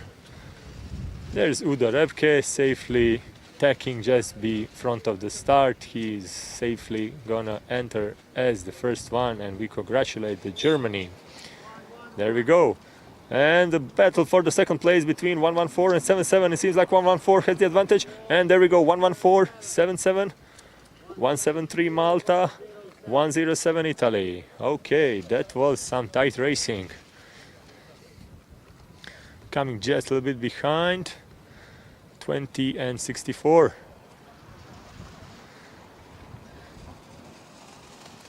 So that's Finland against Switzerland. Ernst Stroher just stacked, but he has to duck behind the Finnish sailor, and now he's gonna power his sails again with his Parabellum, but no Finnish sailor managed to come in front. Now there is Ernst Stroher, and just behind 1, 2, 2. That should be GBR.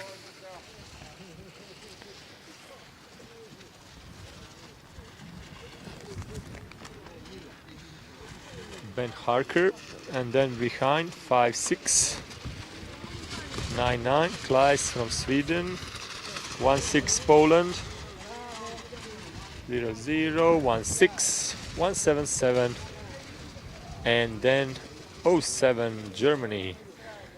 And a few more boats remain. I think that's 172 from Turkey.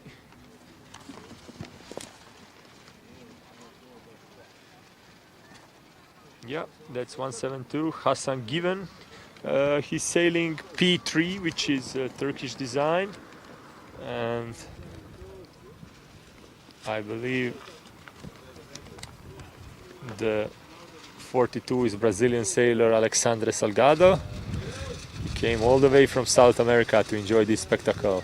And then we have 76 Turkey, also on P3, Savaş Korkmaz, which I believe is the builder, designer for the design which I mentioned. All right, so some tight action here for sure. Interesting situations in a couple of places, definitely. And yeah, now it will be up to sailors to decide what to do, because wind is picking up. But let's see if we can find the winner for the interview. These guys are switching in front very, very fast, so it's hard to do interviews right now, as they want to do more races while the wind is great. So stick with us, we'll try to see.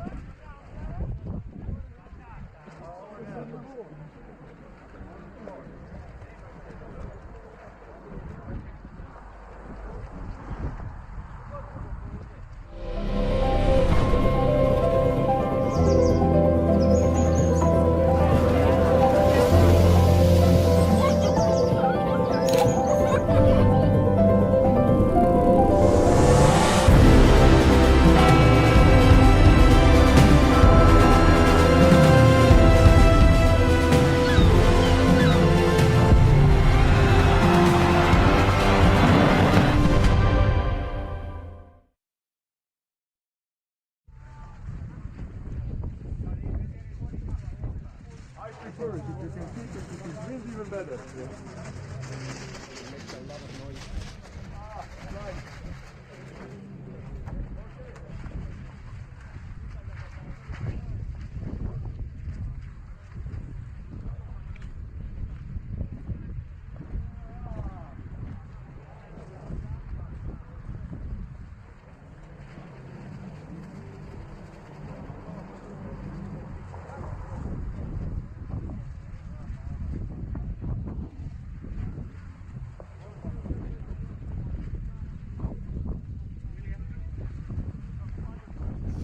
Sure. The most important is design. So, can you just tell me something about your boat, about the design of the boat? Yes, that's a design that I came up myself. It's my fifth design of an IOM. And it's very new, so I made it purposely for this championship. And the difference is has a bit more volume in the front, straighter back. The appendages are the same, and the boat goes well. I still have to tune a little bit my rig, which is also very important. Yeah. So, but I'm quite happy, and it goes quite well. So it's a 3D printed boat. So this is a bit special. There are quite a few 3D printed boats here, Dahlias and this one and some others I have seen. Yeah. And we are doing all okay. Not as good as the others, but we're doing okay. Yeah. Well, congratulations on your design and Thank on you your very boat. much, yes. You're welcome. Thank you. Bye.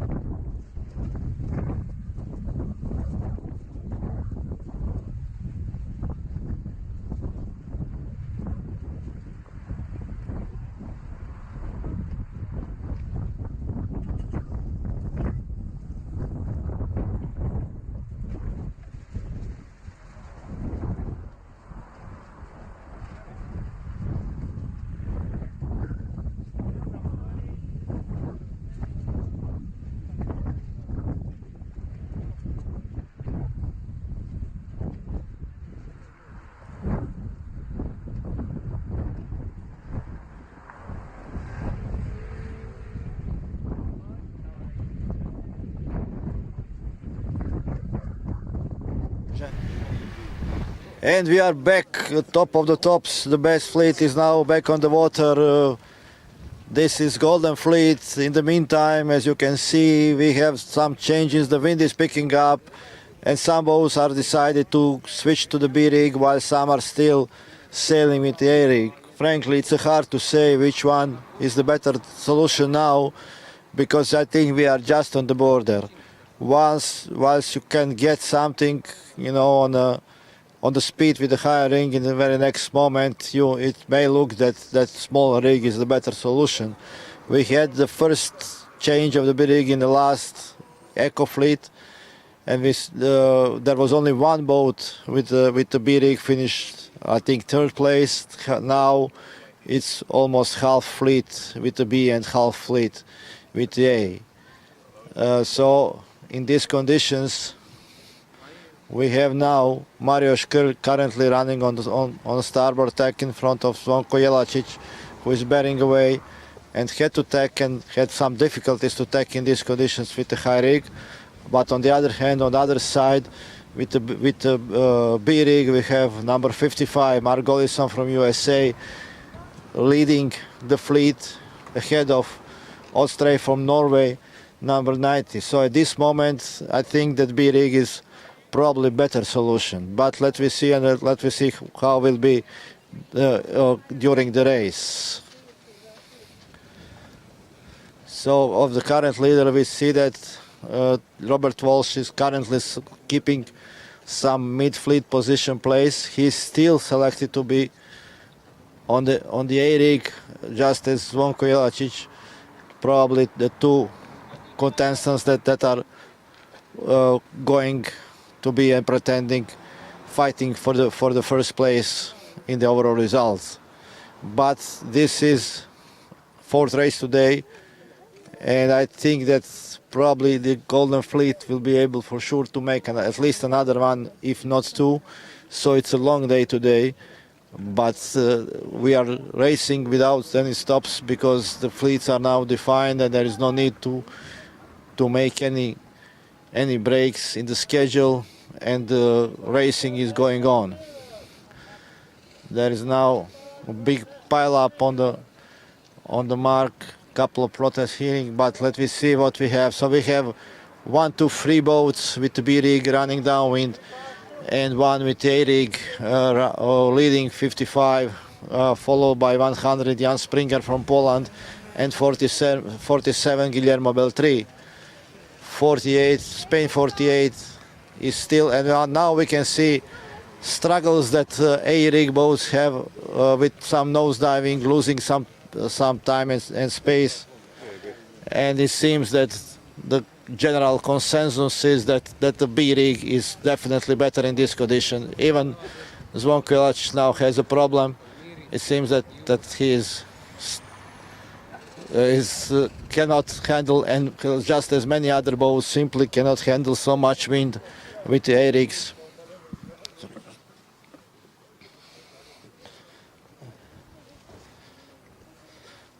I think it was really a decision that has to be made in probably last couple of minutes before the start to decide to change the rig or not. And obviously who did it, who selected the smaller rig, made a good move.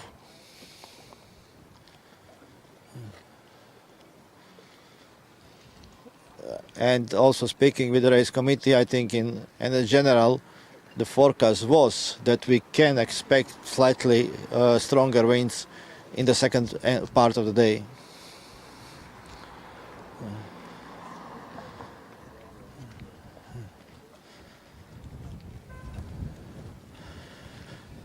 We can clearly see now that boats with B rig can also easier go upwind, and the problem with the A rigs will be in the moment where they need to tack, because they need to choose the moment where they can tack safely without losing too much speed.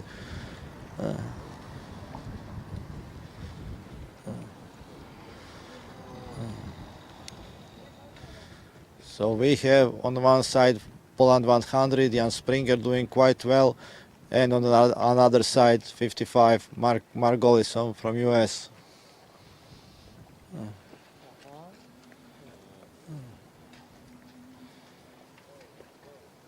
Interesting to see a big spread on both sides of the course, and looking, from here and seeing difference in the rigs.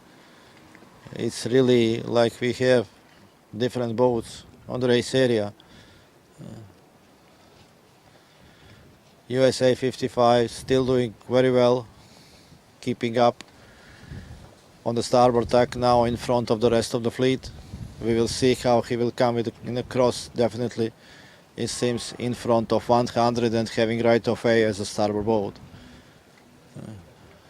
However, number 48, Spain 48, is also doing very well and keeping. He is the only one with the A rig currently in a third position, and we have Guillermo Beltri coming behind, the Sweden 21, and Robert Matulja with 33.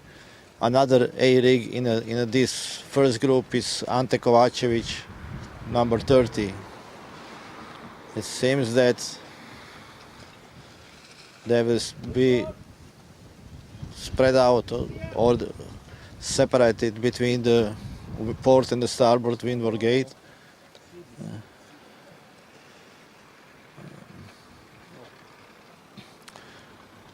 Definitely it's much easier to control the boat with the B rig, to get us to speed and without losing too much speed because of the less sail area. So 55 is now rounding the mark, having a nice lead to the rest of the fleet, followed by 100 Poland Jan Springer and 47 Guillermo Beltri on the third place. 9-0 starboard! 3-3 protesting 9-0! There was 3-3 protesting 9-0! There was port and starboard incident. 9-0 tried to take a penalty and then caused another contact. So 9-0 is currently in the troubles, but he is taking his penalties. And we see now that some boats with A-rig are struggling to sail downwind, sometimes broaching with the nose down. And first 2-3 boats are with the B-rig, then we have 48 on the 4th place, and 2 more boats with B-rig and 2 boats with A-rig. Currently, let's say, in the top of the fleet. If we look where are the leaders, the current leaders in the overall results, Zvonko Jelačić is struggling in almost last by 1 place. Together with the last 3 boats are Mirko Ukas, Zvonko Jelačić and Tonko Puljis, all sailing with V's and A-rigs. While Robert Walsh, number 25, is still with A-rigs, currently somewhere in the middle of the fleet. I would probably say around between 8 or 10 position or something like this. We will see after all boats are rounding the leeward gate. So we have a fight for the first place between USA 55 and Poland 100, with USA keeping the first place and keeping the lead basically, if I can remember since the beginning, from the first windward mark rounding, he was doing very well and keeping the first place. Now sailing towards the finish and covering the Poland 100.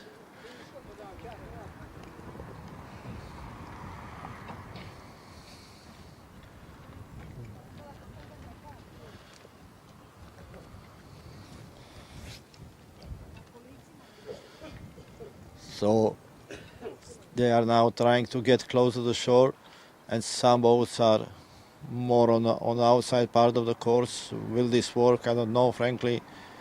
It seems that Mark Ollison is mostly focused on covering 100, but while at the same time we may have some boats that are going on different directions and trying to come from other side. But on the other hand, there is nice lift now, nice shift. And I think that USA 55 is controlling the game for the moment. Covering again, tacking at the same time as Jan Springer, slightly after. But this can be quite interesting now. Still, USA 55, Margolis, he will need to tack to finish, and he will probably tack just above 500. Now they are tacking and they are aiming the finish. It seems that this is decided. Let me see. 55 is goes over closing finishing line, very close. But 55 USA 55 is winning this race, followed by 147. Now it will be interesting to see where are the leaders.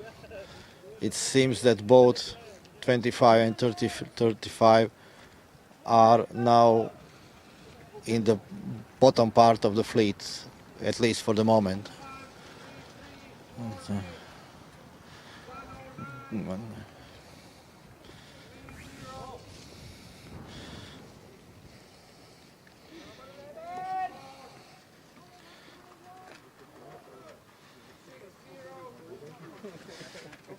Yeah. Let me see what Mark Golisson will tell us.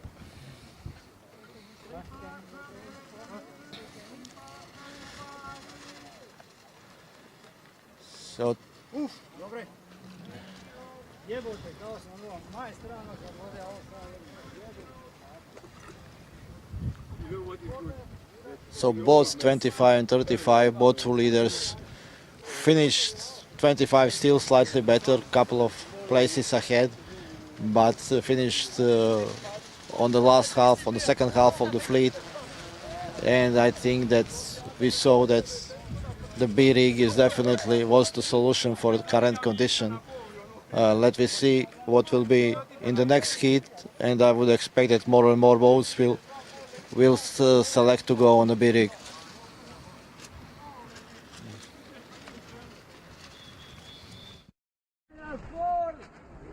Keep bravo on the water, please.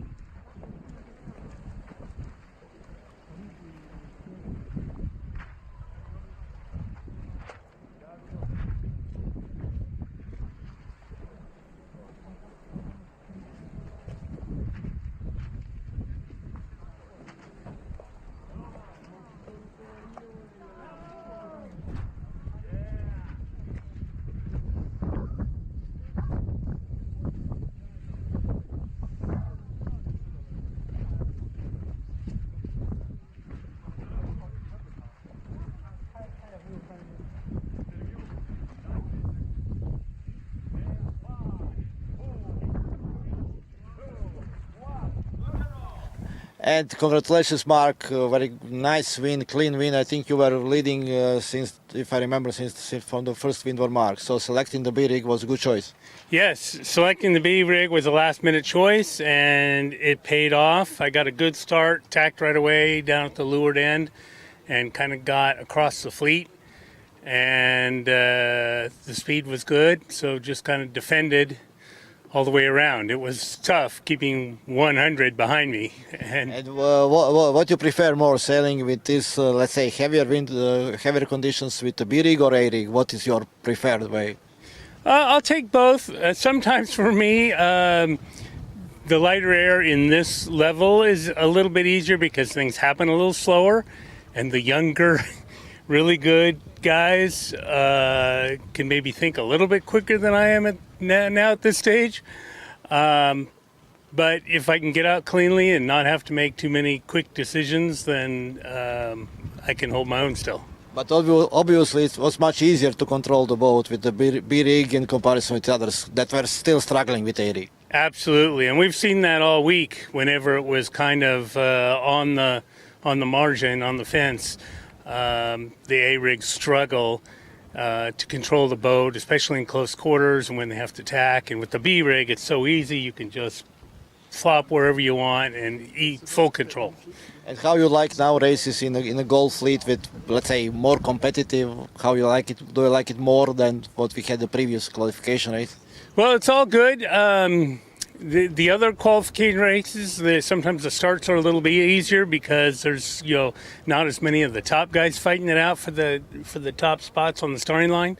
But the reason I'm here is because I like to sail against the best guys and just see how you stack up. And so I very much enjoy sailing against those guys. For a while, it was kind of touch and go whether I was going to stay in gold before yesterday. So I'm really excited that I get to sail with these guys.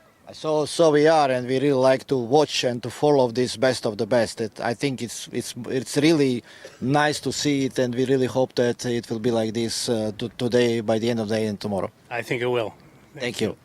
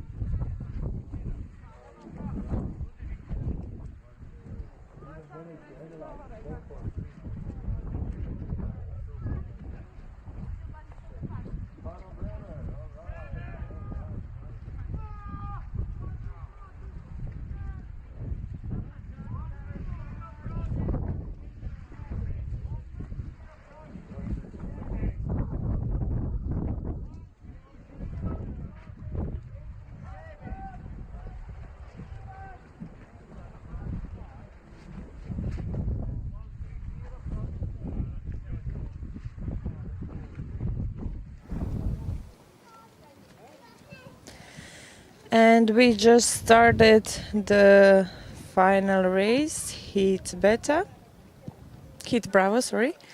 And we have number 22 on its first position.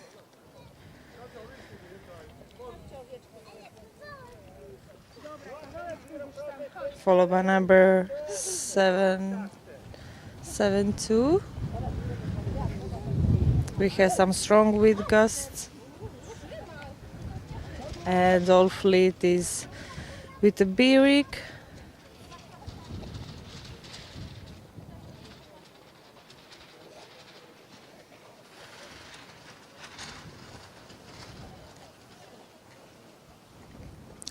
We have number 158 coming in the first place from China, Yang Yingyun. Number 171 just crossing in front of Yan from USA, Gary Ball.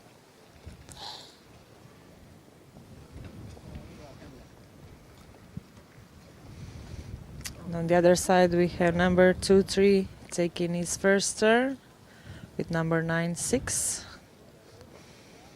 Seems like 96 gained a better position from Croatia, Boris Bakotic.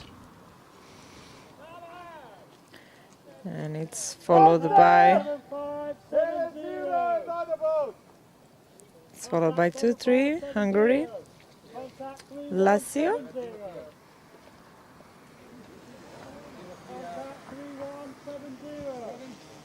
We have a contact between 3-1 and 7-0.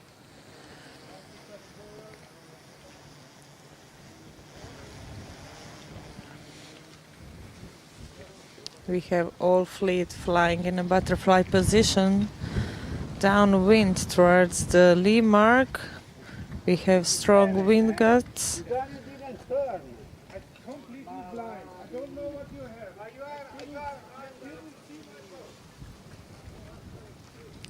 We have a little bit arguing between the sailors here on shore. As days go by, sailors are more and more nervous.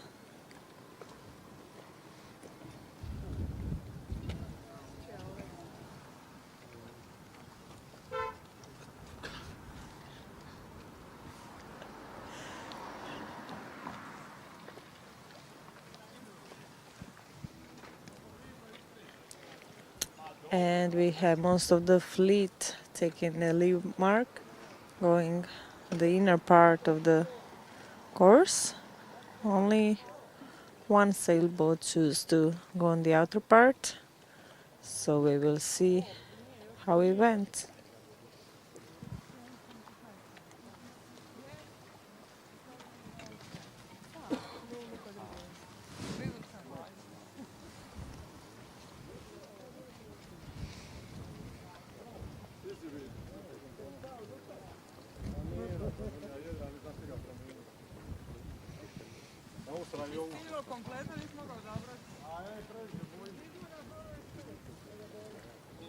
And the wind is picking up, which is good for the sailors. They are all prepared with the B-rig.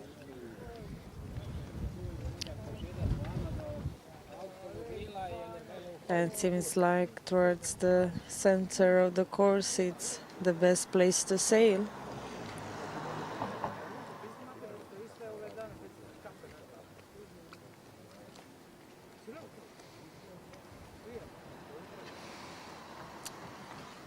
Seems like we have number 550, if I see it correctly, from Sweden, Thomas Envall, in the first position.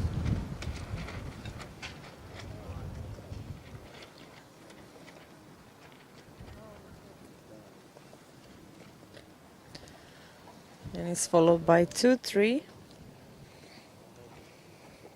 Laszlo for Hungary.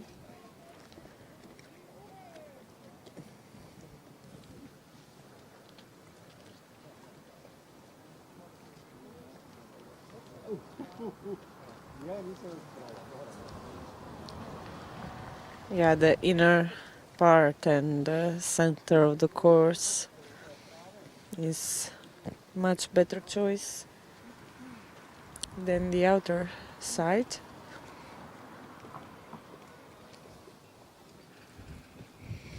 And 5-0 is leaving everyone behind and it's going strong towards the second wind mark.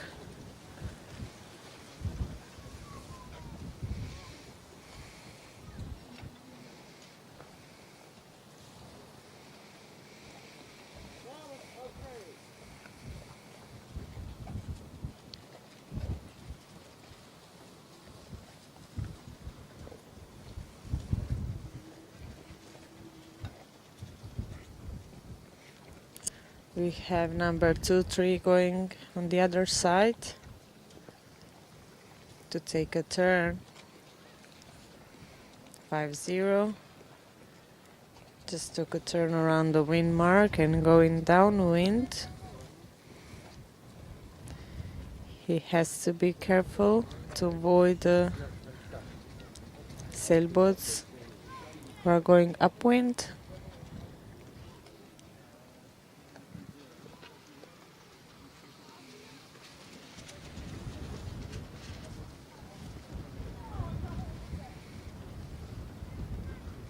And we can see how in this regatta the downwind is much smoother than the previous regatta. It's because in previous regatta we had majority of the sailboats using a-rig. We had a contact.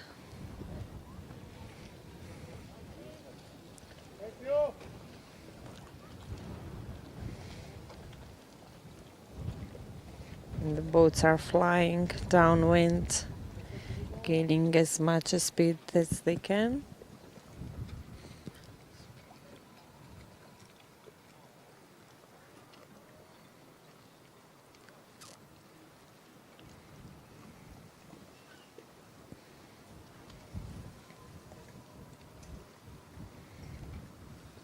And seems like number 5-0 took the first round, the lee mark, in choosing the inner part of the course, and he just stuck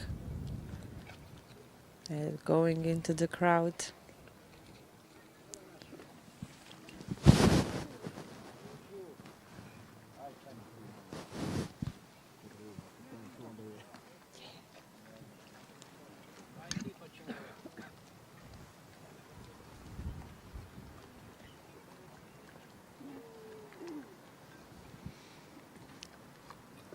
And on the outer side of the field we have some boats that took a big distance between the rest of the fleet, so we will see when they tack if they made a good choice or not towards the finish line.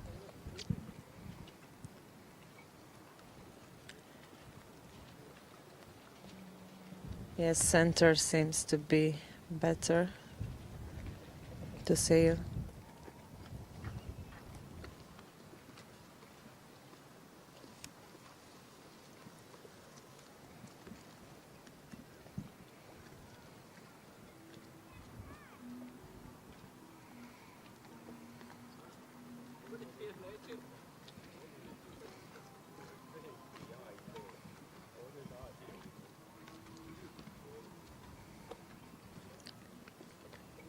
And we have still Sweden leading towards the finish line. On his first position we have number 2-7 just behind him.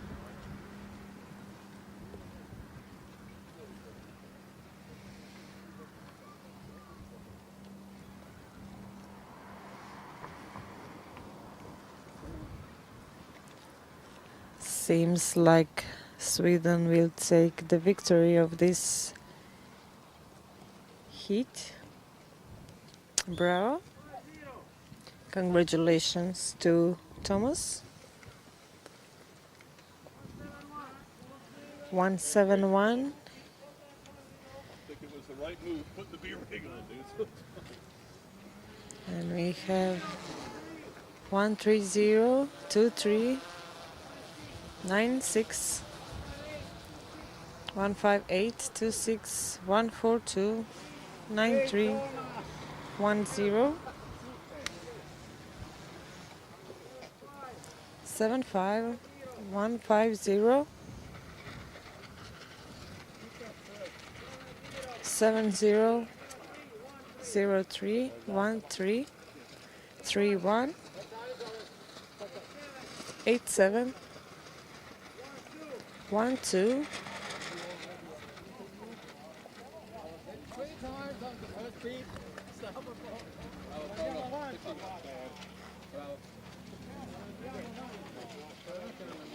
'and we have the last two boats, number 67 and 196. We'll do the interview, then we go to Japan. You are up, I go up and you push me down against Tony. Okay, can go over there. Invece bravo un gran destro, era un gran destro, ma lui non pagava un cazzo, porca di quella troia. Non ci ha dato un destro, hai visto? A pagare, cioè l'ha dato ma erano troppo alti quelli là. Hoćeš intervjurat koga nećeš? Evo. Je li ima neko posebno pitanje? Ne, je li ima za njega? Ne, on je Švedska, pa slobodno. Tako želiš. Je. Hello. Hello. He will give us a sign. Yeah.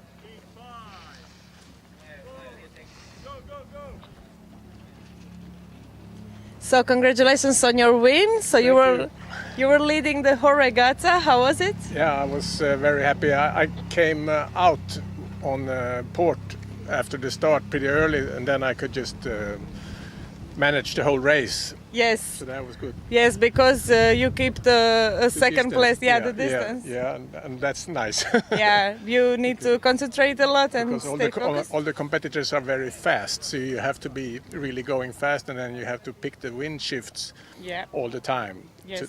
to go the straightest line up to the mark. Yes, you have to be focused all the time. Yeah, very to much. react quickly. Yeah. So, what is your expectations for this regatta? Yeah, now I'm in the Silver Fleet, so I hope to come high up in the Silver Fleet. That would be nice. Okay.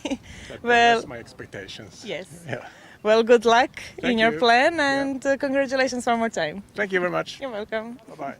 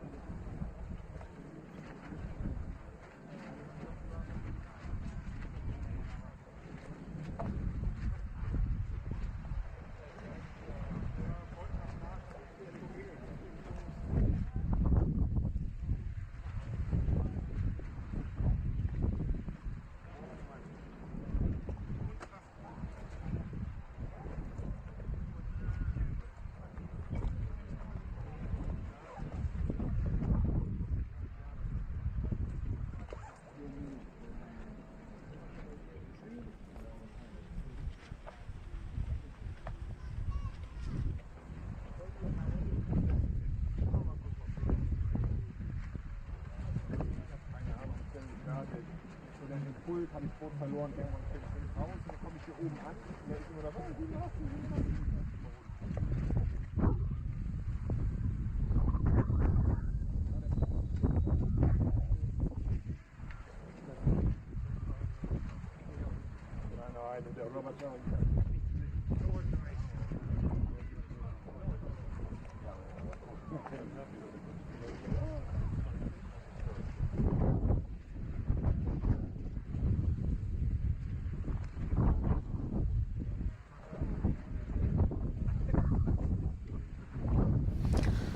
All right. We are seeing bronze, I believe, on the water.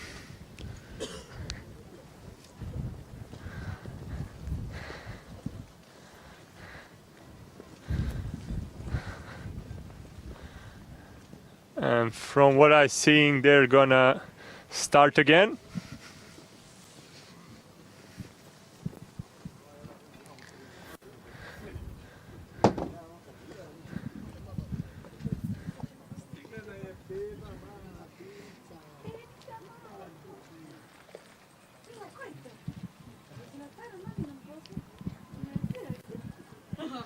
And here in the commentators booth we have Barbara with us, who maybe some of you can remember from 2022. Barbara is here with a small cutie pie called Mila, and that's why she sent Vedrana to take her place. Barbara, do you remember your previous years with this tough job we are doing now? I remember it very well, and I also am a little bit sad that I couldn't do this this year, but parenting is super important, so I left it in the good hands of my baby sister. I hope that she's doing me right. She's the right choice for for this job. And also I see that conditions are great here. I hope that you're enjoying this beautiful day in Rogoznica, wherever you are. And also want to say hi to everyone who remembers me from the last, how many years? 4 years? Three years, yeah. Hi guys, I'm so happy to be here even in a few hours. What is happening now, Josip? Well, we are in the finals. This is bronze on the water, and it's a tough competition, whole event. People are just sailing mad. I mean, it's really very good because we have plenty of wind switches between A and B rigs, and I think you would be very, very tired if you followed up. It's a tough job we have here, but somebody has to do it. Yes, and also, Josip, I know you're giving your best of your time because you're also now a new dad. Congratulations to you. Your baby is having a few less months than my baby, and I can imagine it's quite difficult to leave her and be here for everyone. Yeah, I should be sending some apologies back home to Tonka, who is now taking care of my little baby girl, but Zvonkov's kids also wanted us to say hi. So Tony, if you are watching this, Tony, Bok, Duja, Luka as well. Učite u školi, djeco. I'm sending them some tough Croatian love. Yeah, if you're commenting on our live, we can also say hi to any of your kids if they're watching. Yeah, kindergarten fun. But no, it's fun. Let us come back to the race right now. Majority of the fleet went outside, and there seems to be plenty of pressure over there. 05 got penalty. That's Croatian sailor, I believe. Could be the young Marin Bizjak, if I'm not mistaken. This would be excellent experience for young Marin Bizjak. Now 44 is right next to him, Vedran Vesanovic, and Klaes Bruhanje as well, Sweden 98, and we have 19 France, 146 Japan, 74 Hungary, 114 Spain, 27 GBR, 68 Croatia, 71 Croatia, 28 Croatia, 46 I believe Great Britain could be, cannot see from here exactly.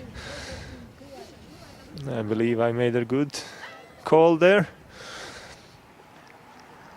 Then 2-7, 1-5-6, and in the end 1-4-9. All right. Oh, there's a big jam in the middle over there. Contact between two boats I see, and 2-8 will do penalty turn. That's Croatian sailor from city of Dubrovnik. Now there's a glaring sun, and I think one of the sailor either lost control or the sight of his boat. That's unfortunately for him. Ulf Lundberg from Sweden, 1-1-2. He's probably retiring from the race. Not sure. Did he lose control? Most likely yes. But let's go. Boats are going downwind now. 1-4-7 and 4-4, battling each other for the first position. Then we have Jazz behind, 7-1, 1-9.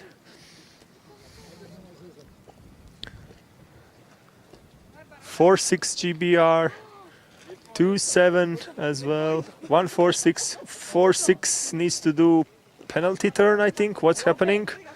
He stopped. Oh, unfortunately, he stopped there, and he's going back, right back to racing. Lost easily 10 position with this maneuver. That's Mike Chamberlain. Seems like 98 also lost few positions easily, because he's now 5th, 6th, and he was among first ones. Japan 1-4-6 is right there, pushing it nicely. Mr. Ikematsu. So Mr. Yasuyuki Ikematsu came all the way from Japan here, traveling solo to capture some of the European Championship magic with 100 sailors registered. That's a quite spectacle we are witnessing here for sure. But let's go. Downwind mark. Grandmaster Vedran Vesanovic, Croatia 44, sailing upwind. That's Vis against second position, Torvald Klem, Chains 2. So Croatia and Norway, and right behind them on the third position, attacked now. Let's see who is that. I don't have a clear vision, but he is traveling upwind fast, so we should be able to see his sail numbers pretty soon. He managed to squeeze in there. Attacking again. And just behind the stern of Torvald Klem, who is second most likely. But in front of Vedran Vesanovic, who was first, so maybe even second on second position now.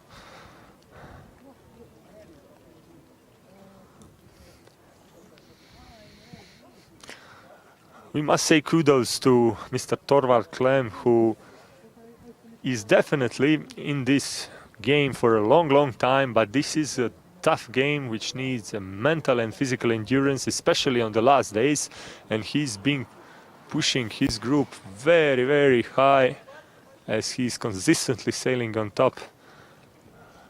Now there is 1-9 threatening his position as I speak this. That should be French sailor. Maybe Gilles Didou, if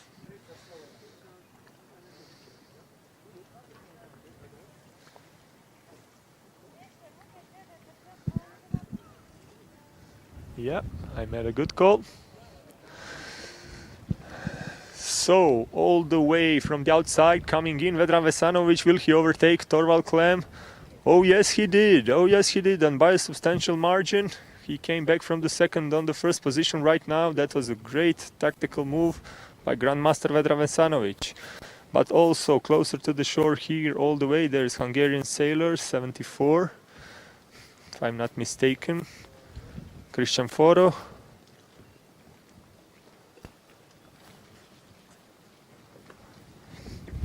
In the middle, 1-1-6 Spain and 1-9 France.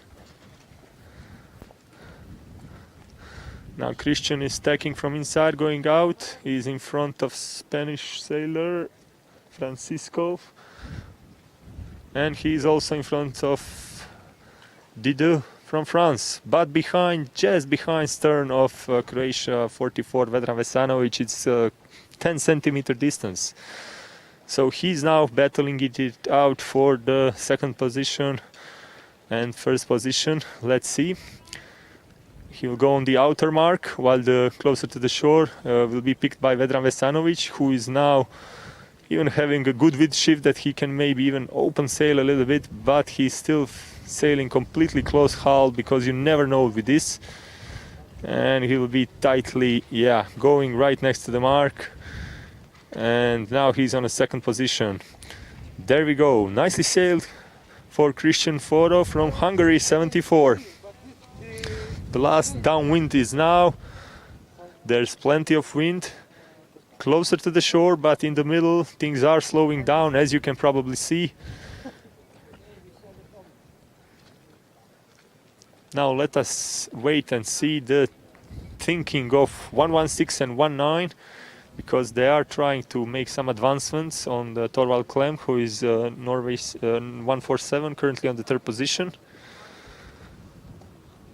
On the fifth position, 156, right behind, there's 71, then we have 46, and the rest of the fleet following their suit. Some interesting situations are happening on third, fourth, and fifth place. The boats closer to the shore are attacking Christian Foro, who is all the way outside. He had a lead of approximately 5-6 boat lengths. We see a little bit behind 28, 95 and 05 with 98 fighting each other very closely, trying to maybe even cover one each other, but that's a hard thing to do with this stronger wind. All right, let's see the on-wind marks. Christian Foro is having a lead from what I see. Yes. And just behind him, Vedran Vesanovic, 44. This will be interesting for sure. Vedran got a big blast of wind, but managed to survive this after turning his mark. And now Christian Foro leading the pack of 4 boats behind him, who are in a big competition for the second place. Although first one is also definitely uncertain until the very end, there's still plenty of things that can go wrong and plenty of things you could do right.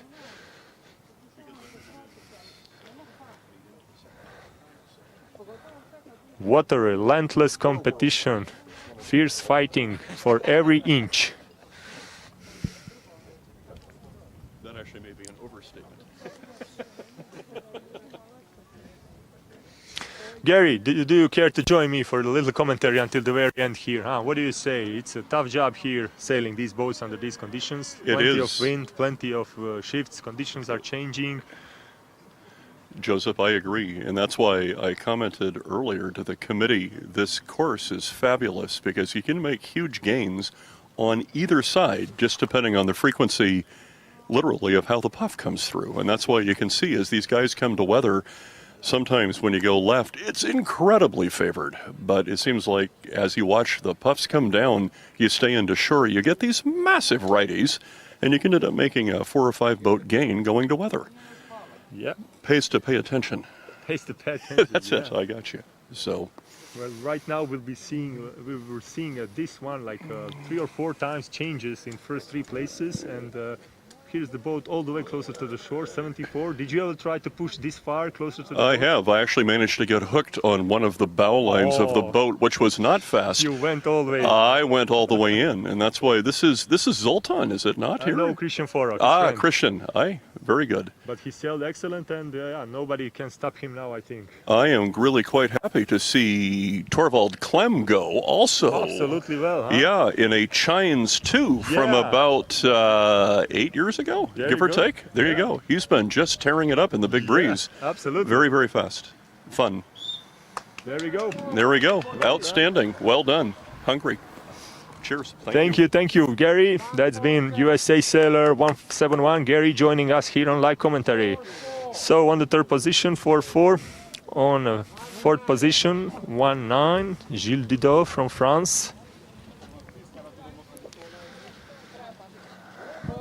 There's 4-6 Great Britain, and 2-8 missed the mark. Then we have 1-5-6. 2-8 needs to go back to the to the finishing line. That's why 7-1 squeezed in front. 1-1-6, and now we have even 2-8 and then 9-5. 2-8 was unfortunately missing finishing line and losing couple of positions. Yeah, these things happen when you lose concentration.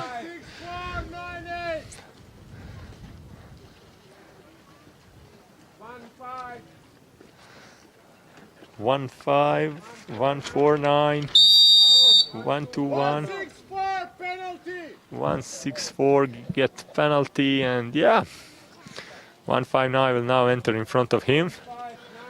And yeah, there we go. Let's see if we can find Christian Foro for interview, and maybe as well Mr. Ikematsu from Japan. We'll see who we will manage to catch first for the interview. Stay with us.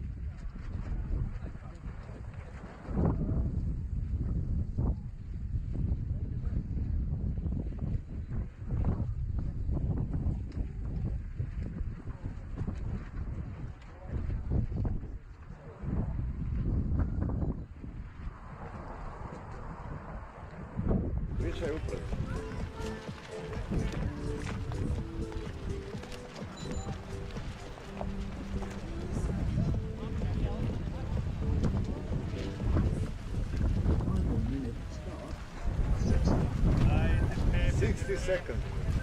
Io ho capito finito. Better. This is better. 50 seconds.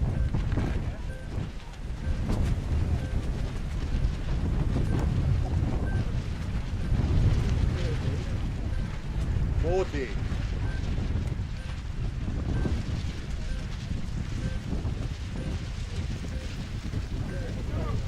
30.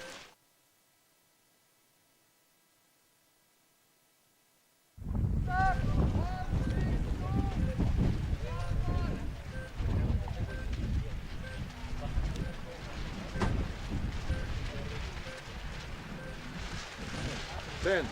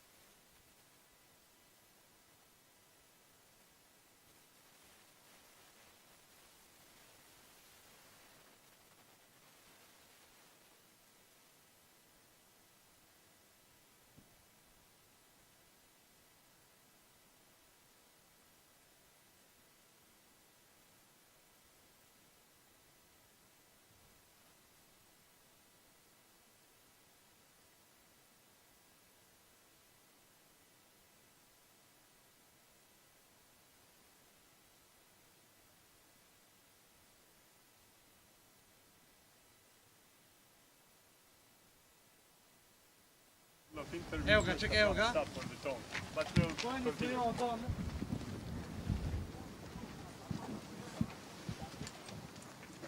Možemo mi nastaviti bez obzira. Je, sad čekaj kad potvrdi.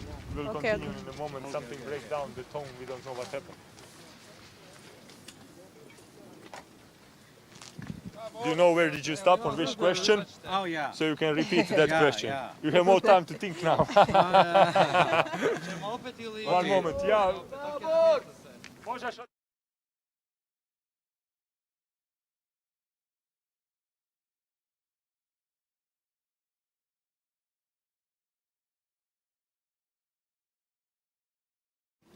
Okay. What was that? So, what would you say? What was the biggest challenge that you faced during the last regatta that you had? The biggest challenge just happened.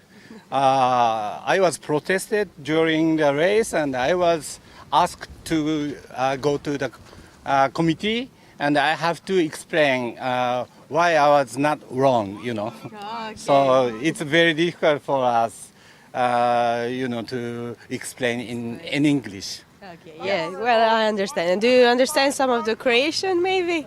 Not really, Not so I really. have to study. Yeah. Yeah. Thank you so much for your time. Thank I you. wish you all the luck in the next race, Yes. and I hope to see you again soon. Thank you for having me. Thank you. Bye bye.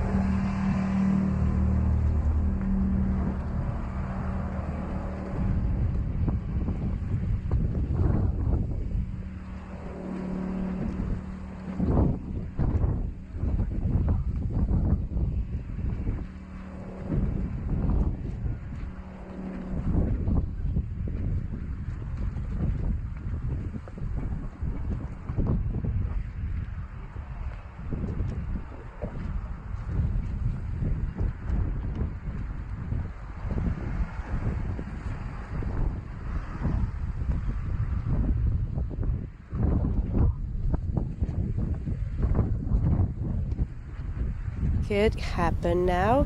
Wind is changing again. A bit of medium conditions right now here in Rogoznica.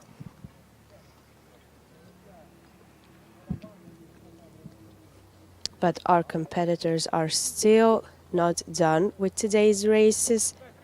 We still have a few more to go. But right now going upwind, all the boats have gone around the second mark and are coming towards the first of the upwind.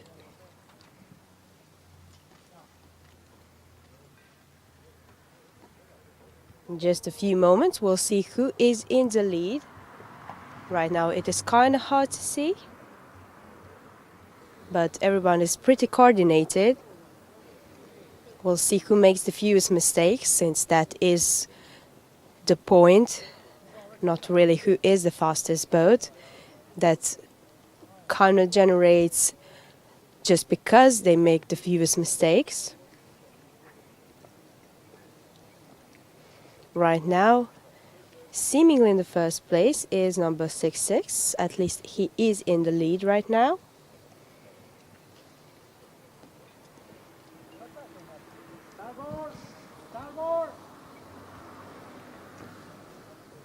Sixth is Andres Bozo from Chile. Right behind, number 59, Milenko Bezic, Croatia. And number 97, Feliciano Balestin from Spain. We have as well as number 85, as well as 52.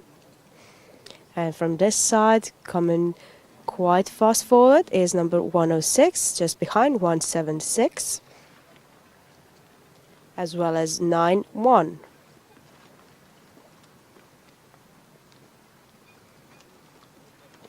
We have some sensational sailing right here at the Adriatic right now. It's another beautiful day of sun. And this regatta is getting very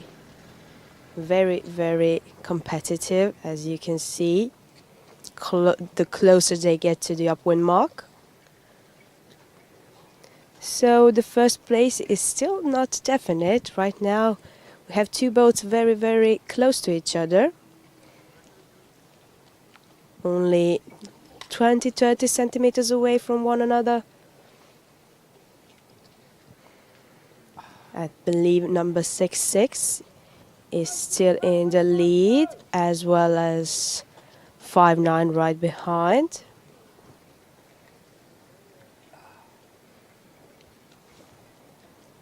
Right there is also number 63 and number 97.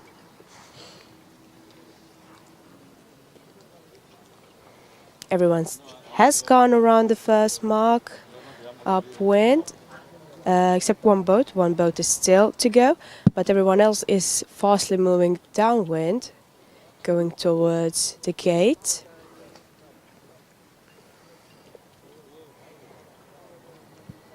We'll see what happens. One more lap and they are off to the finish line. It's really not about the winning right now. It's just to survive and adapt, trying to outsmart everyone else, because everyone is just categorized, so they are pretty much by the same standards, and everyone is very close to strategically, so it's pretty competitive.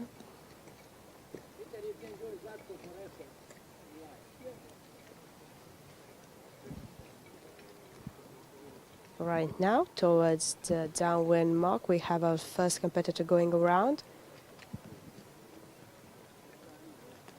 Well, he's just split from the fleet, taking a high risk, but maybe it will be a high reward as well. Everyone's going left, but he went right.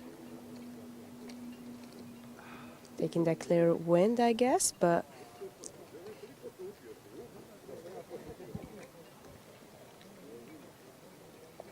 there's pressure building here on the left side.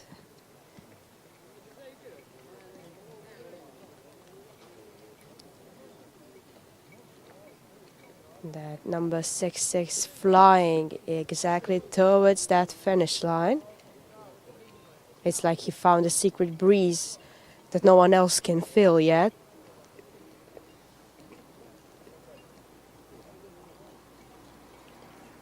Right now, first place is still not definite, right? They are two boats close to one another.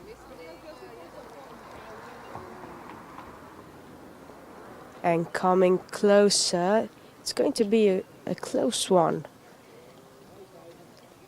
3 boats are fighting for that first place.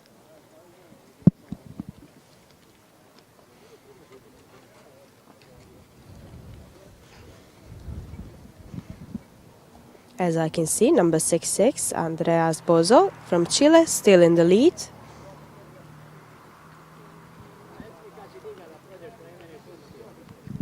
These are one of the final races.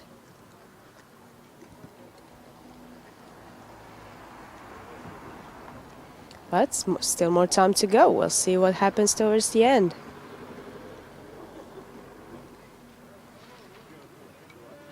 And number 66 trying to defend his first place, trying to go for that.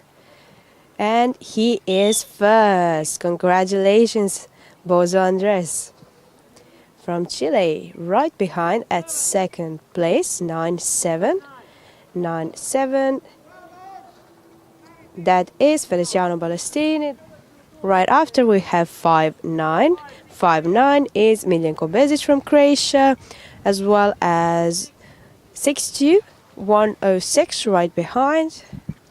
We have 5-4 swiftly approaching, as well as 5-2. 5-4 is Fabio Barindelli. 1-2-5 right behind Max Lemon. 9-1 is following. That is Michel Roux. 1-4 right behind Jose Vinaxa. Well, that was a close one. They were a millimeter away from each other. Right now, 8-8 comes through to the finish line. Next one is 1-7. We still have 2 boats to go. Seems like the second to last is going to be 0-6. 0-6 is Marco Bagnana from Italy. 1 more boat to go. It seems to be number 8-5. That is Marino Kocic from Croatia. And that is the last one. Matea out.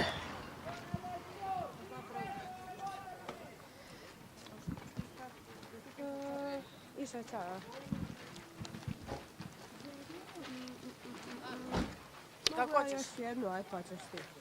Može klasi sad A, B, C, D, Sad je ovo bila D, idemo Eko. Čekaj, nije Eko nego Iron. Nije Eko nego Iron, jel? Šta nije? Eko nego Iron, jel? Šta Iron? Kao ide Golden, Silver. Aha, to nemam pojma, jer oni kao... Nije, to smo odradili. Čekaj da ne koristi Gold, Silver, Bronze i to. Jer mi se nisu javila. To sad nemam pojma onda, ne, to fakat ne znam. Ne znam, nije te nazive. Jer oni su rekli da će na sajtu koristiti ono hit Alfa, Beta, Charlie, Delta i... A vidjela sam da piše, onda sam zato mislila da prvo ja krivo govore. Ne, ali... Piše, ali svoji sud su rekli kao neću to koristiti, ono mi je ovo... Ne. A nema vas. Ne znam. Evo tu radi? Ne. Hvala kurci.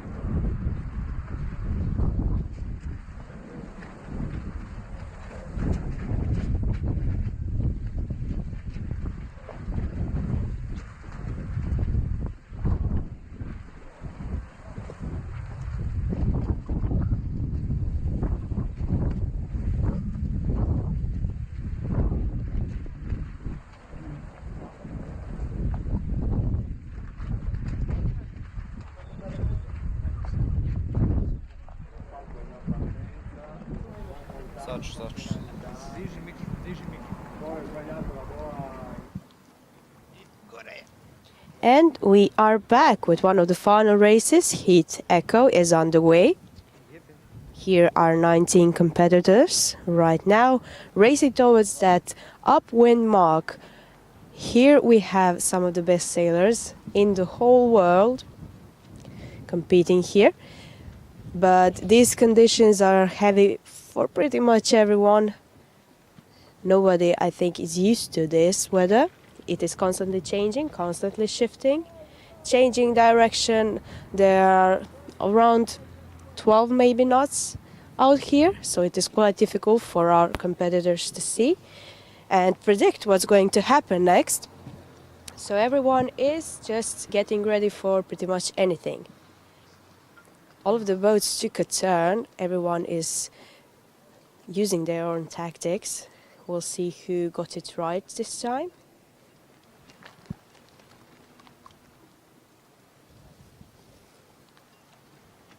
We've got a few boats, one after another, pretty close together, just like he's got a shadow of one another.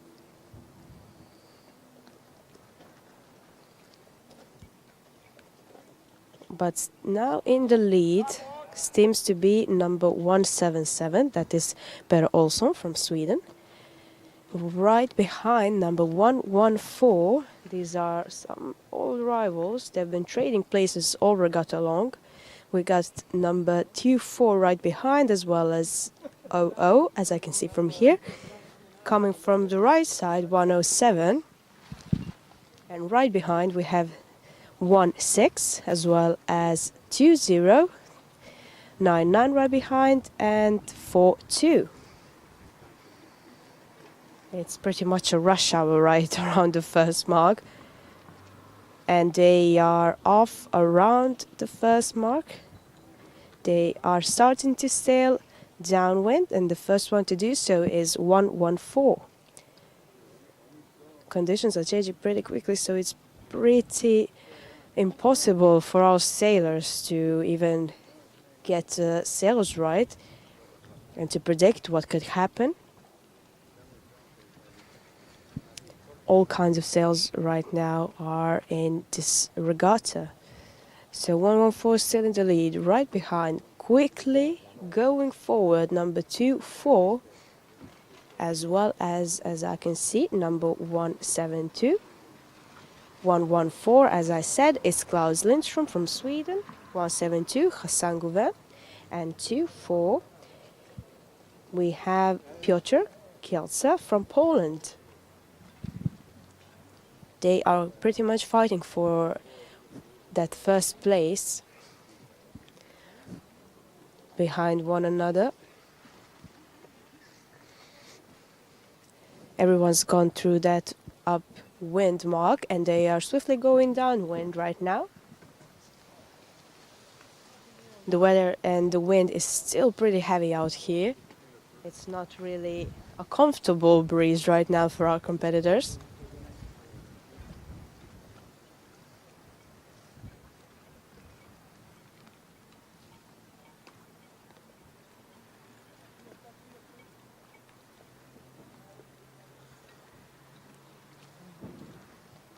Right now, as the sun sets on another day here in Rogoznica, one thing's pretty clear, that is that this fleet isn't giving an inch without a fight.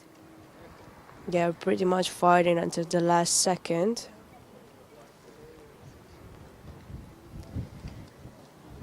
So 2-4 right now seems to be in the lead. He's chosen his way, pretty much going through that fleet right now. We'll see what happens and if that was a smart move or not.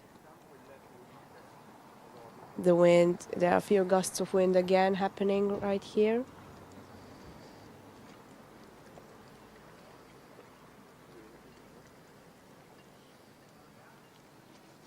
That was quite a bold move from 2-4. Again, we have some penalties going around. Some of the other boats are choosing to go on the right side with no fear, no hesitation. That execution was quite beautiful on the right side.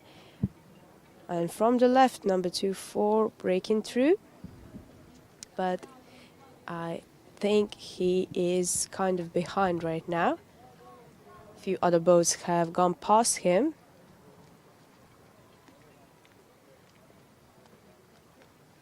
Going towards that upwind mark for the second time.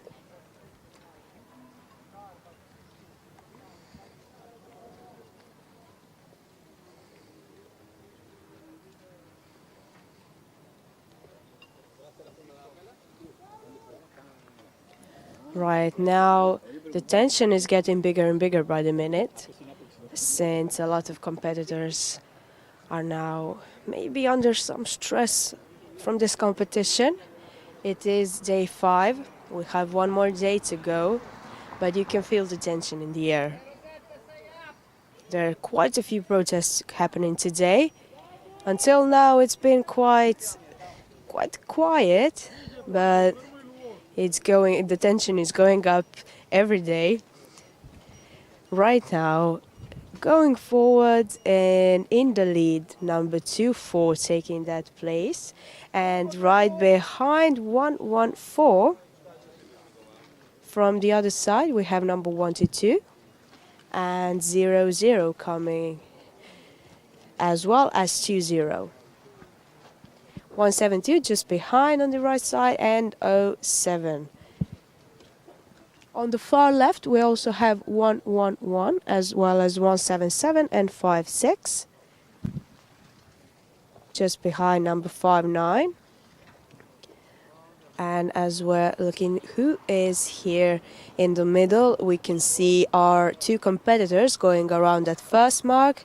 That is number 1-1-4 taking that first turn. Right behind him is 2-4 going around and starting their downwind lap. That is the last lap before the finish line. Having some troubles here, 2-4, but okay, they are turning around that mark. Most of the boats have gone around right now. A lot of shift is coming. Oh, no dive from 2-4, unfortunately.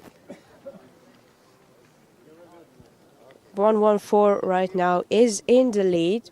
He made quite a bit of a distance from the second boat.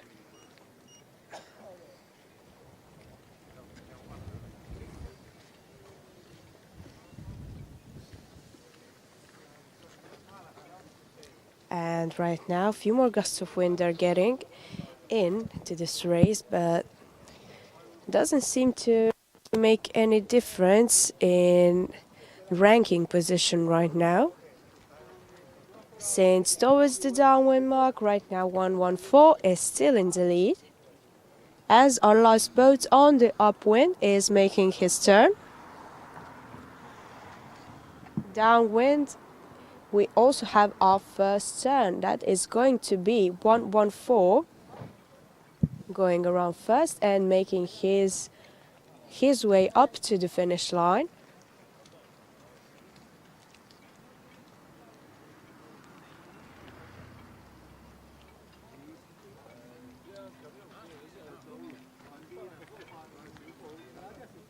There's a bit of a crowd going on right here, and each boat that went around the mark downwind is taking their own direction. We'll see who got it right, who gets more clear wind. But it seems like also our competitors are not sure, since everything is changing, constantly shifting.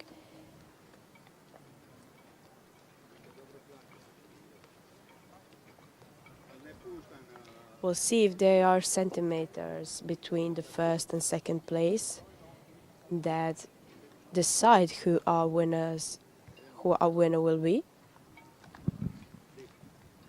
Some of the last boats are making their way around.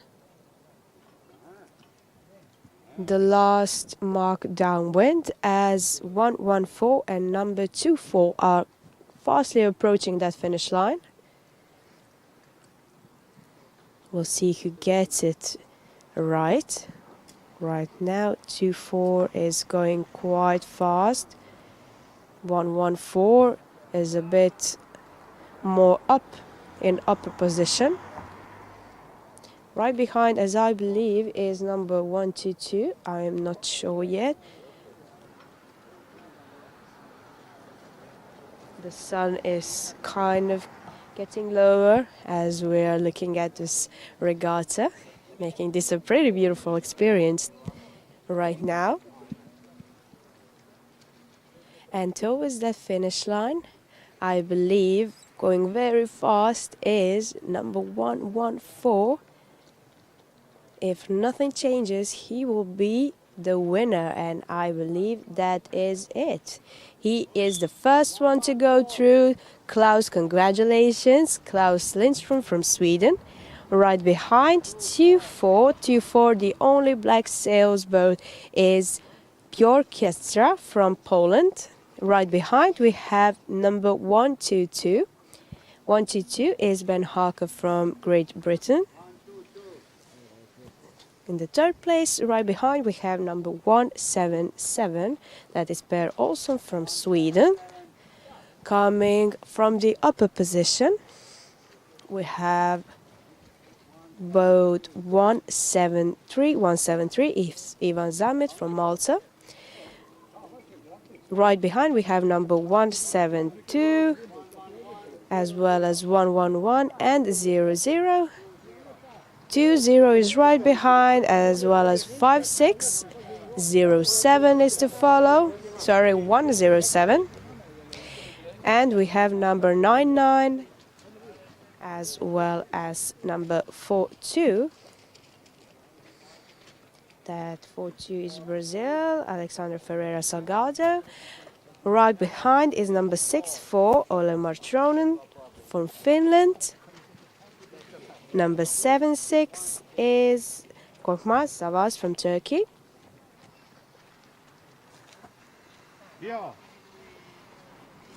We have 3 more boats to go. The next one is number 77.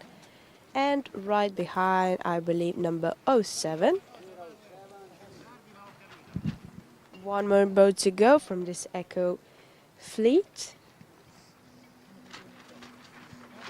This was a beautiful sight to see.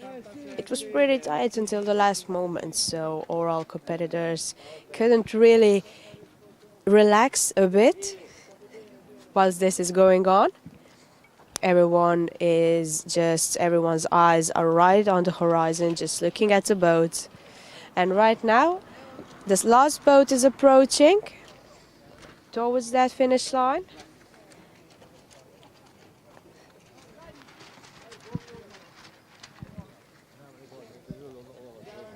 Seven, 8 is the last one to go.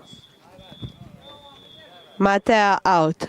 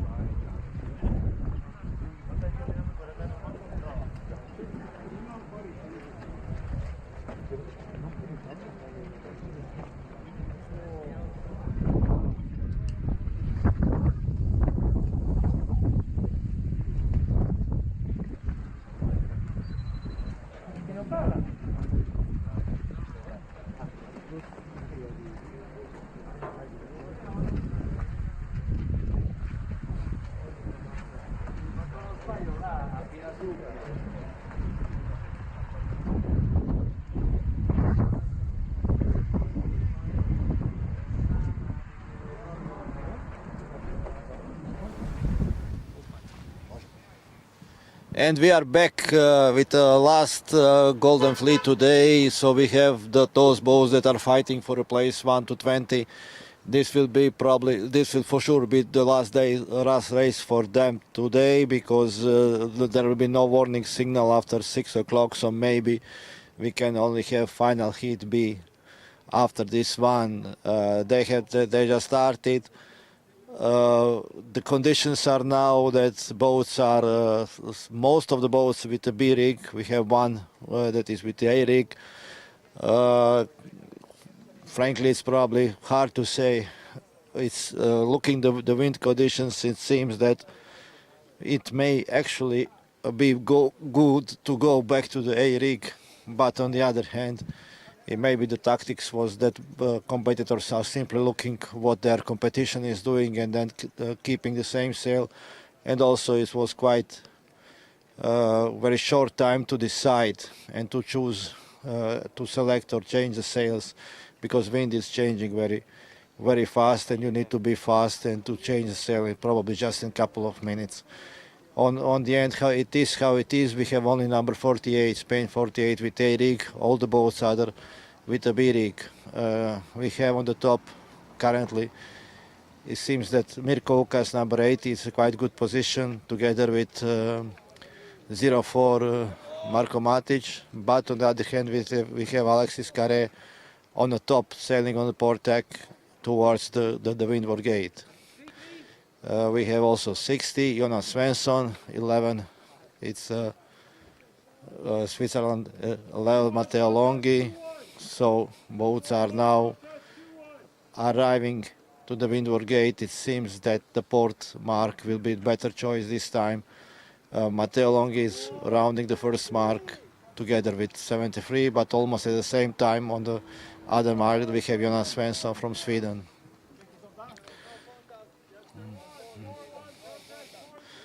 There are some calls for contact. We'll see what the umpires will decide. We have Matteo Longhi leading the fleet ahead of Alexis Carré and Mirko Ukas on the third place. Marko Matic on the fourth place, Robert Matulja keeping the fifth place.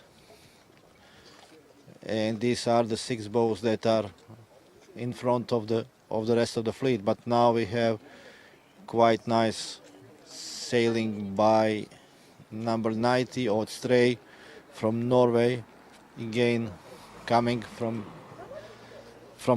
the course closer to the shore on the downwind leg, and then followed by Graham Elliott 109, and on the windward they are together leading boats Robert Walsh and Zvonko Jelačić. And actually I think this is the last race Graham Elliott climb up to the second place, but so the top 3 boats are somewhere in the middle of the fleet. Interesting now move from Robert Matulja, who is going further out, trying to get more fresh wind from that side and trying to round probably the starboard mark on the leeward gate.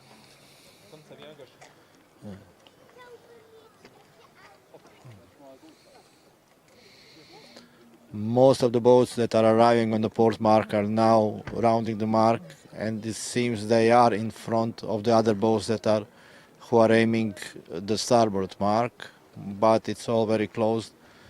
And it seems that, looking from the position where I'm staying, that the wind can be a bit stronger on the outer side of the course. So that's the reason why immediately the boats that were rounding the port mark were immediately tacking and trying to get again also to the outside for their forward side of the course.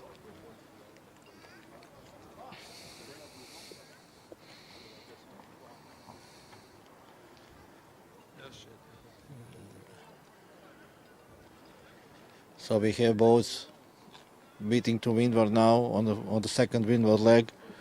It seems that Matulja did a quite good job with this maneuver that he did just before the rounding the leeward gate, and it will be interesting to see now the first crossing with him and the 73, Alexis Carré. He is behind, but I think that he did quite a good job from the position when he was before. We have now Jonas Samson from Sweden, number 60, also doing well on the progressing on the starboard tack. And at this moment, it seems that port outer part of the course is slightly better than choice than going closer to the shore.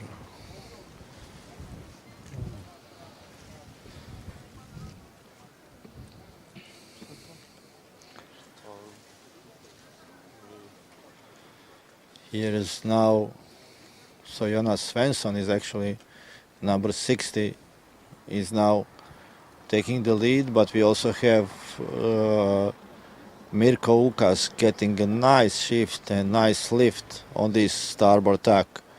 And Mirko Ukas, who was telling that he was not very happy with his races today, but it seems that he will have some reasons to be more happy after this race if he managed to keep this position by the end of the race.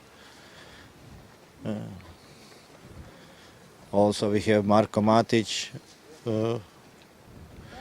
and Jonas Samson still ahead, Marko Matic chasing him, and we have Robert Matulja on 4th and 5th place, and Robbie Walsh is doing very well, now sailing his boat number 25. So Mirko Ukas is doing, I think he did almost perfect second windward leg. He gets a huge advantage so far, and he is just rounding the windward gate and starting and to create a huge advantage to the rest of the fleet. The wind is actually dropping, and it seems that on the end, maybe now in these conditions we are back to the A-rig conditions, even though the only boat that actually had A-rig is behind the fleet.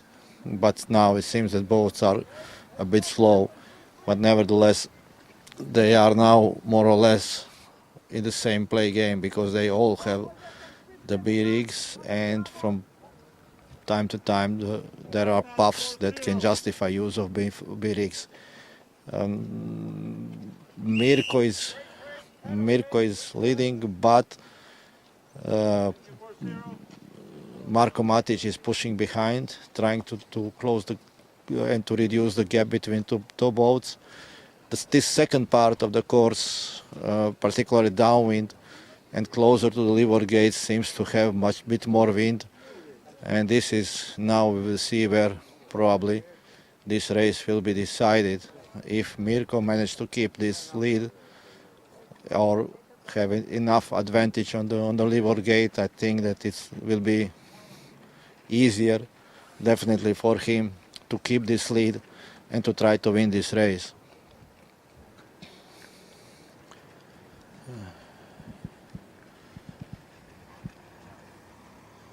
So it will be interesting to see which side of the course he will select to round on the leeward gate. It seems that he will go to the port one and closer to the shore. Marko Matic is following the same, and Rob Walsh on the third place is also doing the same. So they have now quite a good advantage over the rest of the fleet. The rest of the fleet is packing up again on the port tack, and just now some boats are trying to round the starboard mark, but there was some contact that will probably be resolved by some penalties will need to be taken.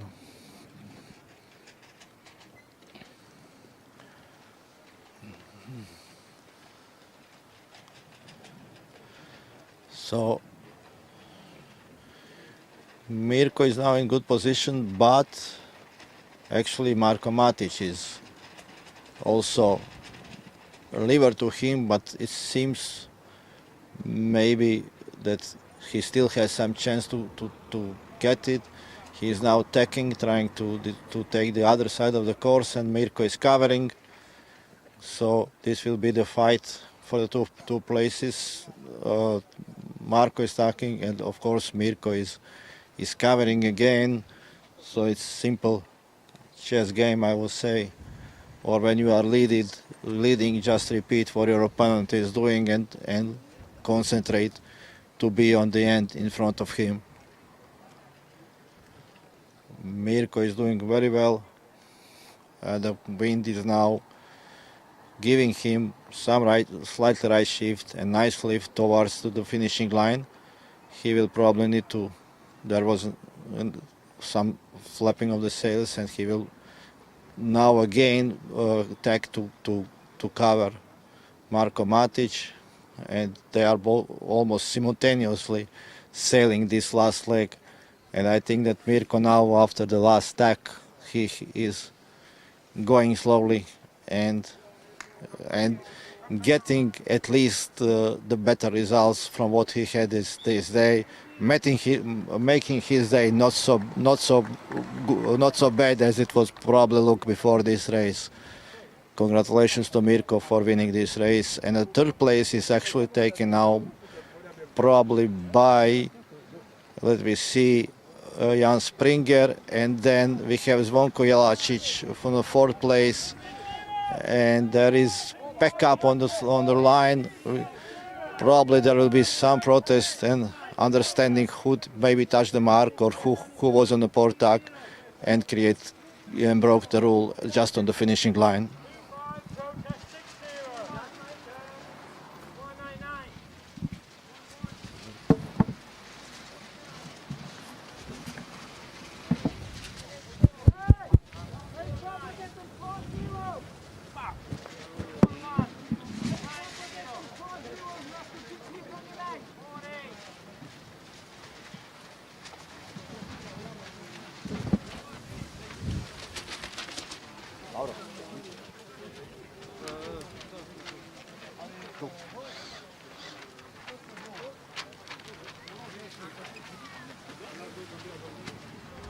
Ti reći samo kada.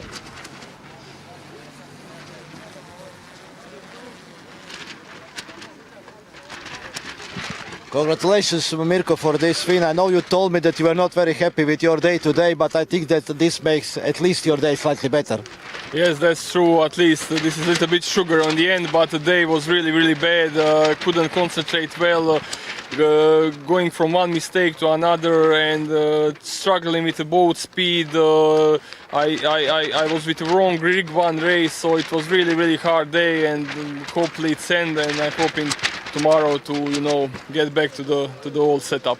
But what do you think now on the end of this race? Would it be better that you actually sailed with A rig, or you were happy still with the B rig? No, I'm very happy with the B rig. It was easier to control the boat, and it was still marginal conditions, so I will say the B was better option. There was a couple of guys, I think, sailing with a big suit. They didn't do very well. Okay, what will be your preparations for tomorrow? Do you have some particular ritual or some party, or you will rather stay and sleep? I think we have a barbecue party tonight, and then tomorrow we are going back. But it will be very short, and we will prepare for tomorrow. I think it's better to party and relax, because we still have final day, and good luck for the final day. Thank you so much. Thank you. Thank you.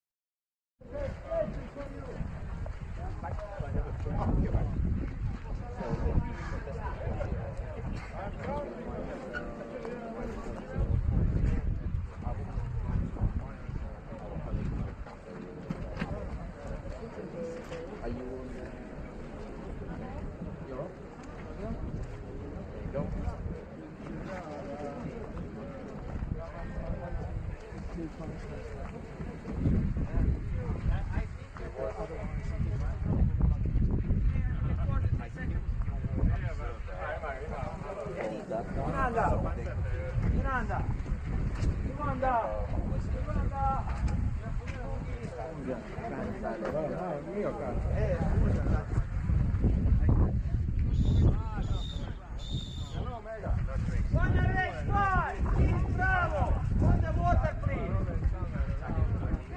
And this is last race for today.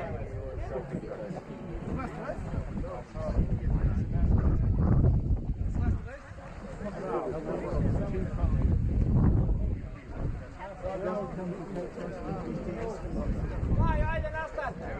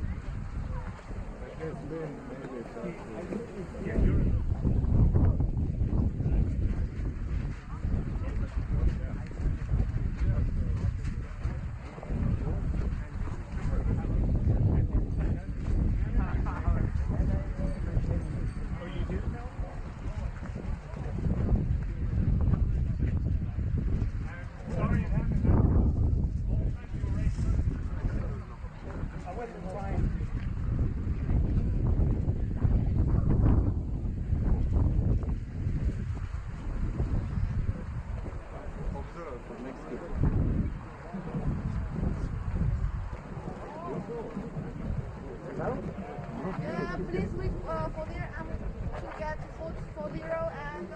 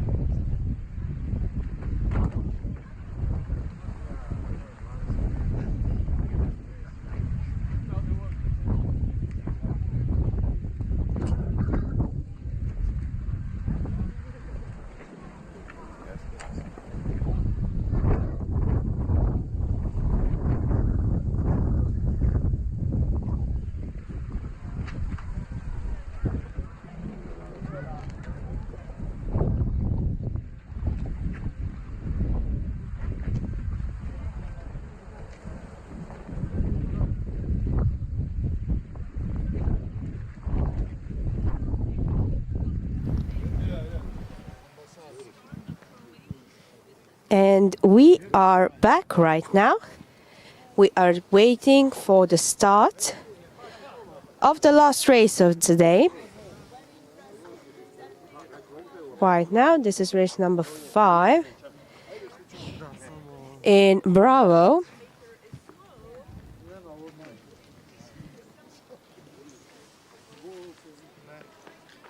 And they are off. Right now it seems to be a pretty clear start. As you can see, our competitors are pretty undecisive about which rigs they're going to use, since the conditions out here are anything but, you know, that anything that you can expect. Pretty much all our competitors are changing their minds about what sails to use until the last second.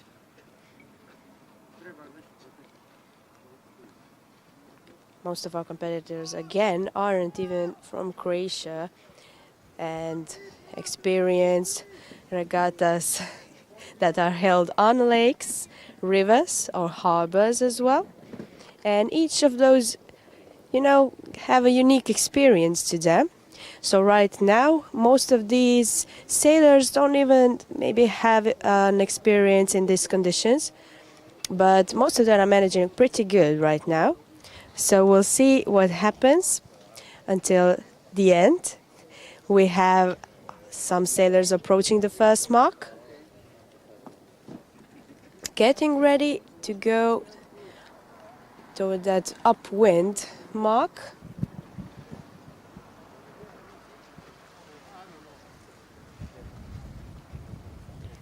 Just as wind is getting stronger by the second, a few gusts coming from all directions, so our competitors have a lot to think about, since everything could make a difference.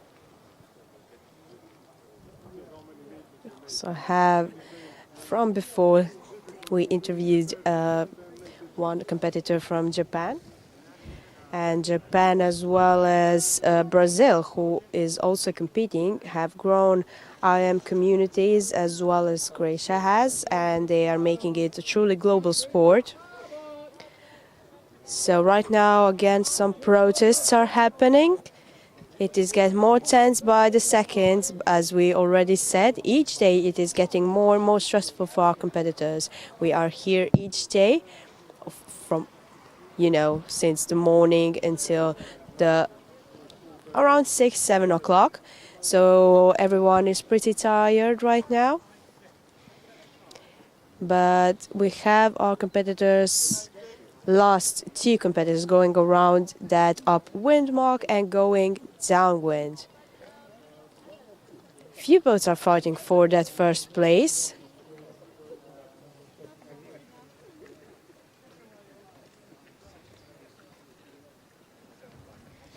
Right now, since the races are run in heats, our competitors are rotating between gold, silver and bronze as well. And we have like IOM usually does, attracted all ages of competitors, from, you know, teenagers to retirees.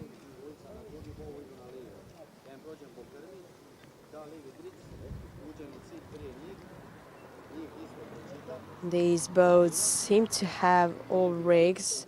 Some have A, some have B, because these are pretty unpredictable conditions right now that we have. Most of our boats have gone around that downwind mark and heading towards the second time, heading towards that upwind mark.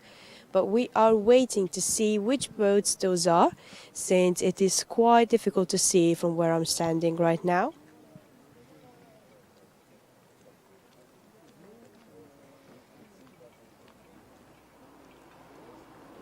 So, as I said before, the hulls, rigs and sails must meet strict class rules, keeping the competition far and accessible.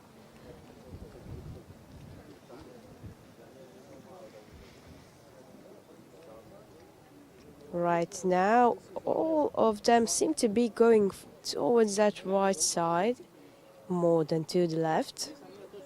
Few of them have decided on the left side, but we'll see who got it better. So that could be a high risk there, but maybe the reward would be the same. If this regatta gets any tighter, we'll probably need a photo finish on every mark. But right now they still have 2 ways to go before that finish line. They are, I believe, 2.8 or 3.8, but we'll see in a second.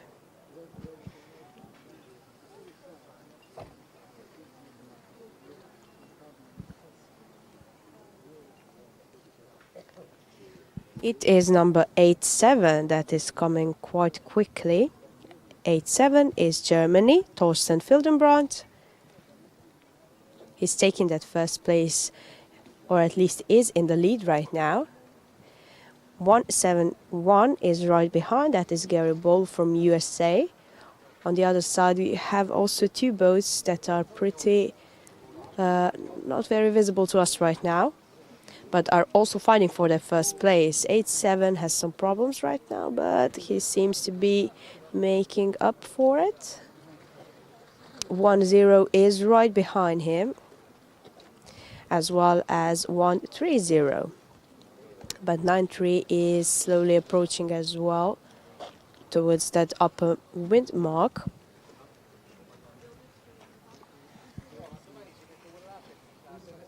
Right around that mark goes the first boat and is heading downwind. I believe that is 1.71 Gary Bowell, but we'll see in a few moments. Let's see if everything goes smoothly for them, since they are all seem to be going for the same mark. 2 or 3 boats are going to the right, everyone else seems to be going on the left. So we'll see if anything happens, if everything is clear. Right now, yes, no problems, and everyone seems to be smoothly going down. There has been some contact, but I don't think it's been reported. Everything is going fine right now, fighting for that first place. 1.71 and 8.5 or 8.6, as I can see from here.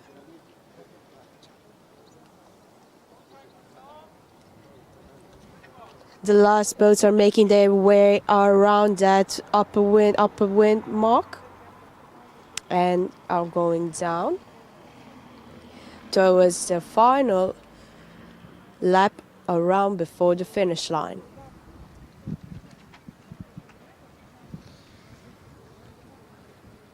So this seems to be the last race of today.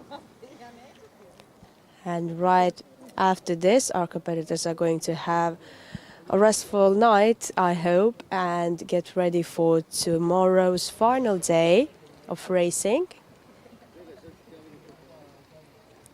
Right as we're speaking, the 2 boats that are in the lead have both taken their own way around the mark. So we'll see who will be more right in this case.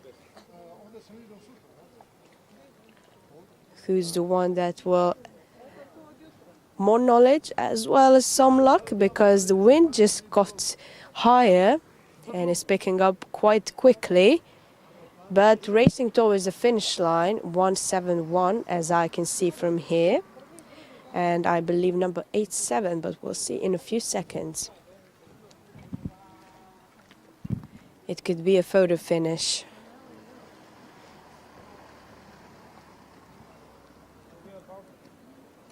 They are quite coordinated. One mistake could make quite a difference right now, so we'll see who goes which way and who's more right.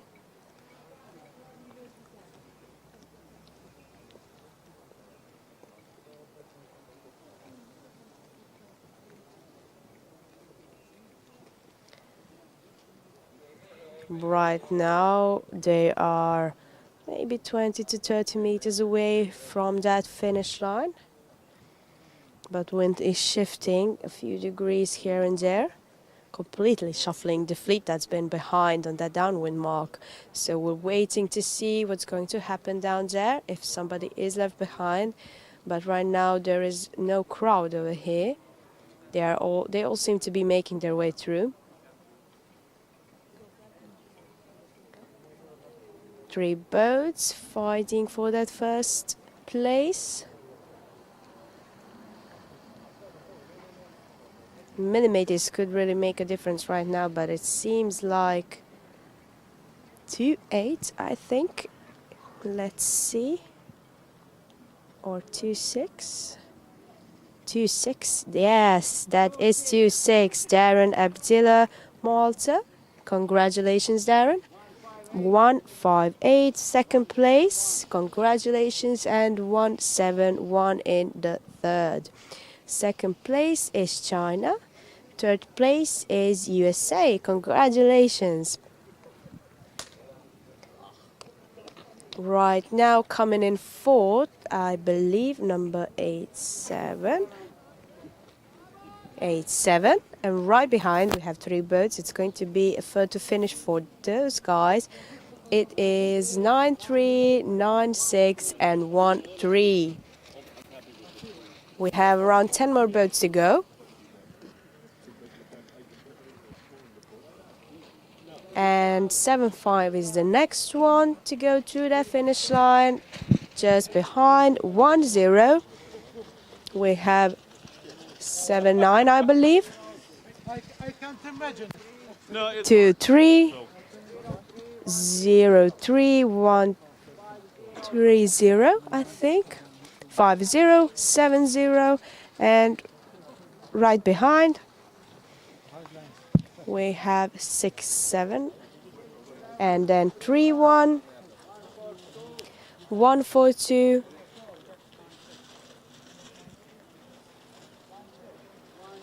1.96, and 1.2. So we'll be having an interview with our winner right now. Let's see if we can find Darren Abdillah, number 2.6, who is the winner.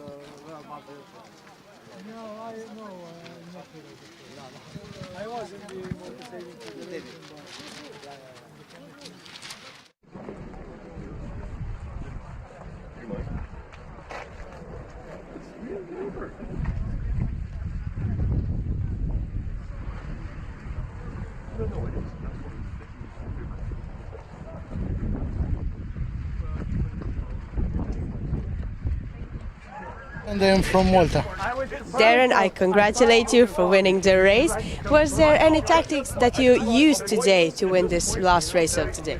So basically, I had to opt for a larger rig rather than rig B. It was a gamble, and well, it paid off. And I just had to keep the boat moving, technically. So because it was very hard, there were shifts, it's very shifty, but I managed to keep the boat moving, and well, I finally did it. And you did the right thing by doing so. Were you here in Rogoznica before? Is this your first time? I came here, if I'm not mistaken, last year or the year before. I came for the Rogoznica Cup, and it was very beautiful. I love the place, and definitely I will come again.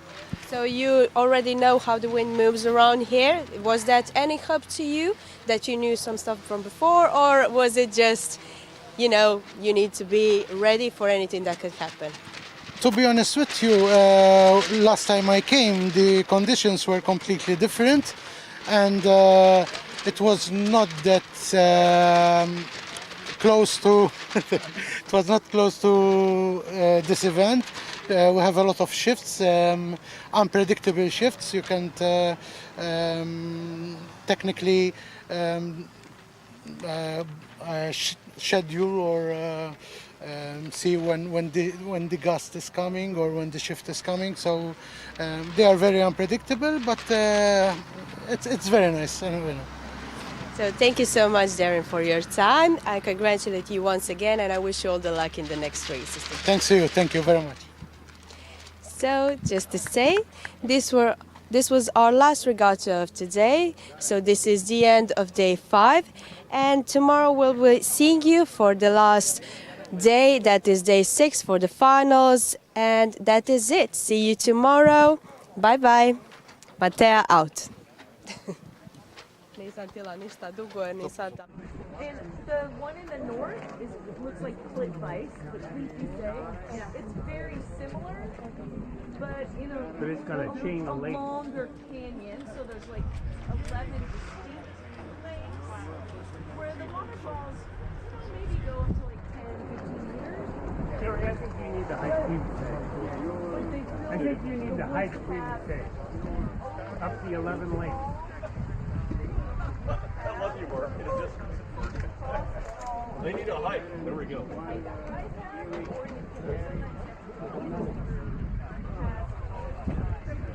I hear you. Oh, wow. It was nap time like 3 hours ago. I think that Coke helps it. That's what I got to ask you. Diet Coke and Coke Zero, it's the same product. Yeah, It is. Okay. If there is no... I think there's technically a difference in what kind of sweetener they use, but it's basically that. How'd it go? I'm bad on you. Good. You had a number one. Yeah. Oh my gosh, port tax starts. Port tax start. Move everybody away. Next race. See? Matteo! Yeah, port tax starts. Matteo! Puoi venire, Savone?